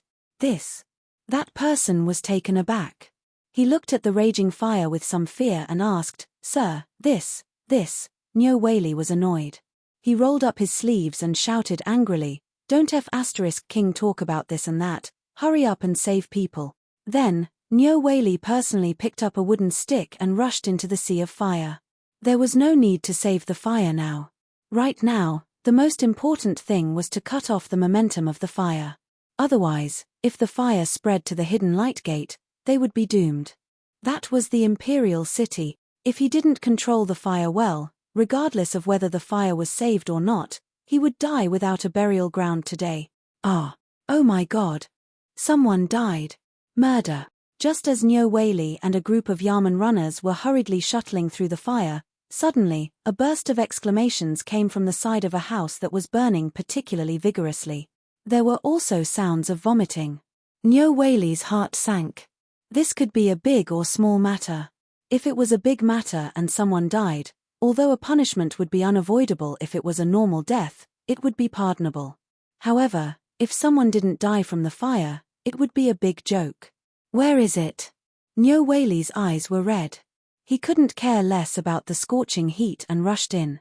At this time, the people seemed to be frightened by the situation here. All the people who were attracted to the scene rushed in to take a look and immediately vomited. Although the roof of the house had been overturned, and there were drops of water mixed with traces of soil dripping down, they could still see clearly in the light of the fire. Nyo Whaley saw this and couldn't help but narrow his eyes. He waved his hand. The Yamen runners behind him plucked up their courage and carefully went in. But as soon as they entered the door, everyone's expression changed. War. Ret. Sir, murder. Nyo Whaley's expression changed when he saw the Yamen runners who went in. He hurried forward. Before he entered the door, he could smell the smell of burnt flesh. It was the smell of burnt corpses. Accompanied by the smell of meat, Nyo Whaley's expression changed. He resisted the urge to vomit and took the torch from the Yamen runner to shine it. In an instant, the piles of corpses in the house and the traces of blood that had not dried up, as well as the pots of tung oil and weeds that covered the corpses, were all revealed. He took a quick look. Nyo Whaley saw at least 30 people. The one in the middle had been burned to ashes. Although the people poured water on the outermost people, the tung oil still couldn't be extinguished. At this time, it was still burning sporadically. Nyo Whaley couldn't help but feel a surge of emotions. But he didn't dare to be rash. There were dozens of people. Damn it, is this a meeting? F***ck your mother. This was simply, Coroner, where the F***ck did you go? Get over here. Chapter 1535. At Nyo Whaley's command, a group of Yamen runners stammered forward and hurriedly carried the corpses out of the severely burned house. In the end, only pieces of the corpses were left. After all, they had all been burned to ashes. The coroner was directly carried on the back of a horse all the way from the magistrate's office. At this moment, the coroner was still wearing his pajamas. When he saw the ground full of corpses, the coroner's entire body felt unwell. Nyo Whaley covered his nose and pointed at the corpses. Hurry up and find out how these people died. At this moment, the commoners had already scattered to put out the fire. After all, such a horrifying scene would only give them nightmares. However, every commoner was puzzled. Who would be so crazy as to kill people here? This was the warehouse of one of the more famous pharmacies in Shi City. Normally, people rarely came here, but now, even though such a big incident had happened, no one from the pharmacy had come. Could it be that the black-hearted shopkeeper had taken advantage of the chaos to make money from the dead? For a moment, the sounds of discussion, arguments, and curses were louder than the sound of the explosion. Moments later, the coroner covered his nose and began to rummage through the corpses with relish. Nyo Whaley, as well as the bailiffs, couldn't help but wonder if the coroner had some sort of bad habit. After a while, the coroner carried an arm and hurried over to Nyo Whaley, who was sitting on the side and vomiting. When Nyo Whaley, his advisor, and the Yamen runners saw this, they started vomiting again. Nyo Whaley pointed at the coroner with a trembling hand and shouted, "Stop right there, you motherfaster. Throw that thing away for Laro Tsu and talk to Laro Tsu properly. My lord, this humble one has carefully examined these people. They died from knife wounds. Almost all of them were killed from the back, neck, or heart with a single blow, a murder." At this moment, Nyo Whaley could no longer care about anything else. Today's fire and that incident were all very strange. Especially Zhongshan's incident. Wasn't it already like this when it came out? What exactly was here? Nyo Whaley covered his nose with one hand and asked with narrowed eyes, "What is that thing in your hand?" "Sir, look." When the coroner heard this, he hurriedly raised the arm and walked over. Nyo Whaley was so frightened that he hurriedly stopped him. "Sir, please tell me. I don't need to see it. Just tell me." Seeing this, the coroner gave up. There's nothing special about this arm, but what's special about it is the only thing that can prove his identity. It's an official's robe. Nyo Whaley's expression changed drastically. He hurriedly asked, "Is what you said true? Official robes? Could this person be?" Without thinking too much, Nyo Whaley hurriedly went forward to check which arm. His arm had long been charred, but it was only the size of a palm that was intact. There was a trace of burnt hair on it, as if it was the head that was used as a pillow. The government was green. In other words, this person's rank is at least a 5th grade official. Then, can you find any tokens on these people? Nyo Whaley hurriedly asked. Lord, you should report this to the Ministry of Justice. I reckon that the people here are all officials, and their ranks are at least higher than yours." Nyo Whaley was dumbfounded. Although this eccentric coroner was a little perverted, he was someone he brought over from Lantien. He was a talent, at least in terms of autopsy. He had never made a mistake. It was also because of this that Nyo Whaley was dumbfounded. There were some things that he was clear about, but there were also some things that he was just a minor official. How could he get involved in? Even more so, this damned Zhongfeng, if you have any plans, you should tell me in advance. Do you have to torture me to death? Nyo Whaley did not think too much. He hurriedly found someone to hide the body nearby and hurried to the Imperial City Gate. He knew that something big would happen in Chang'an City tonight. Especially this sudden fire. Only a ghost would believe that it was a natural fire. On the other hand, Yu Qigong was like a spinning top, jumping around on his horse in Chang'an City. He was completely dumbfounded. Seeing that the fire did not spread to the East Palace, he breathed a sigh of relief. At this moment, he was leaning on the stone lion outside the Vermilion Bird Gate, panting and smoking. At this moment, a general came up to Yu Qigong cautiously and whispered, "General, something happened over there." Yu Qigong waved his hand weakly. "Something happened. Do you think I need you for decoration?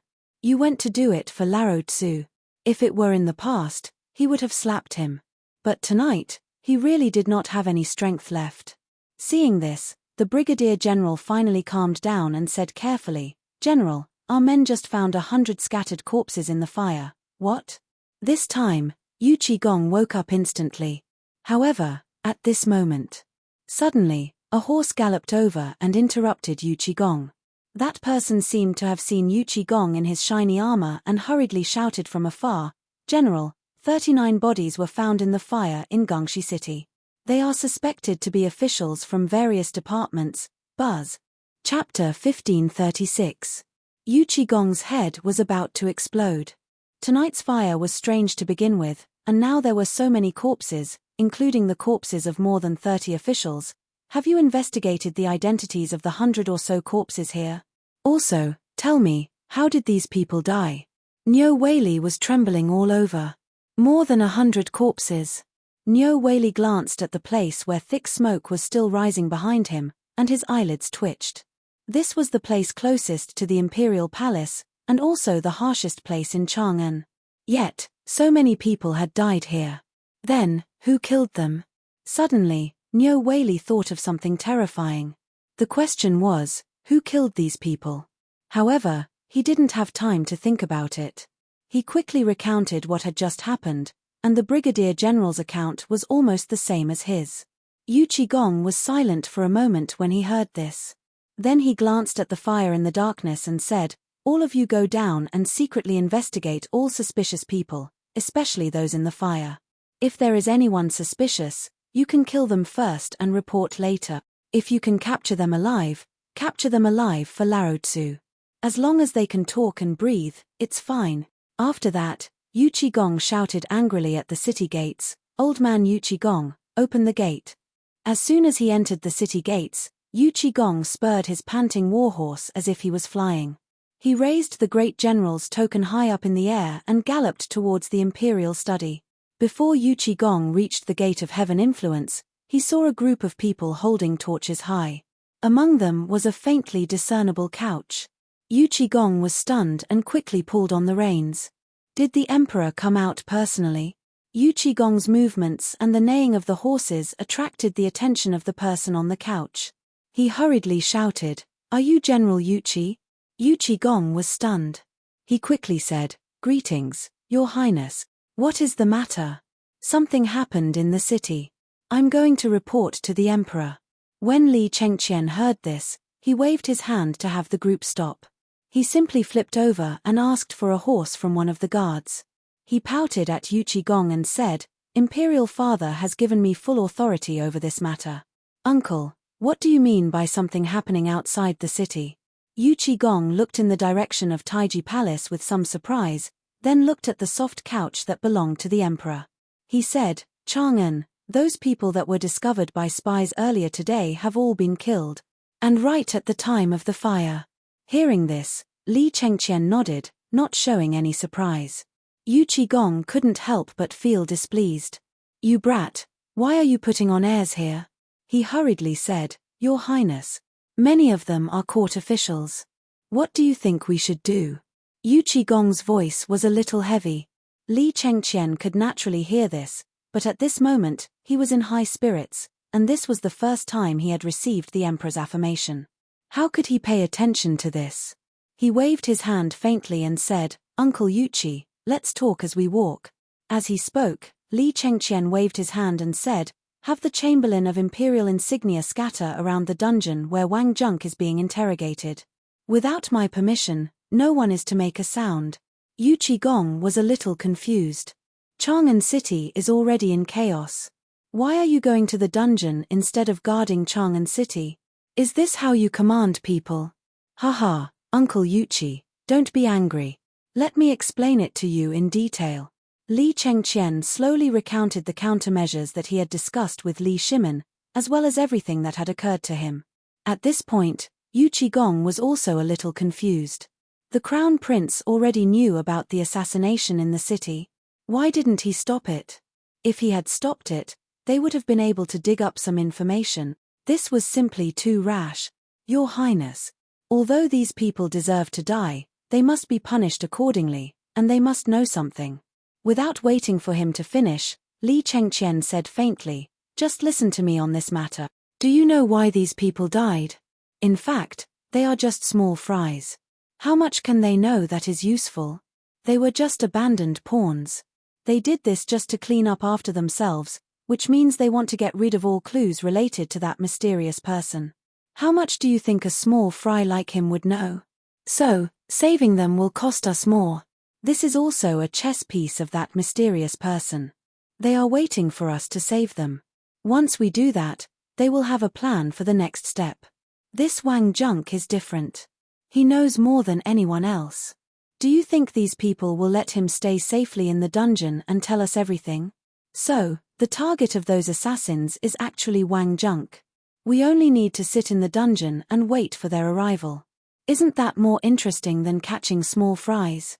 When Yu Qigong heard this, he immediately got on his horse and said, "Then this old general will go to the dungeon personally. We must catch these bastards today." Li Chengqian hurriedly waved his hand and said, "Uncle Yu Qi, I will have to trouble you to go to Chang'an City personally and put on a show with me." Chapter 1537. Inside Chang'an City. It was almost time for Yinsha. The fire in Chang'an City was also slowly extinguishing. However, the smoke that was so thick that it couldn't be dispersed was instantly torn into countless pieces by the mighty war horses, surging wildly in the night wind. Giddy up! Giddy up! By the order of the Crown Prince, all the people should go home quickly and not wander around the city. The war horses galloped in the city, and countless imperial guards and garrison troops of Chang'an joined in. No one knew what they were looking for in the city. The people who had just finished putting out the fire didn't even have time to rest at this time. After hearing the news, everyone was dumbfounded. However, it seemed that in the next moment, everyone thought of those inexplicable corpses at the same time. Then, everyone thought that they had discovered a big secret and hurried back to their homes mysteriously with their families. Those who didn't have a home, or to be precise, those who were burned away, were standing on the street at this time, looking wronged and innocent. All of you, go to the county office quickly. Don't be on the street. Just when everyone was at a loss, Nyo Whaley hurriedly rode on a horse on the street and shouted at the top of his voice. At this time, even he had to run away quickly. This was no longer something he could get involved in. What did it mean that the Imperial Guards and the garrison troops of Chang'an City were mobilized at the same time? And that general just now was Yu Qigong. Even Yu Qigong was mobilized, and he was personally guarding Chang'an. What did this mean? Was it necessary to mobilize him for a small fire?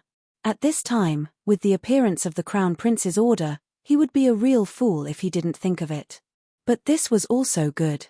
He could just raise his arm and call for his people to go back and sleep. Wouldn't it be better? It was better to stay away from these things if he could, otherwise, there would be a lot of trouble when the time came. At this time, the operation to clear the streets was carried out. Almost in an instant, the people on the streets disappeared. After the people disappeared, a large number of city guards and garrison troops of Chang'an City were standing directly on every street. Everyone was on full alert, looking for something in every house. In the darkness, there were also countless people who walked out of the corners at this time and disappeared into the night. On the other side, the prison of the Ministry of Justice, located near the Shurani Gate in the Imperial City, was also known as the Celestial Prison. It was the harshest place in the entire Tang dynasty. Those who were able to enter this place had almost no hope of leaving this place. At this moment, the surroundings of the Imperial Prison were as silent as usual. It was as if the prison itself was a synonym for fear and death. Tonight, there was such a huge commotion outside the city, but it still didn't cause the slightest ripple. It was as if what happened outside the city had nothing to do with this place. At this moment. Translator, Transan editor, Transan. As the fire in Chang'an City was gradually extinguished, the chirping of insects near the prison stopped abruptly as if someone had grabbed their throats. A moment later. In the dark. One by one, the figures slowly approached the heavenly prison. Then, they killed all the guards in an instant and entered the heavenly prison in a hurry. In an instant, more than 100 people had entered the heavenly prison. The moment these people entered the heavenly prison, a voice rang out. Li Chengqian, who was in an attic not far away, looked at Wang Junk, who was tied to a pillar with scars all over his body, with a smile and said, "Uncle Wang, your colleagues are really loyal. If I had come a little later tonight, perhaps you would have been able to go home." Woo woo woo. Wang Junk saw what happened at the gate of the prison through the bushes. The blue veins on his forehead were exposed. He didn't know the purpose of these people, but if they came, they would definitely not return. He had always underestimated Li Chengqian. He even seemed to suddenly realize that the Lord seemed to have underestimated the Crown Prince. Was this still the indecisive Crown Prince who always did things indecisively? Just a few moments ago, Li Chengqian had brought several hundred chamberlains of imperial insignia along with a man who bore some resemblance to him and whose face had been smashed into smithereens to where he was previously sitting. All of the prisoners in the imperial prison had been replaced by the chamberlains of imperial insignia. Without a doubt, something had happened. These people were no different from the people in the underground palace. At this moment, looking at the hundreds of Jinwu guards that Li Chengqian prepared in this small building, he couldn't help but sigh in his heart. Li Chengqian ignored him and didn't ask what these people were here for. He waved his hand and said, "Let's go down and have a look. Send the message that we can draw in the net." Following Li Chengqian's order, in an instant, the leader of the personal guards beside him hurriedly whistled into the darkness. The next moment, the sound of a nightingale chirping could be heard. All the people who had arranged here in advance quickly surrounded the prison. There were even hundreds of city guards and garrison troops. It could be said that the prison at this time was the real prison. Chapter 1538. At the same time, in the Celestial Prison. The Celestial Prison was almost built under the imperial city. It was divided into 3 floors. The bottom floor was the most terrifying water dungeon. Almost everyone who went down had never come up. Although the second floor was better, no one would disturb you on weekdays. Unless it was mealtime and the jailers brought food, most people would not come here. It was so dark here that you couldn't even see your own fingers.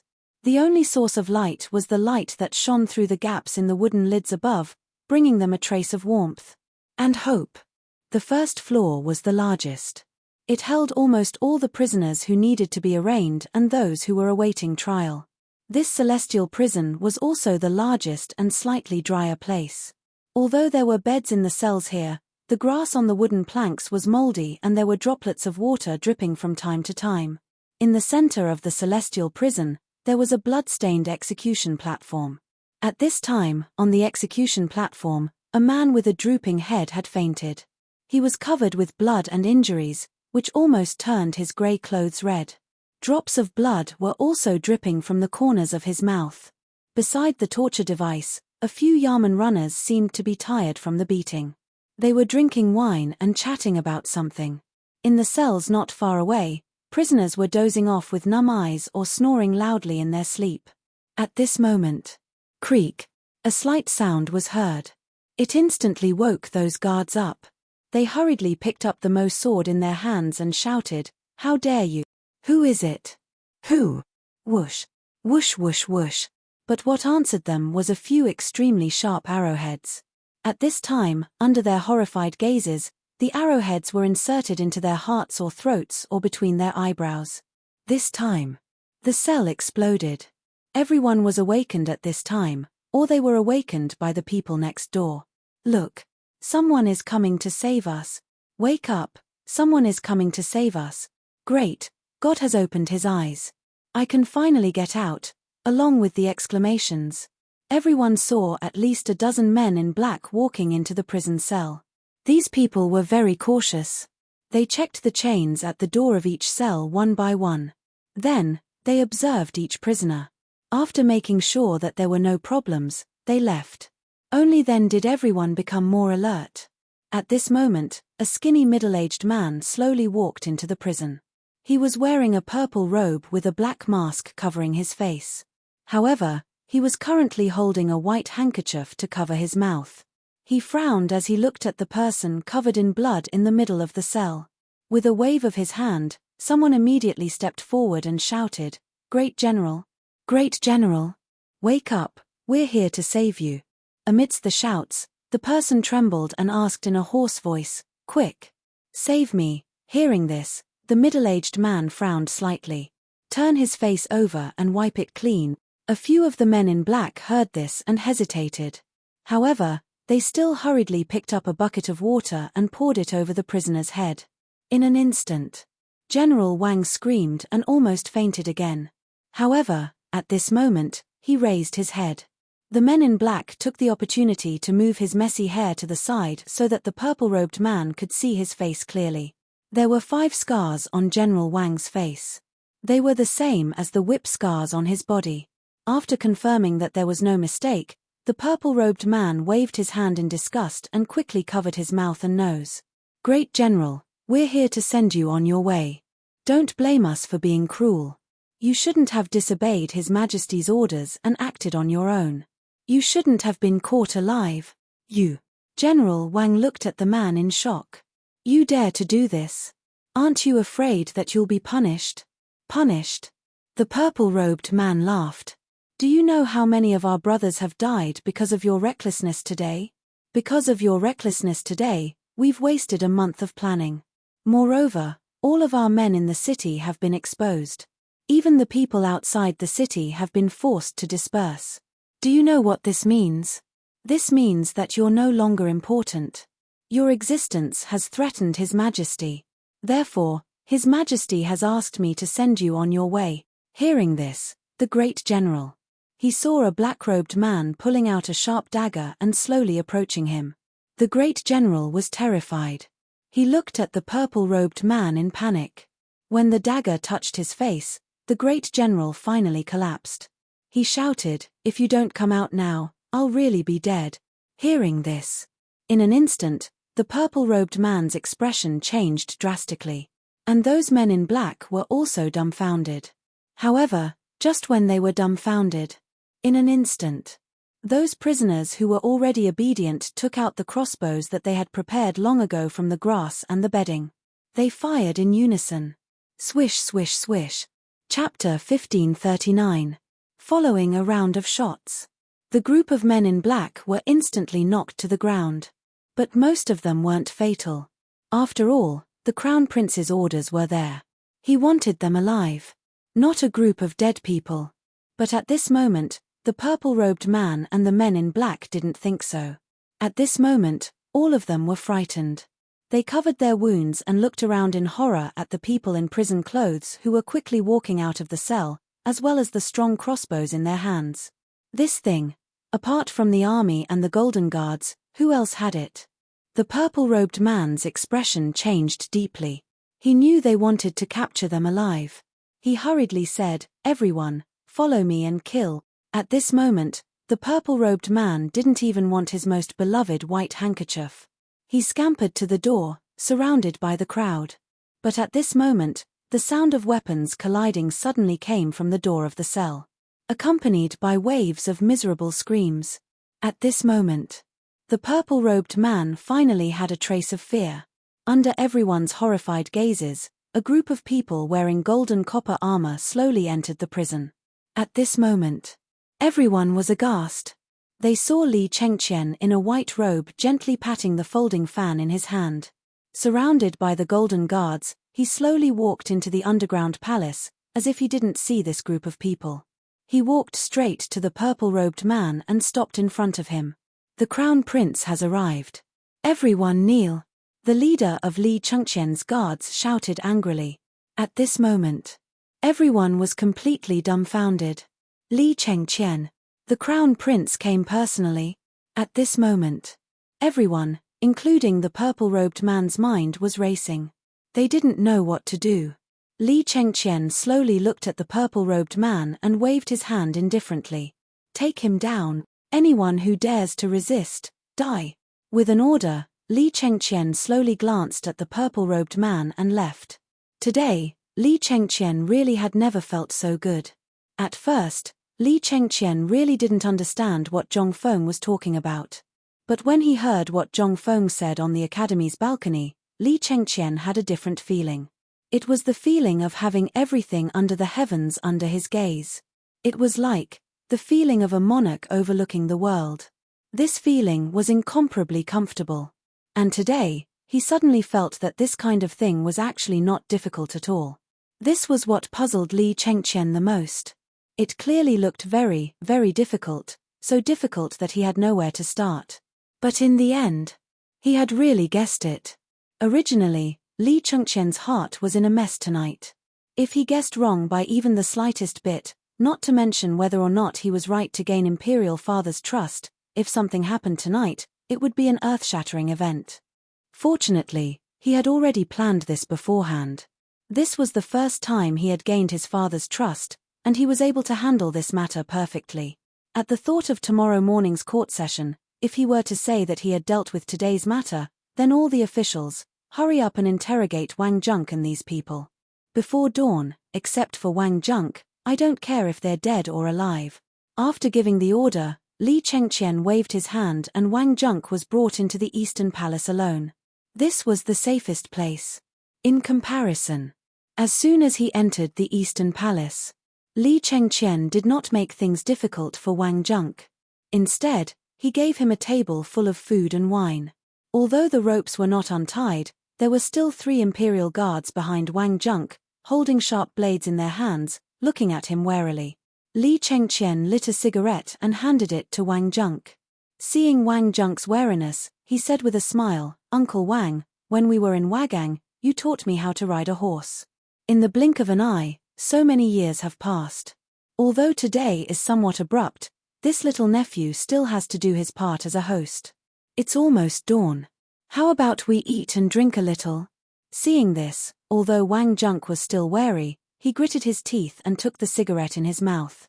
Since he was going to die anyway, he was also very surprised as to why Li Chengqian would suddenly come up with such a big plan. When this brat was on the mountain, he was as timid as a mouse. Moreover, he was always timid in everything he did. Even in court, he was like this. But what was going on today? Could it be that Zhong Feng was the mastermind behind all this? Thinking of this, and thinking of the words of those people in prison, Wang Junk also wanted to see what Li Chengqian could do. He simply shook his hand that was tied up with hemp rope. Li Chengqian understood and had someone loosen the rope for him. Then he said, "Uncle Wang, this is all prepared for you. Come and have a taste. This is good stuff. Thinking back to when we were in Wagang, I knew that you liked wine. This is tiger jerky that I purposely got from my master, and there's also his precious wine." Wang Junk rubbed his sore elbow and simply let go of his stomach to eat and drink. After all, even if he wanted to die, he had to eat his fill and have the strength to do so. Seeing Wang Junk like this, Li Chengqian raised his cup and chatted with Wang Junk. Generally, they chatted about the past on the mountain and in the army. Slowly, Wang Junk's wariness was lowered. Just at this moment, Li Chengqian changed the topic and sighed, "Uncle Wang, you also don't want to see the world change, right? Thinking back to when you were on the mountain, you always wanted a world of peace. But, you see." Wang Junk was stunned. He slowly put down the wine cup in his hand. Smiling faintly, he said, "Your Highness, if you have any questions, there's no harm in asking." Without waiting for Li Chengqian to be surprised, he continued, "But, you know my temper, so I'll have to trouble you to talk less.